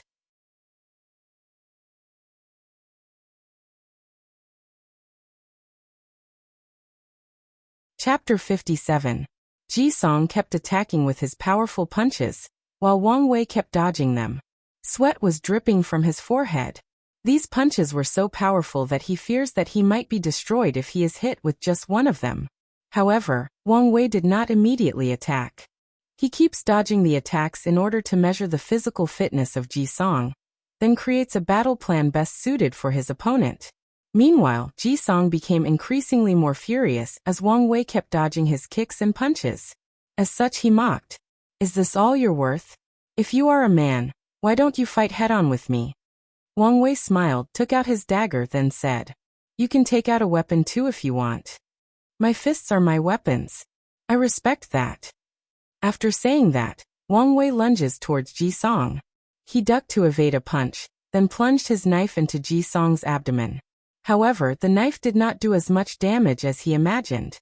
The Crown Prince's skin was strong and durable enough to negate much of the attack, and his iron-like muscle contracted to prevent the knife from going further in and doing more damage. You should know this was a knife made out of metals. Although the knife did not have any magical properties, it was still made of very durable metal as hard as iron. Wang Wei secretly cursed the heavy axe physique. This damn physique not only provides Ji-song with great strength, but also ridiculous defense. It was during these moments that Wang Wei became excited at the idea of cultivating the ancient desolate body refining scripture, and being able to build himself a more powerful body than Ji-song in the near future. Despite the failure of his first attack, Wang Wei did not stop. He continues to evade the Crown Prince's attack while stabbing him or cutting him in different parts of his body. However, Ji-song always managed to evade fatal attacks to places like his eyes or brains. In fact, Wang Wei did not want to kill Ji-song, or to be precise, he could not kill him. Otherwise this fight would have gone a different way. He needs to thoroughly study the Crown Prince in order to gain his own special physique. Wang Wei soon realizes that his current tactic was not working at all. He ponders whether to take out a holy or supreme tier magical weapon from his space ring. Although the magical abilities of the weapon will be immediately sealed, the sharpness was enough to pierce Ji-song's skin and injure him. However, Wang Wei soon gave up this idea. He knew that if he took out such a weapon, then Ji-song could just take out a holy or supreme tier weapon like armor. After all, he is also from a powerful emperor lineage. By doing something like this, their battle would become endless and meaningless. As such, Wang Wei decided to change tactics. Ji-song punched with a force of more than 3,000 jin, 1,500 kilograms. The punch hit a tree in the forest around them, destroying it and scattering it into thousands of little pieces. Wang Wei took advantage of this brief moment to stab Ji-song again, this time hitting the same spot of the previous one. This time around, the dagger entered deeper into his muscles, drawing out a few drops of blood. This tactic seemed to be working. With his newfound momentum, Wang Wei began to kite Ji-song, while stabbing him with his dagger repeatedly. With the mysterious state, he could always stab him in the same spot, over and over again, thus overlapping his attacks in the same place. This method allows Wang Wei to bypass the iron-like defense of Ji Song. A few minutes into the fight, Ji Song had countless wounds all over his body. Although these wounds are not too deep, they still hurt him enough to slowly bleed, thus also slowly draining his stamina. He knew that he cannot go on like this, so he tried something new. Ji Song concentrated all of his strength on his leg, then rushed toward Wang Wei with terrifying speed, and threw a punch with all of his strength. Wang Wei's face immediately changed. The Crown Prince's speed was too fast for him to respond. He could hear the sound of the punch approaching. The fist got bigger and bigger as it approached his face. All of Wang Wei's senses started screaming danger. Wang Wei knew that he could not take this punch head-on, and he also did not have enough time to evade. As such, he decided to sacrifice his right arm. He placed his right arm in a defensive position and took the full force of the punch. Immediately afterward, Wang Wei heard the sound of his bones breaking, followed by a deep and intense pain. He did not scream, but groaned. Then he stomped on the ground to allow the remaining force of the punch to travel to the ground. After a few breaths, a bunch of cracks appear in the ground with Wang Wei at the center. He vomited a few mouthfuls of blood, then looked at his broken arm and ignored it. He then transferred his dagger to his left hand and continued to fight. The battle was not yet over. Ji Song has just used a lot of stamina in order to make such a rapid attack. His breathing became rapid and he perspired a lot. Wang Wei did not let him rest. He used the remaining left arm and continued to stab Ji Song repeatedly. Despite the pain from his broken arm, Wang Wei did not stop. Meanwhile, Ji Song's situation became increasingly worse with the passage of time. The adrenaline rush he had at the beginning of the fight has ended. All the wounds on his body started acting up. He was in great pain, and even his vision became blurry. Ji Song knew that if this fight continued like this, he would definitely lose. As such, he wanted to make one last final blow to end everything once for a while. He rushed towards Wang Wei and threw a punch. When the young sect master dodged his attack and stabbed him again, Ji Song relaxed his muscles and allowed the dagger to go deep into his body. Wang Wei became shocked with the current unpredictable moment. Before he could react, Crown Prince Ji Song kicked him on his side with all of his strength. Wang Wei could hear the sound of ribs cracking as he flew away more than 20 meters. He crashed into more than 5 trees before falling into the ground. In just a few breaths, he could feel the bitter taste of blood mixed with dirt in his mouth. His ears start to ring and his vision becomes blurry. He coughed up a pile of blood mixed with a few pieces of internal organs. Wang Wei could tell that his spinal cord might be gravely injured. He bent his neck in a direction and saw 2 Ji Songs in the ground like him trying to get up. It seemed that his injuries had finally gotten to him, and he was about to pass out due to excessive blood loss. Wang Wei knew that this fight was not really over. Whoever gets up first will be the final victor. As such, he tried as hard as possible to get up. However, it was to no avail. In fact, the pain of his broken bones are nothing to Wang Wei. In the pagoda trial, he suffered much worse pain than this in the 18 levels of hell. However, the truth of the matter is his body was not in the shape to function properly. Wang Wei did not care about this. If he orders his body to move, then it better listens to him. His body should follow his will, not the other way around. In fact, this is exactly what happens next. By his sheer will alone, Wang Wei managed to stand up. A broken spine and shattered rib cage would not stand in his way. He slowly walks towards Ji Song, who was still trying to get up from the ground. It took a while for the 2 Ji Songs to merge into one. When Wang Wei arrived in front of him, he said, "I win." Then, with his remaining functioning left arm, he repeatedly elbows Ji Song's face until both their bodies were covered in each other's blood, and the Crown Prince had passed out. Then Wang Wei sat on the ground breathing heavily. This was a hard-won battle. Suddenly, he felt something and looked behind him. The shadow of the young emperor finally completely materializes behind him. Wang Wei felt like his mind became more clear. He could feel the vast spirit qi dancing in the air. A bunch of information was instilled in his head. Wang Wei finally knew what the title Young Emperor represents and what benefit he can get. A young emperor is essentially a person with immense will and powerful Tao heart that is acknowledged by Heavenly Tao as a person worthy to bear the heaven mandate. In order to have the title of young emperor, you must have a strong Tao heart and will at an early stage of cultivation. Otherwise, Heavenly Tao will not acknowledge it. As cultivators grow more powerful and experience more things in their long life, their will and Tao heart will be tempered, and some of them will reach the minimum standard to be able to accept heaven will. However, if a cultivator reaches such a standard at an early stage of cultivation, then he will be rewarded the title of young emperor. As for the advantages of said title, there are a few.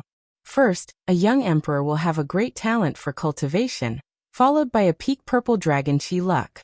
The greatest benefit of which is that each young emperor will have a pseudo-domain-like ability. This is a great deal, as only Saint Realm powerhouses can have a domain. As for Wang Wei, his pseudo-domain allowed him to decrease the strength of his opponent between 15% to 50%. This ability is not enough to make it worthy of the name, young emperor. What is truly heaven-defying is the fact that this ability applies to any cultivator under the Great Emperor realm. That is to say, in front of Wang Wei, a supreme realm true monarch could lose half of his strength. That is truly scary enough.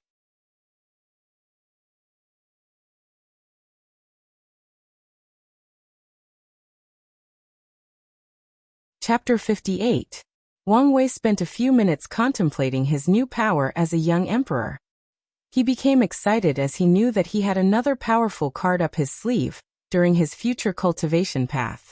Wang Wei knew that the more hidden means he has and the more diversified his hidden cards are, the better chance he has at surviving different situations. The cultivating world is weird and complex. A person can never say they are adept to survive all its intricacies. Wang Wei did not want to be like the fellow transmigrators from his past life that mostly relied on luck to survive most situations. While Wang Wei was distracted by his newfound power, a sudden sharp pain woke him up, reminding him of the terrible shape that his body was currently in. Without hesitation, Wang Wei took out a blood-red pill and swallowed it. This blood regeneration pill was a low-level profound tier pill used by body refining and divine sea realm cultivators to heal. Wang Wei frowned as he noticed the low efficiency of this pill. This probably was the lowest grade pill that he had ever taken in his life, thought Wang Wei. However, he has no choice now since this was the highest level of pill allowed to bring from the outside. According to this speed, it will take him at least 2 months to recover all of his injuries, which was too slow. In his current state, if he encounters another enemy, he will be in grave danger. Wang Wei then made a splint with the scattered wood in the forest for his broken right arm, then took another blood regeneration pill. He walked over to Ji Song's side, took out 3 jade talismans. The first one was a sleeping talisman, which placed the crown prince in a deep coma and prevented him from waking up. Wang Wei placed the second one on Ji Song's forehead, or the Naiwan aperture, which the resting place of the soul, while the third talisman was placed above his heart. Then, Wang Wei took out a few origin sources as energy to activate them. The second talisman began to scan every part of Ji Song's soul, while the third one scanned all of his Buddhist blood, skin, muscle, and blood marrow. Due to the fact that the Crown Prince has not started cultivating yet, and has not opened his Naiwan aperture, his scanning process was more brutal than Han Li's. Wang Wei watched as Ji Song started seizing on the floor. Then blood flowed out of every gap on his body. Whether it was his eyes, nose, or ears, they were dripping with blood. His body started cramping and twisting in strange ways. Then Ji Song began to scream in agony. However, the first talisman still kept him unconscious. Whether this was a good thing for him or not, maybe only he knew. Wang Wei watched all of this without much reaction, then muttered, "The path of Emperor is a cruel one. If one day you are able to sit up in that supreme throne, then my fate will be at the mercy of your compassion. So, I must be the final winner, no matter what." After a few minutes, the talisman located above his heart started to draw a crimson-red drop of blood from Ji Song's body. It was his source blood. This drop of blood contains fragments of the law of power. After the first drop was taken out, soon, more were taken from Ji Song's body. However, after the 5th drop, when the 6th one was about to take, a sudden fluctuation came deep from the Crown Prince's body. Then he disappeared. Void-breaking talisman? Muttered Wang Wei. He was not surprised by Ji Song's disappearance as he knew that the Crown Prince most likely had life-saving means implanted on him. What caught his attention was the method used. Most powerful factions will use a secret technique that transport their candidates to a secret and secure location, then heal them. However, the Great Zhou Imperial Dynasty used a void-breaking talisman that allows Ji Song to forcibly break out of the Spirit Road trial. You should know that the trial takes place in a separate realm or space created by Heavenly Tao itself. To be able to use force to break out of such a secret realm proves how powerful the Breaking Void Talisman is, also, how precious it is. The Great Zhou Imperial Dynasty truly placed a lot of care on their crown prince. Wang Wei took a jade bottle to carefully store the 5 drops of source blood, then placed the bottle and the remaining 2 talismans in his space ring. Following which, he took another communicating talisman and called someone. Hey Li Jun, where are you now? Big brother Wang Wei. You finally communicated with me again after more than 2 months. Currently, I'm still in the central domain. That's not too far. I'm currently severely injured. I need you to come pick me up. Li Jun on the other side of the communication talisman had an incredible look on his face. He had gathered information on his big brother, and he knew how powerful he was as the hunter. Yet he said he was severely injured. Who could do such a thing? Suddenly Li Jun thought of something, then immediately asked. Big brother, did you get the information and material you needed? Yes, I just finished. Good. Then our plan is one step closer. Don't worry big brother, I'll be here in 7 days, no make that 3 days. I'll be waiting then. While Wang Wei was waiting for Li Jun's arrival, a great storm was taking place outside in Falling Leaves City. Somewhere in an inn, first Prince Ji Su, retired Prince Ji Xiang, and the head of the Imperial Guard, Zhou Fan, were eating and talking in a private room. Suddenly, the void fluctuated and a person instantly appeared in the room. Ji Xiang was the first to notice the change in the environment and screamed. Who is so bold? However, he soon discovered that it was his bleeding nephew that appeared here with the breaking void talisman provided to him. He rushed over to check his condition. Immediately afterward, Ji Su and Zhou Fan noticed something and followed.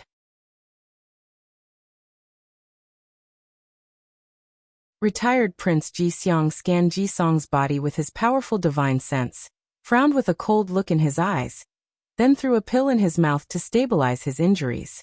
Ji Su rushed over and knelt in front of his Ji Song. What happened to my little brother? How come he is so gravely injured? Ji Xiang answered in a cold and murderous tone.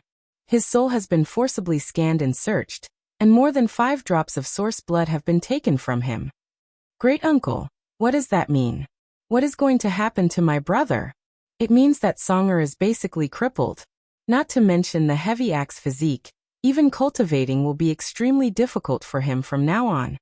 Both Ji Su and Zhou Fan became furious. They could not imagine how the Crown Prince would be so heavily injured while taking part in the Spirit Road trial. According to his current situation, his future seems to be bleak as his path of emperor was permanently cut off. Ji Xiang started to think while he looked at the pale and feeble complexion of his nephew with a look of pity. Then he seemed to have made a certain decision. He waved his hand to wrap Ji Song with his power. Then with a swish sound disappeared from the room. The only thing left of him that could prove his previous existence in the room was his last word. I will bring Songer back to see his majesty. Ji Xiang forcibly broke the void easily. The space around him bent according to his will. In just a few minutes, he already crossed countless domains in which the smallest was the size of planet Earth, and arrived in the capital city of the Great Zhou Imperial Dynasty. As soon as Ji Xiang teleported to the city, countless formations were immediately activated and surrounded him. Thousands upon thousands of runes formed an array pattern that surrounded both Ji Xiang and the whole city. Sovereign Ji Wen was the first to notice the change. He roared "Who?" loud enough that the entire capital city could hear him. Ji Xiang, who immediately realized his fault, used his token talisman to notify the city formation of his identity. Then, he entered the palace and notified Sovereign Ji Wen of the Crown Prince situation. Looking at the current situation of his son, Sovereign Ji Wen had a terrifying murderous aura around him. The murderous aura soon enveloped the entire palace. Then, the Qi Luck dragon of the Great Zhou imperial dynasty, seemed to have felt the murderous aura of its ruler. It suddenly roared into the heaven. Following which, Ji Wen's killing intent was fused with the luck of the entire dynasty.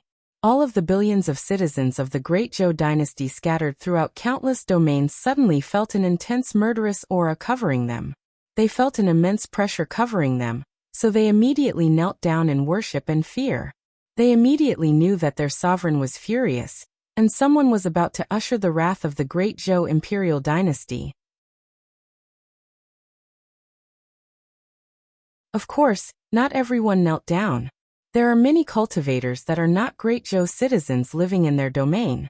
As arrogant as they are, how could they easily bow to another cultivator? As such, they had to resist the pressure with their own cultivation. Meanwhile, in the Great Zhou imperial dynasty's royal palace, Sovereign Ji Wen suddenly asked, "Was it the Dao opening sect?" "It is most likely them, Your Majesty," replied retired Prince Ji Xiang.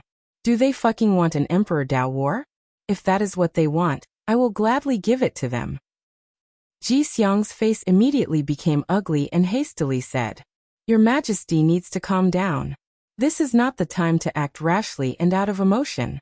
Furthermore, there is still hope for the Crown Prince." Ji Wen calmed down and became excited when he heard these words. "Uncle, are you sure about this? What do I need to do to help Songer?" Ji Xiang looked at his great-nephew and smiled gently. "I will use a secret technique to sacrifice all my cultivation in order to repair Songer Foundation. In that way, not only will Songer be healed, but his foundation will dramatically strengthen.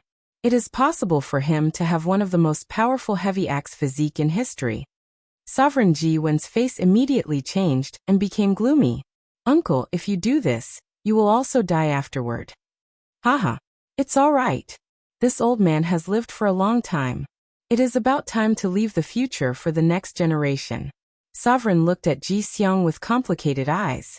On one hand, he wished he could save his son, while on the other, he did not want his Great Zhou to lose a powerful true monarch. In the end, he sighed and finally said, "I'll be counting on you then." A few breaths after this, Ji Xiang disappeared with the unconscious Ji Song, preparing to do the last good deed in his life for the dynasty.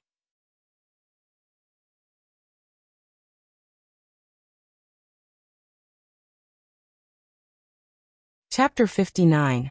Sovereign Ji Wen was sitting on his throne with a gloomy look on his face, contemplating his next plan of action when someone notified him of the arrival of the Prime Minister. With just one look, Zhao Yan could tell that His Highness was not in a good state. As such, he immediately inquired about what exactly happened. When he heard the whole story about Crown Prince Ji Song's fate, he too was shocked and perplexed. As such, he asked, "So, what do you plan to do now, Your Majesty?" "I can tell you, Zhao Yan, the idea of an Emperor Dao war is currently reverberating in my mind right now." Upon hearing this, the Prime Minister's heart started accelerating, his palm became sweaty and his mouth seemed to be dry as if he was thirsty. As a powerful cultivator, how can he be thirsty? Despite all of his internal change, his face remains calm and his mind still sensible. He sighed then replied, "I understand the anger you feel right now, Your Majesty, but you must calm down and think things through rationally. Zhao Yan, I know that an Emperor Dao war will involve our Great Zhou imperial dynasty fighting to the death with the Dao opening sect until one of our lineage is completely destroyed. However, when I think about what they did to Songer, I just can't calm down." Prime Minister Zhao Yan took a deep breath to recollect himself, then continued. "An Emperor Dao war would involve countless resources such as pills, weapons, and talismans. Then, all the cultivators whose lifespan was coming to an end and sealed themselves would awaken from their slumber. After which, even Emperor artifacts will be involved in the war. More importantly, even the sleeping immortal venerables will have to be awakened. An Emperor Dao war could eventually drag the entire myriad Emperor plane into war and countless slaughter." Prime Minister Zhao Yan started walking back and forth while thinking. "Your Majesty, the Dao opening sect is one of the oldest sects in the world. You can imagine how many powerhouses are secretly sealed in there. How deep are their foundations?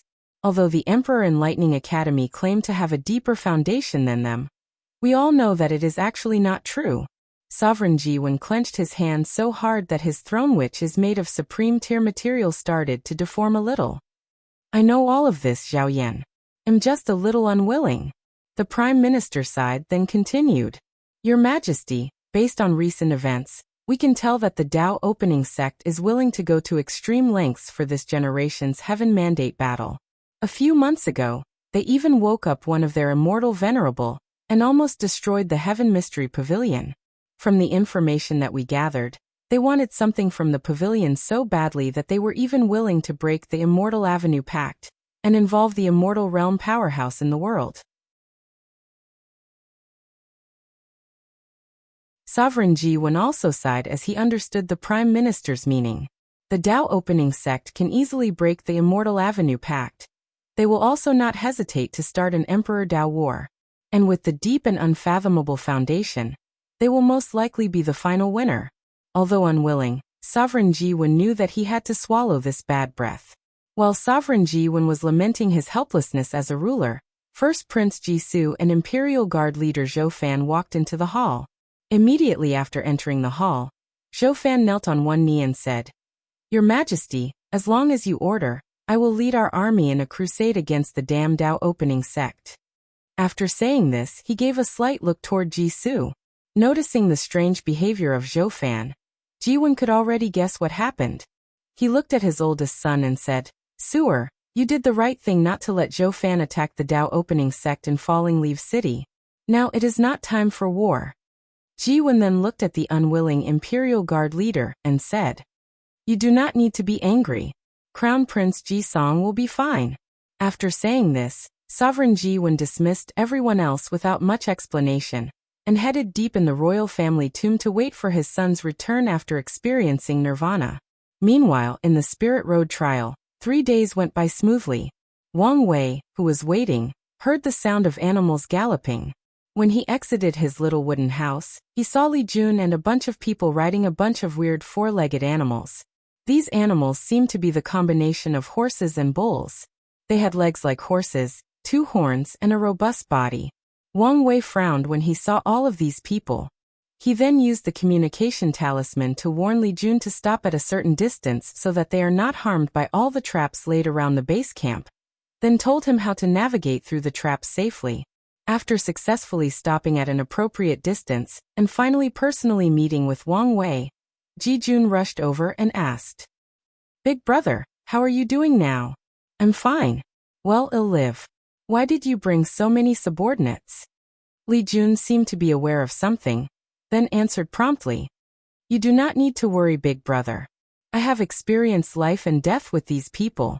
Additionally, I have used what you have taught me and used benefits to tie us together as a group. I promised them that they can all enter our sect after the trial. Well, that's good. Wang Wei patted his shoulder, then continued. Do you have any healing pills from any secret realms? Li Jun then searched his space ring and took out a few pills. I have a few low-grade earth tier bone connecting pills. All the other ones are too powerful for us to take. Well, this should do. With this pill, I can heal my injuries in just half a month. After this, Wang Wei began to properly heal under the protection of Li Jun and his subordinate, while chatting with him of his experience the past 8 months. Wang Wei knew that Li Jun was transported in the central domain and had his own subordinate. Unlike him who became a solo player, Li Jun decided to build a reliable team. However, he did not know the exact experience of his little brother. In fact, Li Jun's experience was actually quite simple and straightforward. After entering the Spirit Road trial, he fought a bunch of participants. However, instead of killing them, he asked them to surrender to him. He accepted those who did and killed the ones that refused. After teaching his subordinate proper teamwork, he started to spread his prestige throughout the central domain. Then, in the second half of the trial, he occupied one of the newly opened cities. As a city lord, Li Jun organized trade of various items such as food, weapons, pills, and even cultivating techniques. Although the participants cannot cultivate during the trial, many of them who are of low background used this opportunity to find better cultivation methods for the future. In general, Li Jun's stay in the trial was actually quite moist. Of course, he did not do all of these for no reason. Li Jun knew that the sect was training him to be a powerful general that could pave the way for Wang Wei's path of emperor.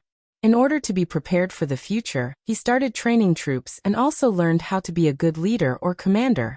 Li Jun knew that his big brother was extremely talented and wise.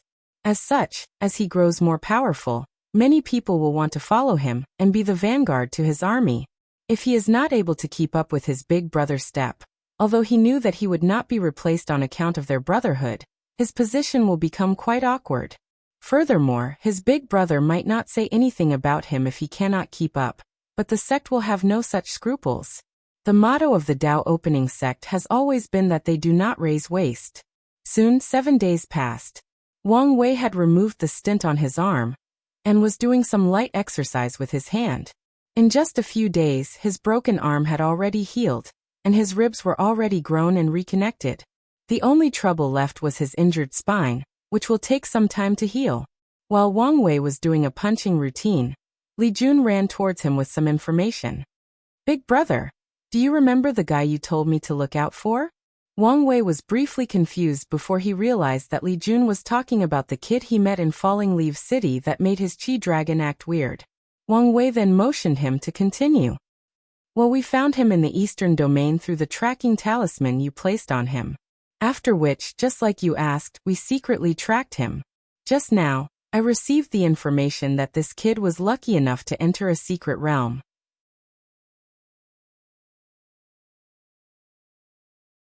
Wang Wei's eyes immediately lit up. The lucky encounter of that kid is probably the reason that his luck dragon was acting so weird. He must have gotten something that is very useful to me, thought Wang Wei. Where is he now? My subordinates have subdued him and are bringing him here. They should arrive in just a few days. Good, muttered Wang Wei. He was truly looking forward to what kind of opportunity this kid will bring with him. As a person with a noble background, there are a few things that can bring him a true sense of excitement.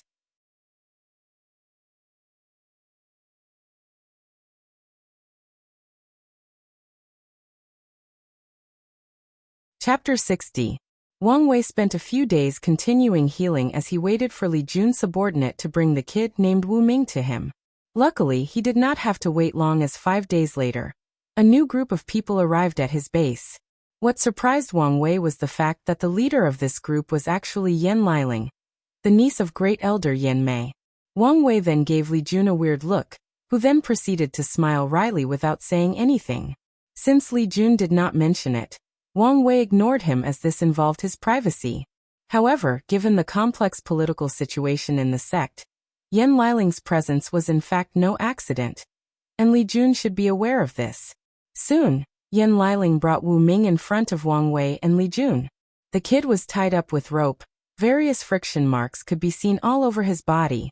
Despite his current situation, he did not stop trying to break out of the rope. After dismissing Li Jun's subordinate, Wang Wei looked at the tied-up kid and said, "Wu Ming, right?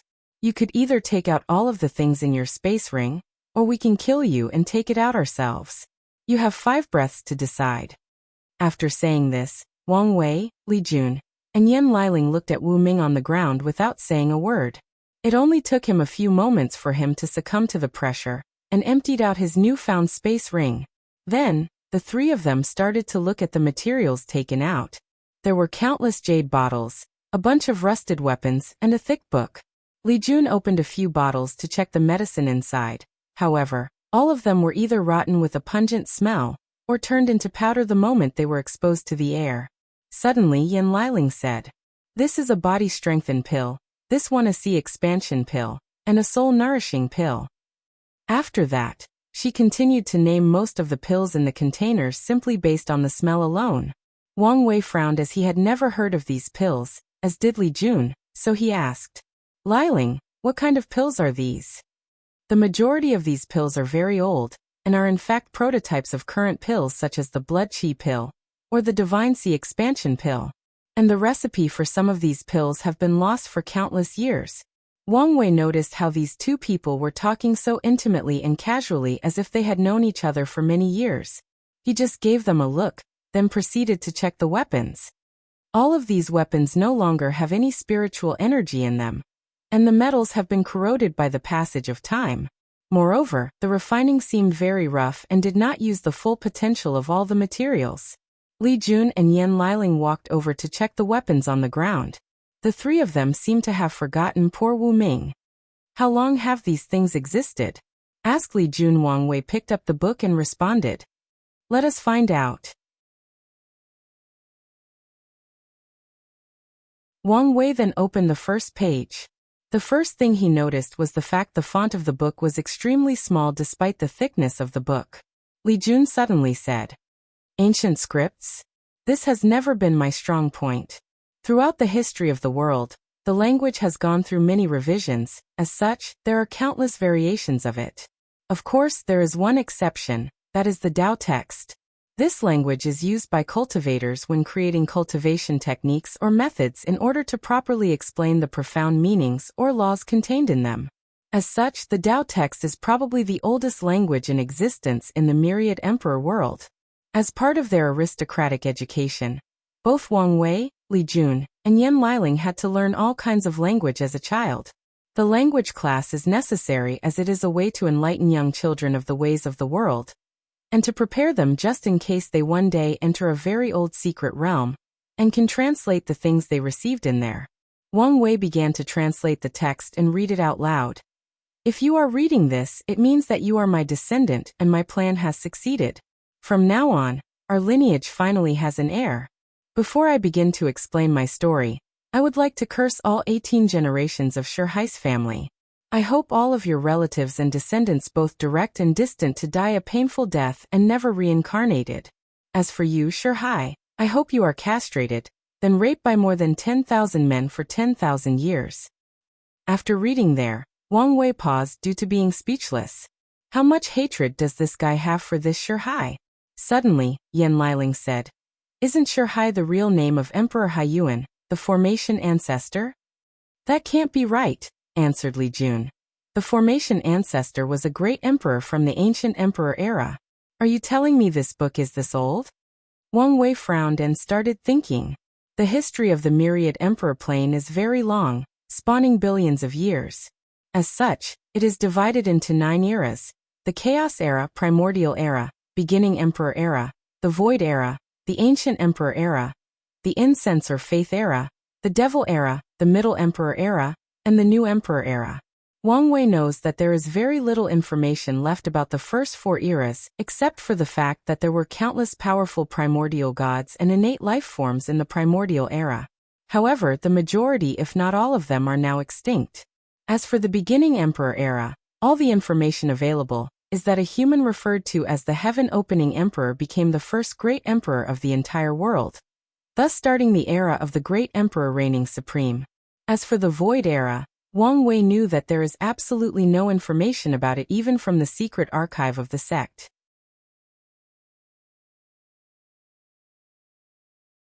He once asked his grandfather, and he told him that most cultivators came to the conclusion that something happened in the Void Era that basically erased the entire world's history.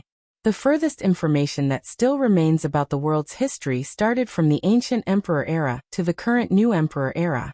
After taking a brief moment to think about all of these things, Wang Wei said, Well, no, if he is talking about the same person. More importantly, why does the owner of this book have so much hatred for this so-called Shihai? After saying this, the three of them continued to read on. It turned out the owner was indeed talking about Emperor Haiyuan, the ancestor of formation. To be exact, this book or journal explained in detail a story about love, envy, and betrayal between 2 sworn brothers. The owner of the book, named Wu Yi, who is in fact the ancestor of Wu Ming, was in the same sect as Emperor Haiyuan, who was known as Shihai before crowning himself great emperor. They both studied formation. Due to the Void Era, civilization had basically returned to zero. As such, many things were either incomplete or starting over. For example, the Tao of formation. During that time, the Tao of formation was not as systemic as today. There was no division such as profound earth and heaven, etc. In fact, there were not even as many different kinds of formation as today. In order to fix the situation, the cultivators of that era knew that they needed someone to prove the Tao and become a great emperor with the Tao of formation. Such a person would be granted the title of formation ancestor and leave a lasting glory for future descendants. As such, a worldwide race began. Many cultivators began to study runes and formation in order to be the first to prove the Tao. In fact, the situation was the same for other occupations like alchemy, weapons refining, and talisman. Everyone wanted the title of ancestor. Then came Wu Yi and Shihai, sworn brothers who entered the same sect to study formation. Shihai had an unparalleled talent for formation, while Wu Yes was quite mediocre. However, Wu Yi was a hard-working and very dedicated person. More importantly, he was very clever, a true genius in his own right. As such, he was not discouraged by his lack of talent. He hoped to find a way around this problem, and he succeeded in doing so. Unfortunately, this was the very reason that led to his eventual downfall, that in his unwavering trust in his sworn brother, Shihai.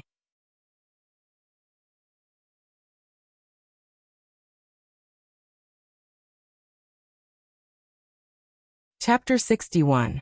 In order to understand the difference and struggle between Wu Yi and Shihai, one must understand how formation works, and how talent is distinguished for special occupations like formation or talisman. Formation is essentially using the environment like mountain, rivers, location or feng shui to borrow, or levy the mighty power of heaven and earth. In the early stage of cultivation, formation masters required to use formation flags and origin stone as energy. However, as they grow more powerful, they will slowly abandon exterior aids, even the environment, and use their cultivation to instantly set up formation. When it comes to talent, formation masters need to have great calculating abilities to be able to scan and map out the environment. Then, they will need a powerful and sensible soul to be able to engrave the divine runes that make up formations. According to the archaic book in Wang Wei's hand, Shihai had a very high affinity with runes. As such, he could easily memorize them and understand them. Additionally, he had a powerful soul that allowed him to carve out any runes, no matter how fine and detailed they were. Wang Wei turned the page and continued reading. That damn Shihai had a truly heaven-defying talent. Our master always complimented him and compared him to me. At that time, although I always envied him a little, I was happy for him as he was my sworn brother. After all, we came from the same village and grew up as neighbors. Despite my lack of soul power for carving runes, my perception and understanding of runes was not worse than his. So, I did not give up on my path studying formation. I always believed that I might be able to find a way to fix or make up for my talent in the soul department. And I succeeded. One day, suddenly I thought, why should I only use the soul to carve out runes? Why couldn't I use my body as a source instead? Upon reading here, all three of Li Jun, Yin Liling, and Wu Ming were shocked. If what Wu Yi wrote in the journal is true, this man has managed to revolutionize the Tao of formation. Just this idea is enough to bring about a new glorious era for cultivators who practice the Tao of formation. Wang Wei was the only one who did not have much change. As a transmigrator, he has read too many of these things from the novels in his past. Compared with the brain hole or imagination that the authors in his past life came up with, Wu Yes' idea is nothing. In fact, Wang Wei still admires him. Although the myriad emperor plane has a history spanning billions of years, and has created a terrifying civilization, the inherent thinking of the people in this world is actually fixed or linear. As their culture ingrained in them the idea of respecting the ancestors, respecting the sages that came before, the thinking of most people became in fact restraint. As long as someone talks about an idea that does not fit with the predecessors, two things will likely happen to them. 1. They will be labeled as heretic and destroyed by the masses. Or they will become unparalleled geniuses that bring prosperity to the whole world. The former being the most likely scenario. This is another reason that great emperors are venerated in this world, because no one dares to question them when they decide to improve or contradict the beliefs and ideas of their predecessors. In essence, every great emperor has the ability to become a pathfinder for the entire myriad emperor plane, and the majority of them do so. After waiting for the other people to calm down, Wang Wei continued to translate and read the journal out loud. In fact, the person who was most happy about this situation is Wu Ming. His Wu family is only a small family in the southern vermilion bird continent, whose highest cultivator was in the void-shattered realm. If he had taken this journal back to the family, it would take them years to find a way to learn the ancient scripts and translate it. But now he can learn the content of the book and memorize it. Although his current life and death is unknown, he still has a hint of hope due to the fact that these people did not immediately kill him. With the secret help of the master and a few junior brothers, I have successfully developed a method that allows me to engrave runes on my body, then blend in with heaven and earth to use stamina to replace soul power when arranging formations. This method not only made up for my lack of talent in soul power, but it also dramatically increased my affinity for runes. When I blended into heaven and earth, I entered an entire world made only of runes. From the soil in the ground, to the trees in the forest, to the blowing wind in the air, everything was made of runes. It was truly magical. However, my happiness did not last long. Shirhai invited me to a secret realm, and told me he may have found something that is helpful to my research. Then he betrayed me. He tricked me into a formation he set up to completely annihilate both my body and soul. All four of them had somewhat of a surprised look on their faces. Although they knew that Emperor Haiyuan had done something terrible to Wu Yi that fermented such terrible hatred, they are still a little shocked by the revelation. In this world, great emperors are usually glorified as supreme beings that are above all mundane things, including ugly human emotions such as betrayal. Now, seeing the ugly side of one such great emperor as the formation ancestor, it is indeed quite the shocking thing. Wang Wei sighed, then said, "In the end, even a great emperor is a humble human being. It cannot escape the 7 emotions and 6 desires." After saying this, Wang Wei lost a little of awe for all great emperors. He realized that, in the end, great emperor is essentially just a cultivating realm that only few people have the opportunity to reach in their lifetime. Nothing more and nothing less. The other 3 people felt the sudden change in Wang Wei. However, they could not pinpoint where the change came from. As such, they continued to listen to him translating the journal. I should have noticed something wrong before. When I was creating my new method with the master, Shirhai instantly became more cold and distant. I thought that he was under pressure as the successor of the sect, but now it seemed that I was wrong. Before he activated that formation, I asked him the reason he betrayed me. He told me that he cannot get used to his master constantly praising me as a great genius that will bring a glorious era for the Tao of Formation. He went on a 5-minute rant about how he will acquire the title of Formation Ancestor, and his Tao will become the orthodox way, while mine will be forever labeled as heretics. Luckily for me, my newly created formation rune body not only provided me with matchless talent for formation, but also provided me with a great life-saving method by blending into the surroundings and pretending that I'm dead. Although I survived Shirhai's formation, I can feel that I do not have long to live. I do not fear death. I fear that my legacy will be lost or destroyed. It is very likely that Shirhai will become a great emperor. So I must find a way for my future descendants to inherit my Tao, then eventually complete it and surpass me. After reading the journal, Wang Wei realized that the rest of the book contained the way to cultivate the formation rune body. Suddenly an idea popped up in Wang Wei's head. One of the abilities of this technique is to blend in with heaven and earth through runes engraved in the body. If he changed the runes, then he can make so that he can instead blend in with the fragment of law that his special physique requires. In doing so, he will greatly increase his chance in succeeding to acquire a special physique. This method was tailored for him. No wonder his Qi Luck Dragon acted weird when he saw Wu Ming in Falling Leaf City. Suddenly, Li Jun asked, "Are we in trouble for knowing the dirty past of a great emperor? What if Emperor Haiyuan comes to trouble us?" Wang Wei gave him a weird look. "You do not need to worry about such things. Who knows where Emperor Haiyuan is now after such a long time? Furthermore, our Tao opening sect has more powerful emperors than him." "Li Jun, stop asking stupid question," said Yan Liling after giving him a fierce look. Then she looked toward Wang Wei and asks, "Big brother Wang Wei, what do we do with Wu Ming?" After saying this, all 3 of them placed their gaze towards the still tied-up Wu Ming, pondering what fate to bestow on him. You're tuning in to the Li Mei's Sword of Destiny YouTube channel. We're so grateful for your support, and don't forget to subscribe to join us on this incredible journey through captivating stories.